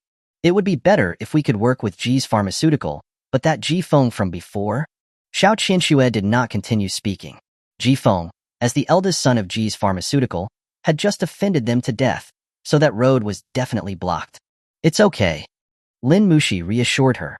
Although Ji's pharmaceutical is the largest pharmaceutical giant in Sanjiang province, Ji Shifeng is the one behind all their research and development of new drugs. Now that the cooperation has been terminated, Ji Shifeng will definitely need to find a new partner. The eldest sister's group is a perfect match. Really? That's great. Xiao Qianxue was overjoyed. If she had to work with Ji's pharmaceutical, then the Xiao group would be controlled by them. But if she could have her own pharmaceutical team, that would be the best. Ji Shifeng had a great reputation in Jiangbei, and Lin Mushi was their own person. This was definitely a powerful collaboration. Lin Mushi nodded with a smile, but quickly changed the topic. However, I'm not the only one calling the shots at Ji Shifeng. It has to be approved by Professor Zhang as well. No problem. I'll talk to him when the time comes.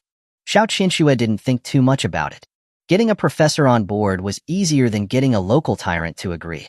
Just at that moment, the office door was violently pushed open. A man in his 60s, wearing a white coat, rushed in and angrily questioned Lin Mushi. Lin Mushi, what the hell are you doing? Who allowed you to terminate the cooperation with Ji's pharmaceutical? Everyone was stunned. Lin Mushi immediately stood up to greet him. Professor Zhang, you're here. Perfect. Let me introduce. Stop that nonsense. Zhang Honghua interrupted her, like a stubborn mule. Do you know how much it took me to get Ji's pharmaceutical sponsorship? If it wasn't for that, would Ji Shifeng be so famous? Would we be able to focus on our medical research at Ji Shifeng? Now you have offended Ji Feng. How will Ji Shifeng continue to develop in Jiangbei? Lin Mushi looked at the angry old man and quickly tried to soothe him.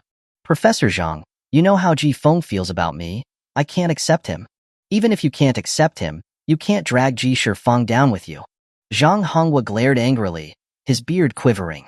If Ji Shifeng collapses, where will all the people of Jiangbei buy affordable medicine? Xiao Qianxue stepped forward at that moment. You must be Professor Zhang, right? I am Xiao Qianxue, the head of the Jiangling Xiao group. I came here to seek cooperation with Ji Shifeng. You don't need to worry about Ji Shifeng's future funding. Jiangling Xiao group? Zhang Honghua was slightly taken aback. Only then did he notice the extra man and two women in the room. But he quickly said impatiently, the Jiangling Xiao group is nothing compared to Ji's pharmaceutical. You have no idea what the name Ji means in Jiangbei. I advise you to go back where you came from and save yourself from suffering unnecessary disasters. Chapter 111. The Reviving Pulse Needles. Hearing Zhang Honghua's impatient tone, Xiao Qianxue was taken aback and couldn't help but ask. As far as I know, Ji Shifeng isn't Ji's pharmaceutical's private clinic. Isn't it normal to change partners? What do you little girls know? Zhang Honghua's tone was still impatient. Almost all of Jiangbei's medical resources are provided by Ji's pharmaceutical. Why should you, an outsider, get a piece of the pie? Medical resources are public resources. How can they be monopolized by one company? Who will be able to afford treatment in the future? Xiao Qianxue frowned and retorted. Not being able to afford treatment is better than not being able to get treatment at all. Zhang Honghua did not back down. Then, not wanting to argue with Xiao Qianxue any further, he stepped forward. grabbed Lin Mushi's hand and ordered, "Come on, go apologize to young Master Ji." However, after only taking a few steps, Zhang Hongguo realized that his arm had been grabbed. He turned his head and saw that Qin Tianci had stopped him without him even knowing it. Qin Tianci said calmly, "Instead of letting them know that their illness can be cured, but they don't have the money to treat it, it's better to let them know that their illness cannot be cured. Having hope and then being thrown into despair is even more painful." Hearing his words, Zhang Hongguo was stunned, his face full of impatience. "Who do you think you are?" Lin Mushi then pulled her hand away and said, "Professor Zhang, he is my fiancé, Qin Tianci." "Your fiancé?" Zhang Hongguo was shocked. "You don't even have a boyfriend? When did you get a fiancé?" "Just now." Lin Mushi smiled and walked to Qin Tianci's side, expressing her position. Zhang Hongguo's eyes widened in disbelief. He looked at Xiao Qinshui and Long Jing standing by his side and was momentarily dizzy. All three of these women were stunningly beautiful, but at his age, he was no longer interested in women at all. He immediately retorted to Qin Tianci, "Kid, what do you know? You're an amateur. Do you even know anything about medicine?" Qin Tianci smiled faintly. "Isn't medicine about healing and saving lives?" "Superficial." Zhang Hongguo said with his head held high, "An amateur is still an amateur. You only know that medicine is about healing and saving lives. You don't understand its essence at all." Qin Tianci was intrigued. "Really? Then tell me what the essence of medicine is." Zhang Hongguo continued to rant. "The essence of medicine is capital. No matter how good your medical skills are, if there is no capital willing to help you promote your techniques, no capital willing to invest in your research of drugs, how many people do you think will believe you can cure diseases? How many people will be willing to take the medicine you make? If nobody is willing to believe in your authority, nobody will dare to take the drugs you give out for free. On the other hand, without capital investment, what will you use to develop effective drugs to benefit the people?" Xiao Qinshui argued at this time. "That's not a reason to monopolize medicine and raise drug prices. That's indeed not a reason." Zhang Hongguo surprisingly agreed with Xiao Qinshui, but then continued to argue. "Therefore, that is why Ji Shifang exists. Only by securing financial support from Ji's pharmaceutical do we have the ability to control drug prices, so that the people can buy affordable medicines." Hearing his words, Xiao Qinshui and Lin Mushi fell silent. Zhang Hongguo's words made sense. The reason why Ji Shifang was so popular in Jiangbei was because they had sufficient medical technology and were able to negotiate with Ji's pharmaceutical to control drug prices. In the current world, the reason why medical technology and capital are always inseparable was because developing new drugs required a large amount of funds. But companies want to make money, while medical technology is supposed to save lives. These two are in conflict. After all, the biggest illness is poverty. Ji Shifang was just acting as a mediator between those who needed treatment and the lack of money, achieving a balance between the two. However, Qin Tianci suddenly spoke. "That's complete nonsense." "What do you mean?" Zhang Hongguo's eyes widened when he heard him deny his words. "I have spent decades studying medicine diligently. Do you, an amateur, have the right to criticize my opinion?" Qin Tianci laughed. "Your reasoning is just an excuse for pharmaceutical companies to monopolize medical resources. If you insist that medical skills should be controlled by capital, then there is only one explanation. It proves that your medical skills are too bad." "What did you say?" Zhang Hongguo was enraged that an amateur dared to question his medical skills. Lin Mushi stepped forward to advise. "Tianci, don't talk nonsense. Professor Zhang is the most authoritative medical expert in Jiangbei. His medical skills are second only to mine." "The most authoritative?" Qin Tianci smiled dismissively. "If this is the most authoritative medical expert, then there is really no one in the medical field in Jiangbei." "You brat, what did you say? Say it again." Zhang Hongguo was obviously quick-tempered and started to roll up his sleeves, trying to start a fight with him. Lin Mushi was about to stop them when a commotion suddenly broke out outside the door. "Is anyone here? Please save my daughter. Save my daughter." Everyone was stunned. Then they rushed out and saw a mother in rags desperately crying in the hall, holding a 5 or 6-year-old girl, her face stained with tears. The little girl was covered in blood, seemingly badly injured. Seeing this, Zhang Hongguo immediately shouted to the staff around him. "Quick, take the injured person to the emergency room." The staff did not dare to delay, and immediately took the mother into Ji Shifang's emergency room. Zhang Hongguo followed them in, with Lin Mushi close behind.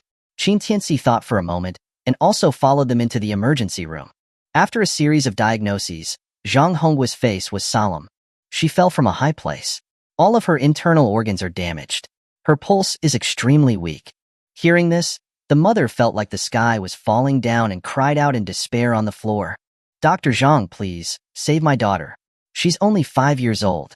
Woo-woo. Zhang Hongwa immediately helped her up. "Don't worry, we will save her. But we will need to use a life-sustaining machine for your daughter. Use it. As long as it can save my daughter, I will do anything." The mother was already panicked and unable to think straight. Zhang Hongwa looked hesitant. "Then please go to the front desk and pay the fee first. I'll have someone send the life-sustaining machine over immediately." "Dr. Zhang, how much will that cost?" The mother heard the implication in his words and asked, her face turning pale. "The fee is about 50,000 for 10 minutes. Based on your daughter's condition, she will need it for at least a day." Zhang Hongwa said hesitantly. 50,000? And only for 10 minutes? The mother was shocked. She kneeled down again. I really can't come up with that much money, Dr. Zhang. Please save my daughter first." Qin Tianci frowned slightly. Lin Mushi explained from the side. G's Pharmaceutical played some tricks in the contract. They now control the usage rights of the life-sustaining machine. Professor Zhang isn't setting the price so high on purpose. Qin Tianci's eyes were indifferent. "Without this so-called life-sustaining machine, can't you still save a person?" Lin Mushi shook her head helplessly. "I also looked at the injured person's condition just now. Her injuries are too severe. No one can do anything without the life-sustaining machine." Hearing this, Qin Tianci saw the mother still being pulled by Zhang Hongwa. From Zhang Hongwa's expression, he was clearly at his wit's end without the life-sustaining machine. So Qin Tianci stepped forward and stopped Zhang Hongwa and the mother from arguing. "Life is at stake. What else do you want to do?" Zhang Hongwa looked at the troublemaking Qin Tianci with confusion and anger. Qin Tianci completely ignored him. He carefully examined the girl's injuries and said to Lin Mushi, "Prepare me a set of silver needles and a basin." Although Lin Mushi was confused, she saw how skilled Qin Tianci had been when diagnosing the injury, so she immediately gave instructions and had someone bring over a set of silver needles and a basin. Seeing this, Zhang Hongwa cursed. "Nonsense! With such a severe injury, you are using needles without a life-sustaining machine. You are playing with human lives." However, Qin Tianci remained unmoved. After receiving the silver needles, he located the girl's injuries and inserted a needle. In the next moment, the girl who had stopped breathing suddenly took a deep breath. Everyone was shocked. Then, Qin Tianci continued to insert needles. After a few minutes, the girl's skin miraculously regained its rosy color, and the indicators of all her organs gradually returned to normal. Even Zhang Hongwa, who had been cursing and ranting earlier, had quieted down. He stared with wide eyes at Qin Tianci's needling techniques, his expression gradually changing. When Qin Tianci inserted the last needle, the girl coughed up a mouthful of blood that was caught by the basin. Then she began to cry loudly. Everyone was beyond stunned by this miraculous scene.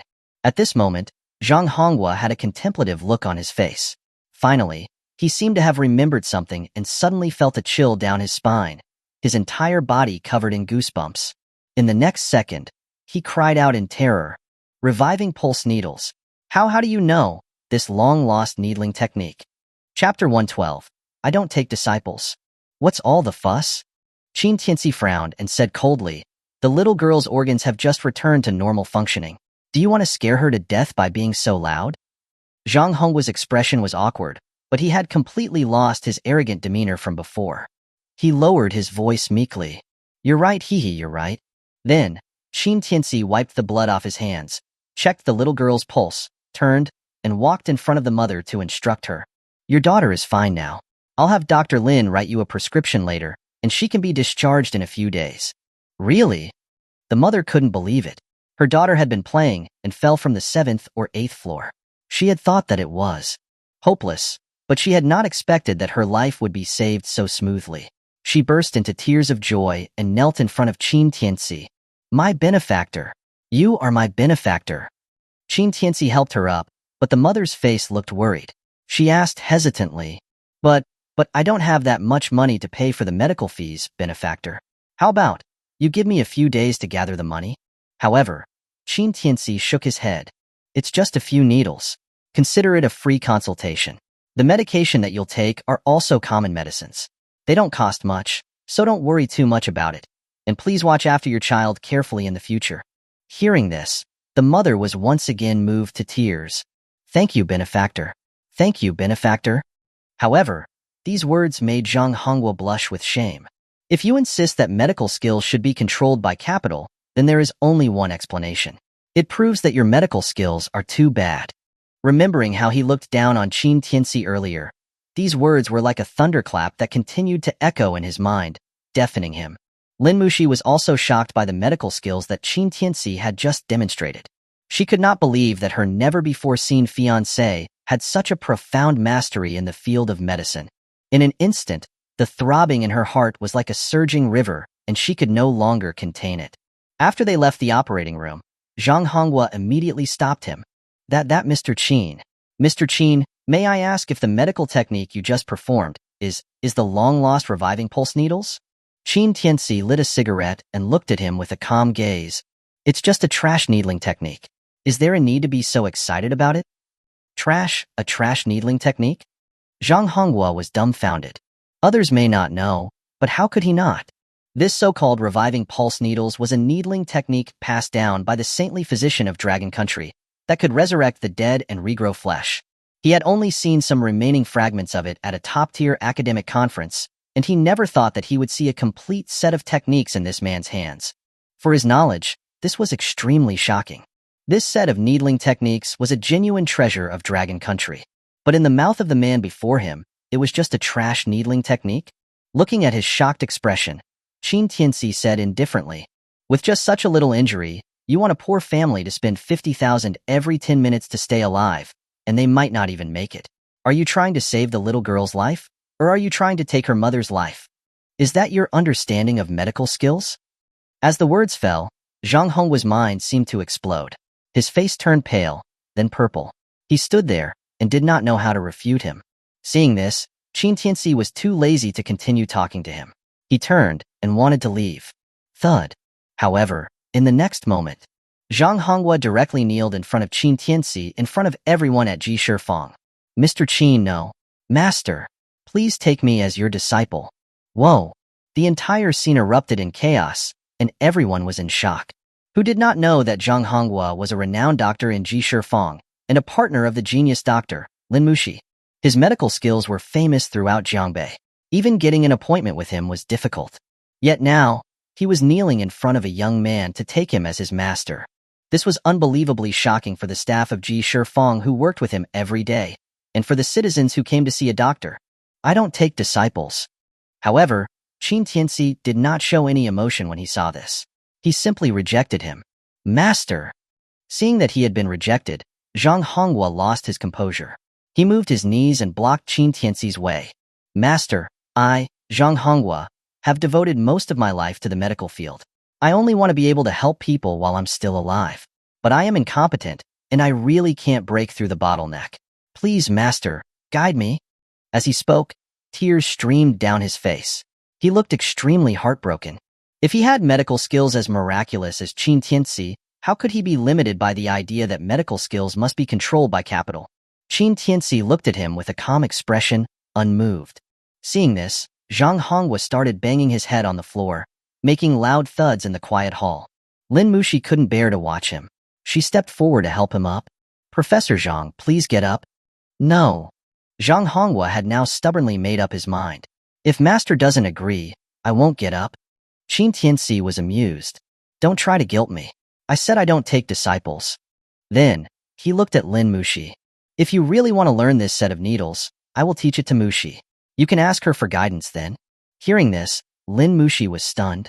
You're going to teach me this needling technique? Of course. Qin Tianci smiled. Consider it my betrothal gift. Lin Muxi's fair face blushed slightly. She looked extremely shy with her head down, making many of the men around her feel heartbroken. Among these people, there were no lack of admirers of Lin Muxi. They had come here so many times, but they had never seen the famous Dr. Lin show such a girlish demeanor. Thank you. Lin Muxi whispered softly. With this set of needles, I will definitely be qualified to study at the Sacred Medicine Hall. Sacred Medicine Hall? Qin Tianci was slightly taken aback. Wasn't that the Chinese Medicine Research Institute that he casually established when he followed the old man to look for medicine? At that time, Zhang Honghua was ecstatic when he heard Qin Tianci agreeing. It didn't matter if he learned from Qin Tianci or from Lin Muxi. As long as he could master this set of needles, he would have no regrets even if he died. He immediately stood up and said with a smile, "Master, you may not know this, but the Sacred Medicine Hall is the most prestigious institution in the Dragon Country's medical field. It is a sacred place in the heart of all medical practitioners. Dr. Muxi's greatest goal is to be qualified to study at the Sacred Medicine Hall one day, so she can improve her medical skills." However, Qin Tianci snorted after hearing it. "What's so good about that crappy place? It's just a group of mediocre people. If you want to learn medical skills, come to my room tonight. I will personally teach you the best medical techniques." Chapter 113. Learning medical skills starts with understanding the body. The place where Lin Muxi lived in Jiangbei was a large flat on the 47th floor of a high-rise. With more than 300 square meters of space, this mansion was easily worth tens of millions of dollars in Jiangbei. "Muxi, do you usually like to read so much?" Looking at the 300 square meter house, where almost half the space was taken up by professional books, Long Jing couldn't help but gasp in amazement. Lin Muxi pushed up her glasses and smiled softly. "It's okay. I hardly go out except for work, so I prepared some books to read at home." "That must be very boring, right?" Looking at the books all over the room, Long Jing felt a headache. She sighed. "What's so good about books? They're just full of tiny ants. I fall asleep as soon as I look at a book," Lin Muxi said with a smile. "Books are like scenery. Every time I read a book, I feel that my soul has spent a memorable life journey on a quiet road." "Second sister, if you don't like to read books, what do you like to do?" Long Jing spread her hands.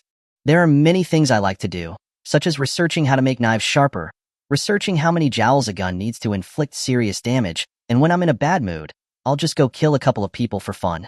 Lin Muxi was stunned. The smile on her beautiful eyes instantly disappeared, replaced by a few fearful glances. Qin Tianci, who had been listening to the two women's conversation, didn't know whether to laugh or cry. Lin Muxi and Long Jing. One was as still as a virgin and the other was as restless as a rabbit. Their personalities were as different as night and day. He wondered what would happen when they actually lived together. Xiao Qianxue also looked helpless. She naturally knew Long Jing's personality, but she was still unsure about Lin Muxi's personality. She did not know whether she was really as quiet as she seemed on the surface, or whether she was just pretending to be like this in front of Qin Tianci, but was actually a very biased person inside. After all, in front of Qin Tianci, not to mention others, even she, as the eldest sister, would sometimes try to show her best side and put on an act. Ring, ring, ring. Just then, Xiao Qianxue received a call. After hanging up the phone, her expression looked a bit strange. "What happened?" Long Jing asked, seeing that her expression was odd. "The head of G's Pharmaceutical just called me and asked me to discuss a potential partnership," Xiao Qianxue said. Qin Tianci was not surprised by this. "We've already decided to give up on G's Pharmaceutical, so why bother with further negotiations?" Xiao Qianxue shook her head. "Although we have the support of the third sisters Ji Shifang, most of Jiangbei's medical resources are still in the hands of the Ji family. If we can work together, it would be icing on the cake. I'll still go." Long Jing had a different idea. "Eldest sister, we just beat the crap out of Ji Feng. Going to negotiate with them now is just like rubbing salt in their wounds, isn't it?" Qin Tianci chuckled. Jingjing's words might be rough, but they make sense. Xiao Qianxue was still a little hesitant, but after thinking about it, she decided to go. Qin Tianci knew that she wouldn't easily give up on the things she was determined to do at work.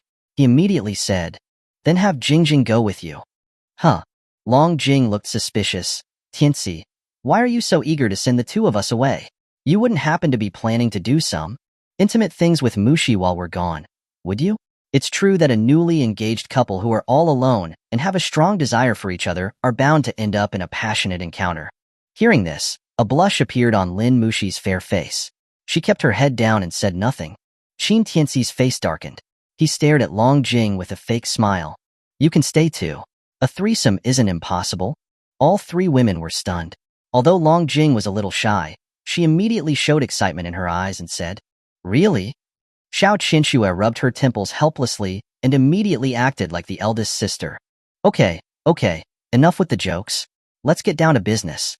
Second sister, you come with me, okay?" It's always good to have someone to look after you. Okay. Long Jing sighed in disappointment and jumped up from the sofa. Someone's just a bad person, always chasing after the new and neglecting the old. He needs me to protect his own wife. What a bad husband. Okay. Stop talking now. Xiao Qinxue glared at her, afraid that if she continued to talk, Lin Mushi's face would be buried in her chest. After the two left, Qin Tianci smiled helplessly and turned to look at Lin Mushi, whose face was already flushed. They're just like that. You'll get used to it after spending more time with them. Lin Mushi kept her head down and said softly, Eldest sister and second sister are very nice people. We will surely get along very well in the future. Before she could finish, she suddenly realized that she had said something wrong. A wine-red blush appeared on her fair face, and she did not continue speaking. How could Qin Tianci let her get away with it? Taking advantage of her carelessness, he pulled her into his arms and sat her on his lap. Ah! Lin Mushi exclaimed in alarm and panicked like a frightened little rabbit. We just met for the first time, and you're already thinking about how we will get along in the future? Indeed, doctors think far ahead. Feeling the pressure on his thighs, Qin Tianci's heart also trembled a little. It was difficult to notice unless you experienced it up close, but the voluptuous figure of Lin Mushi had curves in all the right places, while also being slender where she needed to be. For the first time, Lin Mushi, who had always been chaste, felt the breath of a mature man. She was already flustered and desperately grabbed the hands that were roaming over her body. She stammered softly, I didn't mean that. Didn't you say you were going to teach me medical skills? Of course. However, Qin Tianci did not deny it. He stared at that perfect, breathtaking face and grinned. If you want to learn medical skills, you have to have a clear understanding of the body first. Do you understand your own body? How could Lin Mushi not know what he meant? Her face was so red that it was almost dripping. As a doctor, how could I not know? Don't bully me. Bully you? Qin Tianci wrapped his arms around her slender waist and pushed her down. I'm giving you knowledge. You shouldn't be unappreciative of my good intentions. You. Lin Mushi heard his shameless words and immediately felt her entire body go limp. She didn't have the strength to struggle at all. She did not understand. She had clearly never met Qin Tianci before, yet her heart, which she had protected for so many years, had completely collapsed, with no resistance. Was this what was meant by love caused by desire? From the first time she saw him, she had been deeply attracted by his unique aura, and she was completely unable to free herself. Just as she was lost in thought, Qin Tianci's hands were already becoming restless. The moment his hand just brushed her body, Lin Mushi bit her lip subconsciously, her legs clamped together tightly. A surge of crimson color spread up her neck. Qin Tianci's pupils narrowed slightly. No way? So sensitive? Before he could react, someone suddenly knocked on the door. Knock, knock, knock. Damn. Qin Tianci cursed in his heart. It must be those two women who had returned to mess with them. Hearing the knock on the door, Lin Mushi did not know where she got the strength from, but she pushed Qin Tianci away, stood up, and pulled at her skirt. She said, Huangzhang, I'll go open the door. 10,000 alpacas flew through Qin Tianci's heart. He had truly been unlucky recently. Okay, so that's how you want to play it, huh? Those two women, if they dare come back to tease them. Qin Tianci vowed. Today, he was going to hit the jackpot 3 times. Just as he was making an angry decision, he suddenly heard Lin Mushi gasp. Mom, why are you here? Chapter 114. You could at least call someone normal. Qin Tianci paused and immediately straightened up from the sofa. Then he saw a middle-aged woman with a striking resemblance to Lin Mushi storm in, dragging Lin Mushi along with her. The middle-aged woman first paused when she met Qin Tianci's gaze, then her anger flared. She pointed at him and questioned Lin Mushi. Good for you, Lin Mushi. I heard from young Master Ji that you found some wild man on the outside, and it's true. You even brought him home. You don't care about your reputation, but I still do. Lin Mushi's expression turned ugly. She quickly explained. Mom, it's not what you think. Tianci is my fiancée that Grandpa arranged for me before he passed away. We are engaged. Stop mentioning that old thing. He arranged an engagement for you. So you're engaged? Who does he think he is? The middle-aged woman didn't listen and, on the contrary, shouted with a terrible attitude. That old fool didn't even know who he found to be your fiancé. I don't acknowledge this man. Hearing her blatant insults, Qin Tianci's eyebrows rose slightly, and he chuckled. Madam, this is our first time meeting, right? Yes, so what? The middle-aged woman was even angrier at the fact that he dared to question her. Don't think that just because this is our first meeting, I won't dare to scold you. My daughter, Ai Ying's daughter, is going to enter the sacred medical hall and become a world-renowned doctor. Who do you think you are? How dare you even think about my daughter? The sarcasm on Qin Tianci's face deepened. Since this is the first time we've met, how do you know that I'm a nobody? Are you saying that I'm wrong about you? Ai Ying glared at him. She rushed up and tugged at his clothes, saying in disgust, Look at what you're wearing, it's trash. Even a beggar on the street is dressed better than you. A person like you is trying to marry my Mushi? You wish. Qin Tianci laughed. You might be dressed elegantly, but that doesn't hide that you're a shrew. I'm better than you. Being honest is a good quality. Hearing this, Lin Mushi couldn't help but laugh out loud. But Ai Ying immediately blew a fuse and glared at him with wide eyes, shouting, Who are you calling a shrew? Say it again. Seeing that she was about to attack Qin Tianci, Lin Mushi immediately stopped giggling and quickly stepped forward to stop her. Mom, let's talk things out. What's there to say? Did you not hear that brat call me a shrew? Ai Ying was furious. I am the director of Jiangbei First People's Hospital, yet he dares to call me a shrew. Let me tell you, Lin Mushi, if you dare to be with this kid, I'll jump from the 40th floor. The more Ai Ying spoke, the angrier she became. She looked around and walked toward the window, but Lin Mushi pulled her back with all her strength. Let go of me. If you want to marry this wild man, what's the point of me being alive? Ai Ying struggled to break free, but her voice suddenly stopped. Her eyes turned to the window. Qin Tianci had already walked over to the window and opened it. Mother and daughter. Ai Ying had wanted to use the threat to jump to get her way and give herself an out, but she had not expected this brat to not play by the rules. She was immediately humiliated and angered. Lin Mushi, look at him. Look at this brat. He wants me to die. How can you be attracted to someone like that? Are all the men in the world dead? Lin Mushi didn't know whether to laugh or cry at Qin Tianci's actions. Was he trying to add fuel to the fire? She knew that Ai Ying would not really jump. Ai Ying was still a director at a hospital.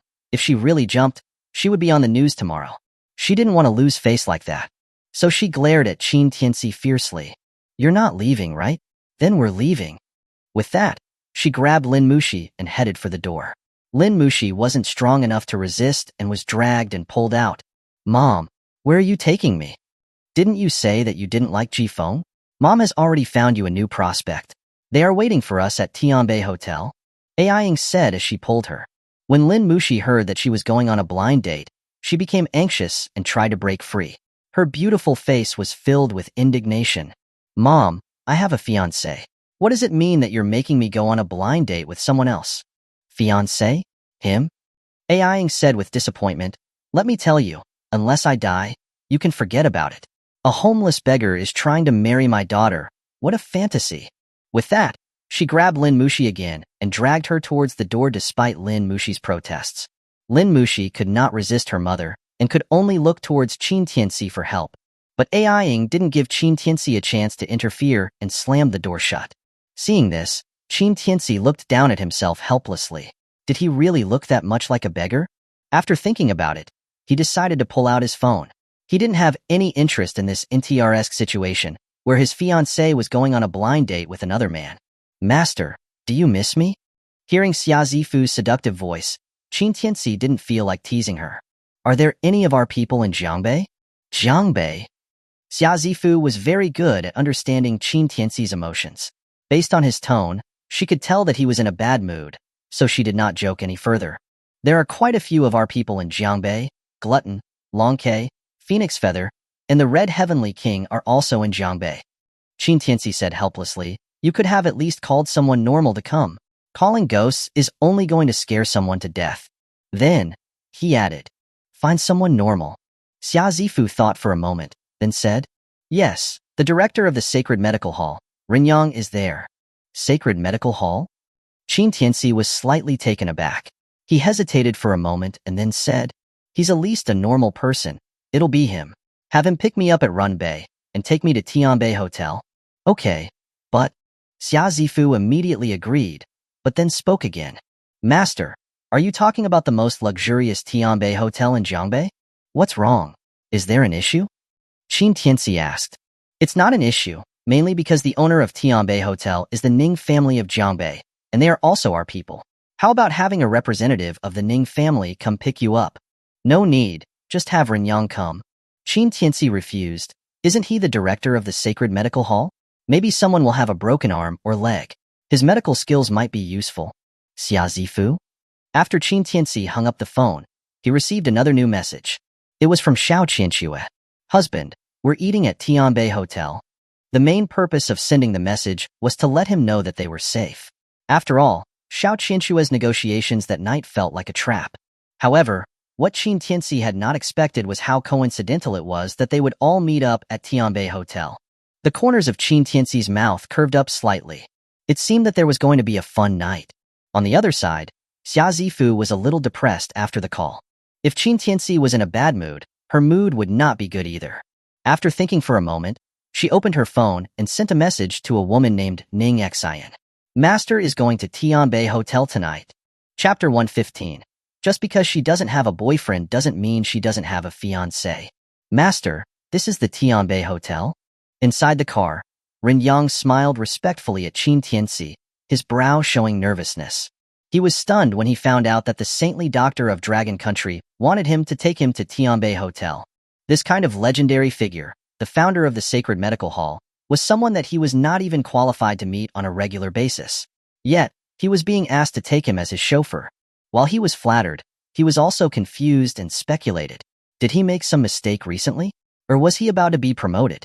In any case, to Renyang, this was a once-in-a-lifetime opportunity, and he would have to seize it.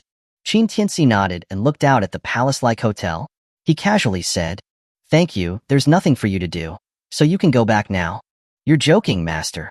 It is my honor to serve you. Master, please go ahead with your business. I will wait for you here." After Renyang finished speaking, he immediately got out of the car and opened the car door for Qin Tianci. Seeing that he was reluctant to leave, Qin Tianci did not say anything more and turned towards the hotel. As soon as he had walked away, a car drove past them. A handsome young man in a suit, who acted very gentlemanly, got out of the driver's seat. After opening the car doors, Ai and Lin Mushi stepped out. Renyang witnessed this and was immediately surprised. Why is that brat, Wu Wenyao, here? Did Master also arrange that? But upon further thought, he realized that it was not right. From the young man's attitude toward the mother and daughter, he seemed more like he was on a blind date. Especially looking at that young woman's face, she was absolutely stunning. Heh, that brat has good eyes. But soon, Renyang could not laugh anymore. "Daughter, did you see that? With just one move, little Wu got us to the most luxurious hotel in Jiangbei. You must behave tonight." Right after getting out of the car, Ai Ying began to whisper in Lin Mushi's ear.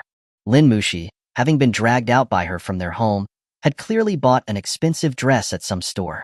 Her sky-blue fishtail dress looked like a fairy had come down from the heavens, and she immediately became the focus of everyone's attention. Lin Mushi's expression was gloomy. Sometimes she just didn't know what to do with her overbearing mother. She just wanted to end this dinner tonight. "Mom, no matter what you say, I won't have anything to do with Mr. Wu. I only want to marry Tianci." "Shut up," Ai Ying said darkly and hissed. "How many times have I told you? Little Wu is a disciple of Renyang, director of the Sacred Medical Hall branch. His future is limitless. Being with him is a match made in heaven. Do you know how much effort it took Mom to find such an excellent young man for you?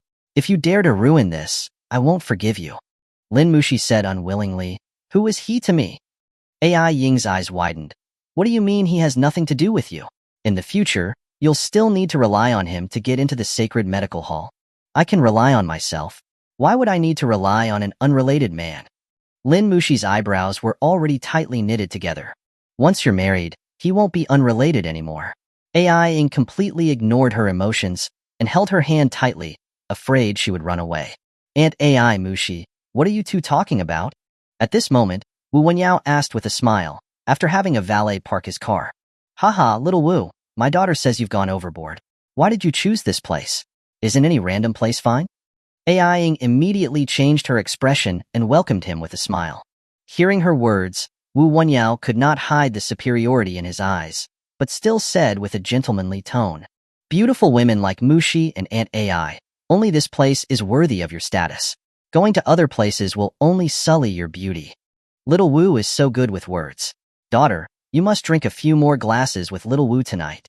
AI-ing was beaming with joy and winked at Lin Mushi. However, Lin Mushi maintained a sense of distance and gave a smile that was both awkward and polite. At the same time, Qin Tianci had already arrived at the entrance of the hotel. He was taken aback when he saw the 2 rows of well-prepared employees, the temporarily set up flower displays, and the red carpet. He thought he was just coming to have a meal. Was there a need to go through all this trouble? He could guess that it was Xia Zifu who arranged for the Ning family to do this. Then, he smiled helplessly. Just as he was about to go in, he heard AI-ing chattering from behind. This is the place. This is the show. Little Wu, it's just dinner. Why are you making it so grand? It's too polite, hee. Wu Wenyao was also a little confused at this point. Tianbei Hotel was a famous luxury hotel in Jiangbei and was managed by the Ning family. The people who came here were usually either from the provincial government or were extremely influential tycoons. When he had booked the private room previously, the staff members had a cold and indifferent attitude.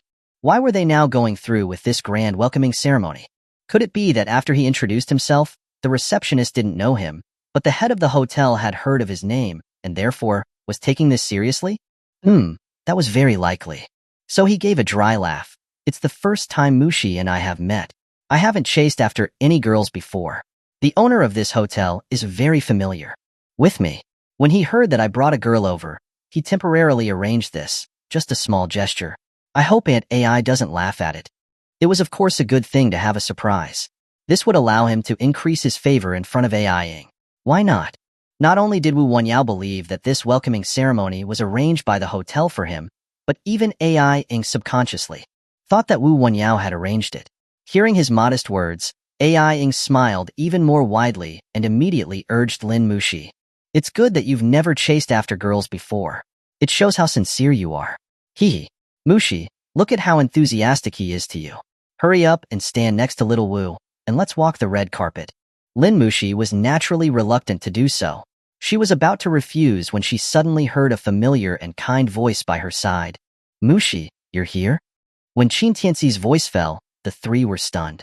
When AI-ing saw Qin Tianci, the smile on her face instantly disappeared. Her face changed like the flipping of a book. You really are like a piece of gum, aren't you? You can come to any place. Wu Wenyao was also surprised by Qin Tianci's sudden appearance. He asked, Aunt AI, who is this? Ignore him. He's just a... Hello, my name is Qin Tianci, Mushi's fiancée. Before AI-ing could finish speaking, Qin Tianci stepped forward and pulled Lin Mushi to his side. He introduced himself to Wu Wenyao with a smile. When he finished speaking, the smile on Wu Wenyao's face froze. He looked at AI-ing with a shocked expression. Aunt AI, didn't you say that Mushi didn't have a boyfriend? It's not like that, Little Wu, let me explain. AI-ing was about to explain, but was interrupted by Qin Tianci again. This madam didn't lie to you. Mushi indeed doesn't have a boyfriend, but it doesn't mean that she doesn't have a fiancé, right? Chapter 116. Clumsy Acting. What nonsense are you talking about? AI-ing was able to raise her standards by a bit in this situation. She did not spit out the 3 words "you're farting," but her expression was still terrible. She shouted, pointing her finger at Qin Tianci. You're just saying you're Mushi's fiancé? I haven't acknowledged that yet. Get out of here and stop embarrassing yourself. Seeing AI-ing's attitude toward Qin Tianci, Wu Wenyao, who was used to being in social settings, immediately calmed down. He smiled and said, Aunt AI, you shouldn't get so angry with this kind of person. Isn't it normal for Mushi to have suitors around her when she's so beautiful? AI-ing said with a disgusted expression. This isn't about whether he's a suitor or not. This kid is just... She had wanted to say that this kid was shamelessly living under the same roof as her daughter, but she immediately thought that she couldn't say that. So she quickly changed her tone. This kid is just a shameless rogue. He's always pestering my daughter. I've been annoyed with him for a long time now. Hearing this, Wu Wenyao was even more pleased. He knew it. He couldn't find anything likable about Qin Tianci. How could Lin Mushi possibly like him? He immediately smiled and became a peacemaker. Aunt AI, don't be angry. It's not worth it to hurt yourself over this. Mushi is such an excellent girl. She wouldn't like this kind of hoodlum. As he spoke, he branded Qin Tianci as a hoodlum. Although his words seemed friendly, they were actually filled with contempt for him. However, as soon as he finished speaking, Qin Tianci looked at Lin Mushi innocently and asked, "Who is he?" Lin Mushi shook her head. "I don't know him. Mom forced me to come here to go on a blind date with him." "Oh, so he's just a clown. Let's go." Qin Tianci smiled and completely ignored Wu Wanyao's increasingly ugly face. He wrapped his arm around Lin Mushi's smooth shoulder and turned to walk toward the red carpet. Seeing that he had called him a clown and ignored him, Wu Wanyao's face immediately stiffened. Ai was even more enraged. She shouted, "Stop right there." She stepped forward and blocked their way. She glared at Lin Mushi and gritted her teeth. "Lin Mushi, do you know what you're doing?" The owner of the hotel had only arranged this for the sake of little Wu. By doing this, aren't you stepping all over little Wu and the hotel owners' faces? Hearing this, Qin Tianci paused. He looked at the grand welcoming ceremony at the entrance of the hotel. He then pointed at Wu Wanyao, who had a terrible expression on his face, and laughed. "You're saying that all this was arranged for him? If it wasn't arranged for him, could it be for you?" Ai retorted angrily. "You should look at your own condition. Do you deserve this? Little Wu here is the vice chief physician at the Sacred Medical Hall. He has a guaranteed position. Look at you. Is the owner of this hotel crazy for arranging such a grand scene to welcome you? Sacred Medical Hall? Vice chief physician?" The sarcasm on Qin Tianci's face became even more obvious. "That's really an amazing future. Good that you know. Now get out of the way." Without giving him any time to speak, Ai pulled Lin Mushi and was about to walk inside. Seeing this, Wu Wenyao quickly followed. He patted Qin Tianci's shoulder as he passed by in a generous manner. "Brother, I know you're angry, but don't be. I'm going to take this woman. You should find a different target." He raised his chin at him, filled with provocation. Qin Tianci shook his head with a smile and followed behind them. However, just as the three were about to enter the hotel door, a woman wearing a very formal cheongsam, waving a feather fan, and wearing black high heels with a powerful aura, walked towards them. She blocked their path as soon as she appeared. Ai paused and said impatiently, "Please move aside, you're blocking the way." "I'm sorry. Today, Tianbei Hotel has a very important guest. We will not be accepting any other customers from now on. We appreciate your understanding." The woman waved the feather fan in her hand, her dark eyeliner creating a strong aura, and spoke with an undeniable tone. "What did you say? You're not accepting customers? Do you know who this person beside me is? He is Wu Wanyao, a friend of your boss. Who do you think you are to say that you won't accept customers?" Ai was already irritated by Qin Tianci, and now she was being turned away. Her temper immediately flared. She pointed at Wu Wanyao and threatened the woman. The woman frowned slightly. Where did this shrew come from? However, out of her professionalism, she explained calmly, "I am the owner of this hotel. My name is Ning Xian. Who did you say is my friend? I don't remember having such a friend." When she said this, the arrogant look on Ai Ying's face disappeared, and she looked at Wu Wanyao blankly. Wu Wanyao was also confused. Wasn't this all arranged for him? He had misunderstood? Just then, Qin Tianci walked forward and looked at Ning Xian with a half smile. As a doorman in the service industry, it's not a good habit to turn away customers. The moment he appeared, Ning Xian's eyes lit up. She subconsciously blurted out, "Mas." But she was stopped by Qin Tianci's gaze before she could finish her sentence. Ning Xian, as a hotel manager who had been in the business world for many years, was very good at reading expressions. How could she not understand Qin Tianci's meaning? Looking at Ai, Lin Mushi, and Wu Wanyao, she immediately understood and quickly calmed down, saying with a smile, "This gentleman is right. It is my fault for not receiving you well." With that, she suddenly stared at Wu Wanyao, as if she was thinking about something. After a moment, she realized, "So you're Mr. Wu Wanyao. I apologize for my impoliteness. I was too confused and forgot to recognize you. Turns out that it was you all along. I'm so sorry." Qin Tianci's eyes twitched. Ning Xian's acting skills were a little clumsy. However, Wu Wanyao completely failed to see that Ning Xian was just putting on a show.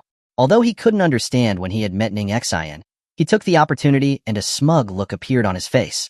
"Owner Ning has a lot of important people to remember. It's fine. So, shall we?"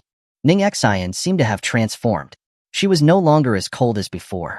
She said enthusiastically, "Please come in, please come in. To show my sincerity, I've upgraded your private room to a presidential suite. and all expenses will be free. Please forgive my carelessness. There was such a good thing? AI Ying's eyes brightened. She didn't expect that Wu Wanyao not only had an unlimited future, but he was also so popular outside. This was Tianbei Hotel. Even someone with her status at the hospital was not usually qualified to dine at this place. In an instant, her gaze towards Wu Wanyao was like a mother-in-law looking at her son-in-law. The more she looked, the more she liked him.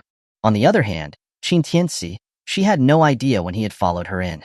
She grew even more annoyed at the boy's shamelessness. But with Ning Xian there, she couldn't reprimand him, and could only allow the boy to come in and freeload.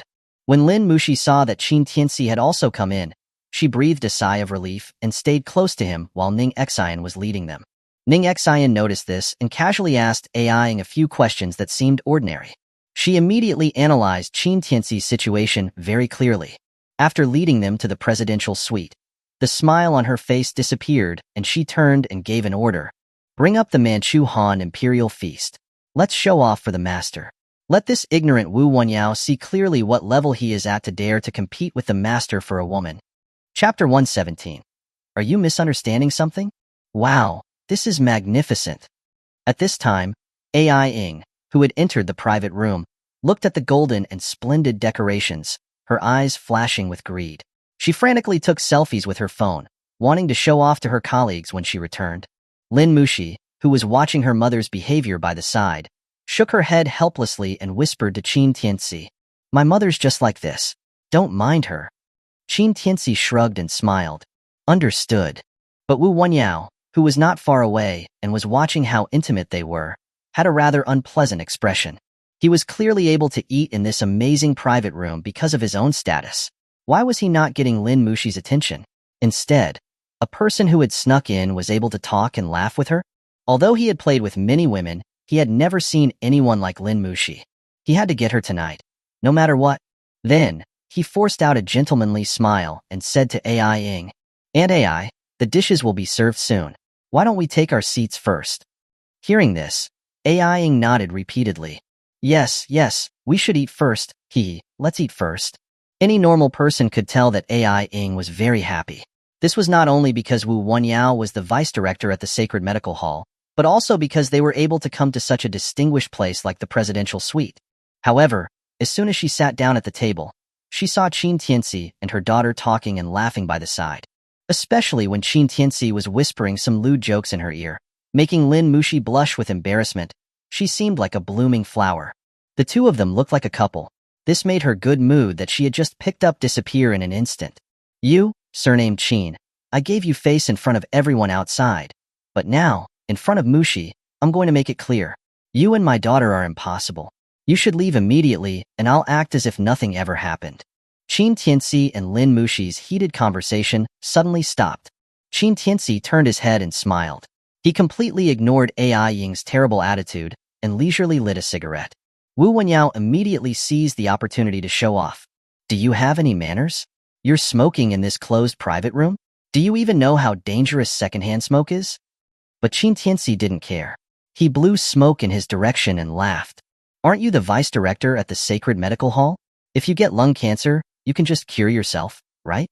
To his surprise, this immediately made AI Ying and Wu Wanyao look down on him. "You say you're ignorant and you're still being stubborn about it? Do you think every disease can be cured? If you get lung cancer, you should just wait to die." "Oh, so you can't cure lung cancer?" Qin Tianci said with a surprised look. "Then it seems like your medical skills aren't that good." Heh. Wu Wanyao laughed at these words. "You really are taking your ignorance too far. Not to mention the Sacred Medical Hall. Even if you gather all the famous doctors in the world, they can't cure lung cancer." Qin Tianci laughed. "That only proves one thing. The famous doctors that you mention are just a bunch of quacks." What a joke. AI Ying was enraged by his arrogant appearance. "You're an ignorant rogue who doesn't understand anything. Do you even know what medical skills are?" At this moment, Lin Mushi spoke up to defend Qin Tianci. "Mom, Tianci's medical skills are amazing. Even Professor Zhang asked him to be his teacher. Stop talking nonsense here." AI Ying naturally knew who Lin Mushi was referring to when she mentioned Professor Zhang. She immediately shouted, "Who is Professor Zhang?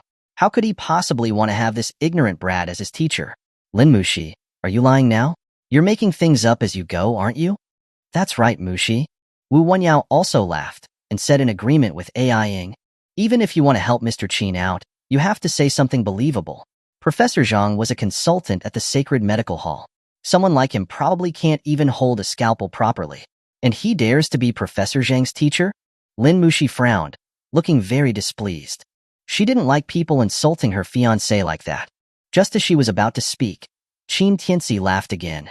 I indeed don't like using a scalpel, because I usually just use silver needles. When they heard this, Wu Wenyao and AI-ing were stunned. Wu Wenyao sneered mockingly. Heh, so you actually see yourself as a TCM practitioner? Seeing this, AI-ing became even more energetic. A little con man who has read a few books about Chinese medicine and thinks he's a doctor. It's because there are so many people like you that TCM is declining. Don't embarrass yourself here. Hurry up and get lost. Lin Mushi could no longer bear her mother's terrible attitude. Her face turned serious. Mom, you're not allowed to talk about Tianci like that. Shut up.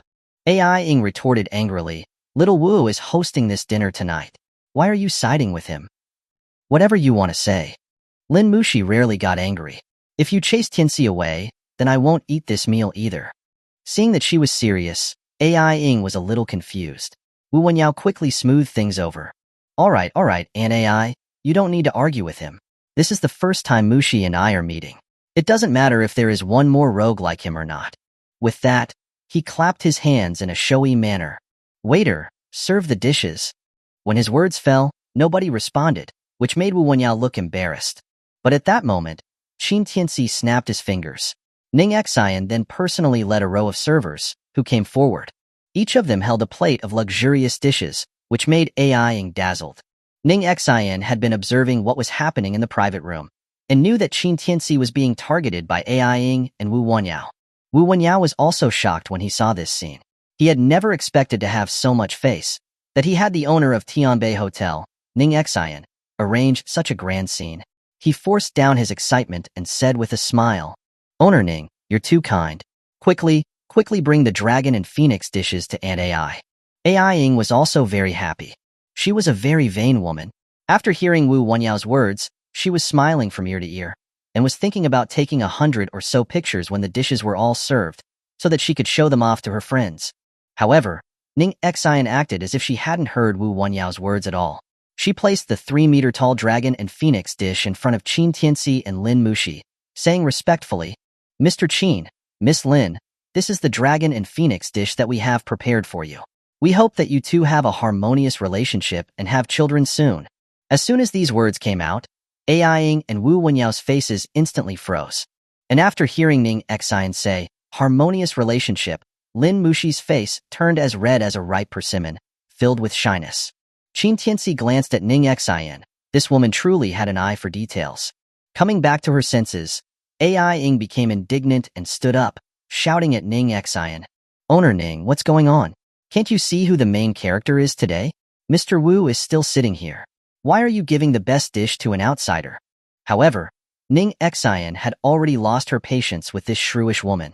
Her face was cold as she said, I'm sorry, but today, Tianbei Hotel is only welcoming Mr. Qin as our honored guest. I think, Madam AI and Mr. Wu, that you're misunderstanding something? Chapter 118. How dare you speak to my master like that? Ning Xian's words were like a bomb thrown into a deep lake. When her words reached AI-ing and Wu Wenyao's ears, they were both petrified. What did you say? The welcoming ceremony at the entrance and all of this, it was all for him? AI-ing looked at Ning Xian in disbelief, with a shocked face. Ning Xian was still smiling professionally, but her eyes were filled with coldness. Yes, Madam AI. Mr. Qin was being generous. He did not hold your and Mr. Wu's behavior against you. But, if you two continue to ruin Mr. Qin's good mood, then we can only ask you to leave. Hearing these words, both Wu Wenyao and AI-ing's faces instantly turned the color of a pig's liver. Especially AI-ing, who had thought all along that it was Wu Wenyao's status that made Tianbei Hotel treat them so seriously. But now she was told that she was only taking advantage of Qin Tianci's position to receive this grand treatment. Moreover, Ning Xian had even said that they were going to kick them out. She couldn't accept this at all. At this time, Lin Mushi was also a little shocked. Her watery eyes were filled with affection as she looked at Qin Tianci. She had never expected that her fiancé would have such a status. She had to know that Tianbe Hotel was a nationwide chain of high-end hotels, specializing in receiving the upper class and important people with high status. Ning Xian, as the owner, was the most important figure in Tianbe Hotel. Yet, she was being so respectful to Qin Tianci. In an instant, Lin Mushi felt unbelievable. At this time, Qin Tianci took a drag of his cigarette, and Ning Xian immediately stepped forward and knelt in front of him. She respectfully held up the ashtray with both hands. Qin Tianci smiled and flicked the ashes into it. He said with a smile, "You can go down now after you've served all the dishes." Yes. Ning Xian got up respectfully, and then waved her hand, indicating to the servers to place the dishes on the table before they all left one by one. And her actions made the three people on the scene widen their eyes, shocked beyond belief. Ning Xian, the eldest daughter of the Ning family, the head of the Ning family, the owner of Tianbe Hotel. She actually knelt in front of Qin Tianci and held an ashtray for him, just so that she could collect his ashes. Moreover, she seemed so satisfied, willing, as if she had been given some kind of gift. Shocking. So shocking. Ai Ying, who had not even once looked at Qin Tianci properly, felt like a storm was raging in her heart. It was difficult for her to calm down. Wu Wenyao was sitting there, stunned with a horrified expression, like he had seen a ghost. Lin Mushi, on the other hand, was becoming increasingly calmer. The shyness on her face had not dissipated, but her smile was becoming more profound. As expected of a man who could subdue the eldest sister and the second sister, Grandpa's vision was truly good. Her fiancé was so handsome. After Ning Xian left, Qin Tianci turned his head and smiled at everyone. "Why are you all stunned? Eat." Wu Wenyao and Ai Ying shivered and sat back down with embarrassed expressions. So, after all this commotion, the people that they had been welcoming weren't them. This made them feel extremely uncomfortable, and even such a high-end banquet seemed to be bland and tasteless. However, Ai Ying was still unwilling to admit that she was wrong. So she started to attack Qin Tianci again after taking a few bites. "I didn't realize that you're such a spoiled brat. You made such a shallow event out of a normal dinner. It's not like little Wu. He's a vice director at such a young age. His medical skills are going to benefit the people. What have you done for society?" Hearing this, Wu Wenyao seemed to have regained some confidence. "Aunt Ai, you're too kind. I'm just a doctor who saves lives. I'm not like Mr. Qin, who spends money so lavishly on one meal." These sarcastic words made Qin Tianci laugh. He had no idea who had kept talking about social status before. The arrogance on his face was about to reach his ears. Now that his social status didn't compare, he was now talking about social contributions. Lin Mushi's eyebrows furrowed slightly. She was becoming increasingly impatient with her mother's prejudice. Just as she was about to speak, she heard someone knock on the door. "Come in," Qin Tianci said casually. Then, Run Yang's head poked in from the door. He said with a smile, I didn't disturb you, did I?" Professor Ren? "Tay, teacher." When they saw who it was, Ai Ying and Wu Wenyao immediately jumped up from their seats. They looked at the entrance with horrified expressions. Who was Ren Yang? Ai Ying was very familiar with him. When she was studying at medical school, Ren Yang's medical papers could even be said to have been her enlightenment to medical research. Ren Yang's achievements in medicine had led the medical progress of the entire Dragon Country for more than a decade. Otherwise, she would not have taken Wu Wenyao, who was his student, so seriously. There were many fan-like behaviors mixed in there. Wu Wenyao naturally didn't need to be mentioned. The reason why he was able to become the vice director at the Sacred Medical Hall and get a guaranteed position was all thanks to this teacher of his. If he hadn't been following Ren Yang around every day, pouring tea, and making him happy, he would not have been where he was today. Lin Mushi was even more shocked as she covered her mouth with her hands. Ren Yang's prestige in the medical world was no less popular than the top celebrity Yi Yafei in the entertainment industry. She had been in the medical field for many years, and a large part of her research was based on the research results of Ren Yang. Even Zhang Honghua would have to respectfully call him a senior when they met. None of the three had expected to meet this medical giant here. They immediately became fearful. Wu Wenyao was the first to greet him. He asked with a slightly excited expression, "Teacher, why are you here?" He had been embarrassed in front of Qin Tianci just now. Now that his mentor, a medical giant, had come to help him out, he felt confident again. Ai Ying also stepped forward with a respectful smile. It's all right, it's all right. Hee hee. I have long heard that Little Wu has a medical giant as a teacher. I'm Ai Ying, the deputy director of Jiangbei First People's Hospital. It's nice to meet you, Professor Ren. As she spoke, she did not forget to reprimand Lin Mushi. Mushi, what are you still doing there? Hurry up and greet Professor Ren. Lin Mushi was stunned for a moment. She was just about to stand up when Qin Tianci stopped her. Everyone was confused, but they saw him ask Ren Yang, "Why did you come in? How dare you speak to my teacher like that?" Wu Wenyao roared angrily. "Do you even know who my teacher is? He's a medical giant, the director of the Sacred Medical Hall. You're just a spoiled brat who can't even get an appointment with him. What are you pretending for?" Exactly. Ai Ying also mocked him. "You really think that just because you have some money you're amazing?" Professor Ren, a well-respected professor, looks down on spoiled brats like you the most. Qin Tianci was not angry when he heard this. He pointed at Wu Wenyao and asked Ren Yang with a half-smile, "Is he your student?" When Wu Wenyao heard this, he could not help but start showing off. "That's right. I am Professor Ren's student. Surname Qin. Do you know how big of a gap there is between you and me now? You're not worthy of Mushi. Only I can give Mushi the best help. If you know what's good for you, then hurry up and get lost." Slap. However, just as he finished speaking, Ren Yang suddenly exploded and slapped him in the face, his beard quivering with anger. "Wu Wenyao, how dare you speak to my master like that?" Chapter 119. Unfilial Disciple. Master? As Ren Yang slapped him, both Wu Wenyao and Ai Ying froze on the spot. But what shocked them wasn't the slap, but Ren Yang's address to Qin Tianci earlier. Old man Ren, what did you call that kid just now?" Ai Ying wasn't sure. She widened her eyes and stuttered out the question. However, Ren Yang completely ignored her feelings, stepped forward, and bowed to Qin Tianci respectfully. "Master, I'm very sorry. It's my fault for not disciplining my student well. Please punish me." Boom. When they saw Ren Yang's actions and heard his words, Ai Ying and Wu Wenyao's minds exploded. They stared at Qin Tianci like they had seen a ghost. Even Lin Mushi, who was sitting by the side, covered her mouth, completely stunned. She could understand why Zhang Honghua wanted to take Qin Tianci as his teacher after seeing him use the reviving pulse needles. But now, even the director of the Sacred Medical Hall was calling Qin Tianci master. What exactly was this fiancé of hers that her grandfather had found? Wu Wenyao was the first to react. He stepped forward and yelled at Ren Yang while pointing at Qin Tianci. "Teacher, are you mistaken? How could this kid be your master? He's just a spoiled brat." A spoiled brat? When Ren Yang heard his disdainful words toward Qin Tianci, his old eyes widened angrily, and he slapped him on the face again. "You unfilial disciple, who gave you the courage to say that master is a spoiled brat? Do you even deserve to say that?" This was someone who even he was not qualified to take as his teacher.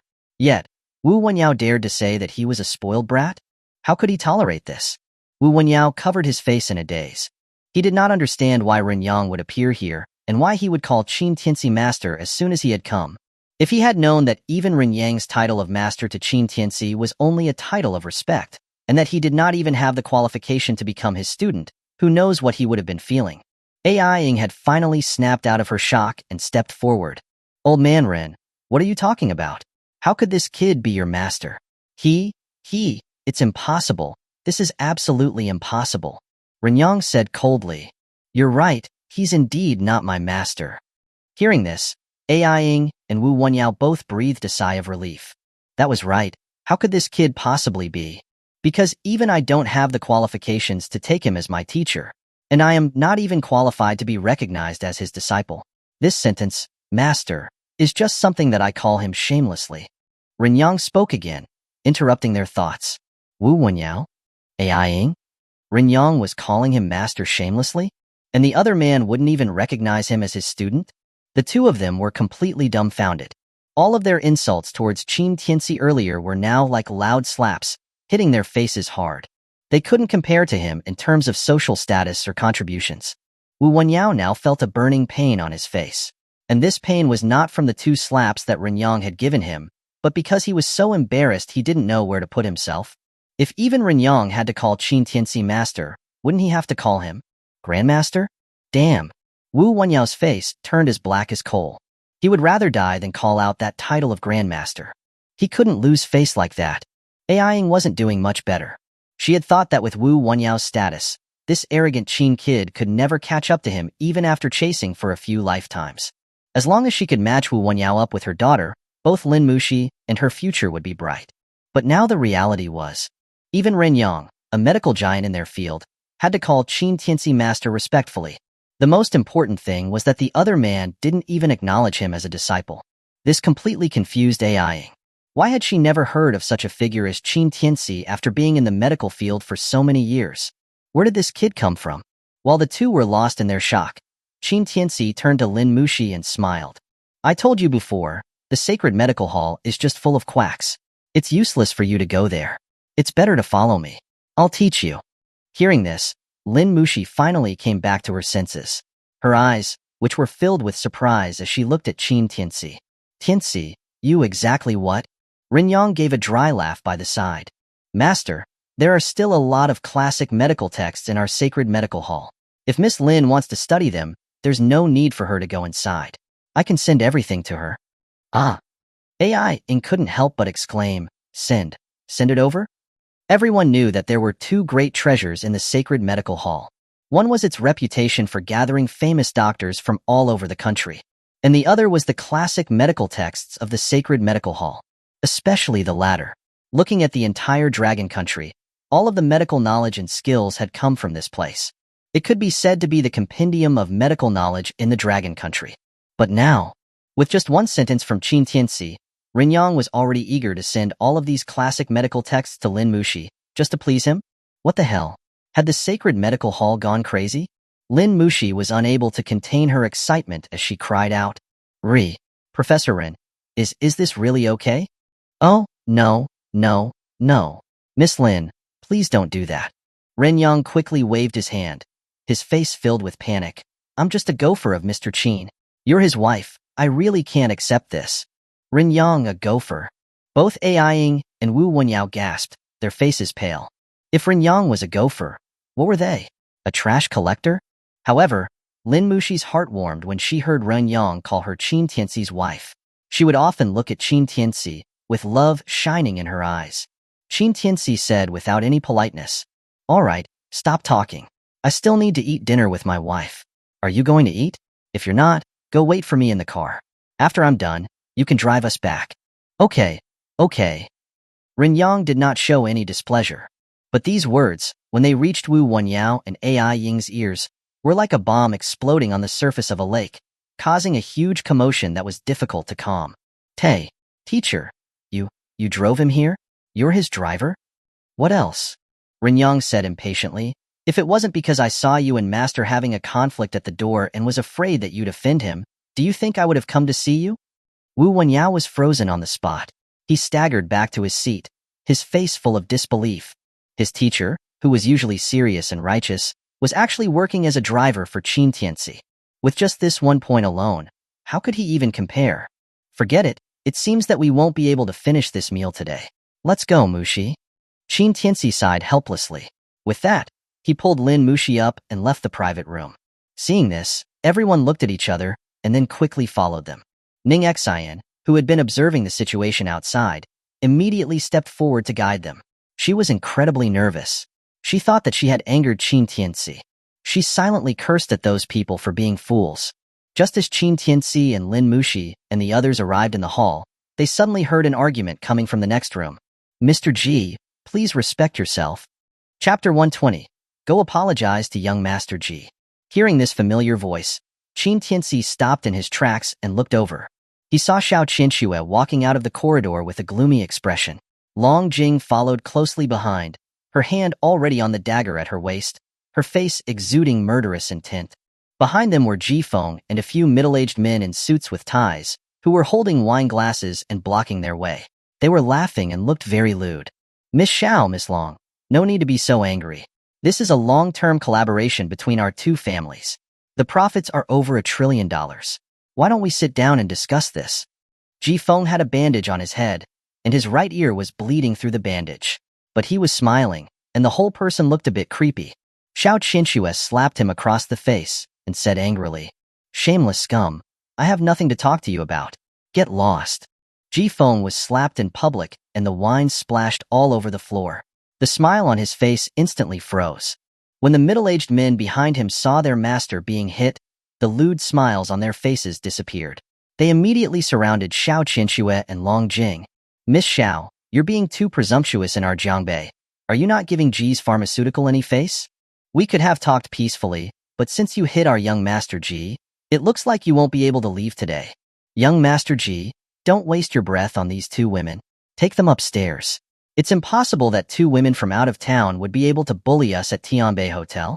Hearing this, Long Jing immediately stepped in front of Xiao Qinshui, and two pink daggers appeared in her hands. She looked at them coldly and said with a sneer, "You want to lay a hand on my eldest sister? Hee hee, try it if you don't want to live." "Oh." One of the men could not help but rub his chin and said with a lewd smile, "This little girl is quite feisty. Who do you think you can scare with two tiny knives? And they're pink, haha, quite tasteful." The other men also laughed and didn't take Long Jing seriously at all. "Don't be so anxious. After young Master Ji is done with his intimate time with you, the few of us will flirt with you together." Hearing their teasing, Xiao Qinshui and Long Jing's expressions darkened. Xiao Qinshui had never had high hopes for collaborating with Ji's pharmaceutical, but she did not want to affect the reputation of the Xiao group because of this. Moreover, when they had the conflict with Ji Feng earlier, the other party had no idea of her identity. She thought that she wouldn't meet Ji Feng at this negotiation, so she didn't think too much about it. But what she didn't expect was that Ji Feng would immediately investigate her background after he had returned, and when she had arrived, he had already been waiting for a long time. As expected, this negotiation had become a one-sided revenge by Ji Feng. Not only was there no sincerity in collaborating, he had been trying to persuade her and Long Jing to drink alcohol. Moreover, Ji Feng and the other Ji pharmaceutical representatives had been looking at them with a lewd gaze throughout the dinner. Their intentions were obvious. Xiao Qinshui and Long Jing knew that it would not be easy to leave tonight, so they only said a few polite words and wanted to leave. However, these people were becoming more and more audacious. Seeing that verbal threats had no effect, they actually began to get physical. And that led to what had just occurred. Just when those men were about to swarm forward and forcefully carry the two women upstairs in front of everyone, Ji Feng suddenly stopped them. Hey, don't be so rude to these two beautiful ladies. We are civilized people, not a criminal organization, right?" With that, he stepped forward and looked at Long Jing and Xiao Qinshui with a mocking look. Miss Xiao, since you came to Jiangbei, you should experience the local customs. I really don't want to be rude with you, but if you want to blame someone, blame that surnamed Qin. If it wasn't for him, would I be like this?" As he spoke, he pointed to his ear, which looked increasingly twisted and monstrous. He almost roared. "He ruined my plan and turned me into this. Is it too much if I play with his women? Tell me, is it too much?" "It's not too much. Ha ha ha." The other people jeered and egged him on. Only Xiao Qinshui and Long Jing's expressions became even more ashen. "So, you're not leaving tonight. You should make me feel comfortable. If I'm in a good mood, I might even collaborate with the Xiao group, understand?" After he finished speaking, Ji Feng reached out to grab Long Jing's hair. Murderous intent flashed in Long Jing's eyes. She was just about to make a move, when she suddenly saw someone intercepting Ji Feng's hand in the air. She was taken aback and immediately roared, "Who the hell is blind? How dare you stop me?" Before he could finish, he felt as if his body had been hit by a truck. He was instantly sent flying and shattered the glass decorations in the hall. This sudden scene stunned everyone in the hall. Ji Feng's bad reputation was well known in Jiangbei. All those who came to Tianbei Hotel were people of status. Who didn't know him? But because his background was too terrifying, nobody dared to stop him even if they saw him commit wrongdoings. Yet now, someone had dared to attack him. In an instant, everyone's gazes gathered on the calm young man who had an air of masculinity about him. Tianci, brother? Husband? When the two women saw Qin Tianci, the unhappiness they had just experienced instantly disappeared. They were overjoyed. Qin Tianci lit a cigarette calmly and pulled the two behind him. He looked at Ji Feng, who was lying in the broken glass, with an indifferent expression. "Looks like you haven't learned your lesson from last time. What's wrong? Do you not want your other ear too?" When his words fell, the other representatives of Ji's pharmaceutical reacted. They pointed at Qin Tianci in shock and anger. "How dare you hit young Master Ji? You little dog, you want to die, don't you?"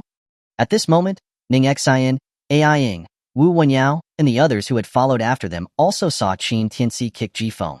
Ai Ying's expression changed drastically. Who was Jifeng? She knew him very well. He was the son of the underground emperor of Jiangbei, Ji Tianrong, the crown prince of Jiangbei. Ji's family had influence over almost everything in Jiangbei. Otherwise, she would not have tried so hard to match Lin Muxi with Jifeng when he was pursuing her. Even the First People's Hospital where she worked had shares from Ji's. She could not afford to offend such a big shot. Now that Qin Tianci had actually hit him, her face turned pale. She screamed and stepped forward to help Jifeng. Young Master Ji, are you all right? Jifeng felt like at least 3 of his ribs had been broken from the kick. He cried out in agony. When he saw that it was Ai Ying, he was filled with anger. He slapped her across the face with all his strength. I just broke my ribs. What do you think? Ai Ying was a bit bewildered by the sudden anger. But as an elder, she had been slapped in public by a younger man and couldn't save face. And now she was also frustrated from all the grievances. In an instant, she angrily turned her anger towards Qin Tianci and roared, "Do you have any manners? How can you hit people in public? Hurry up and go apologize to young Master Ji."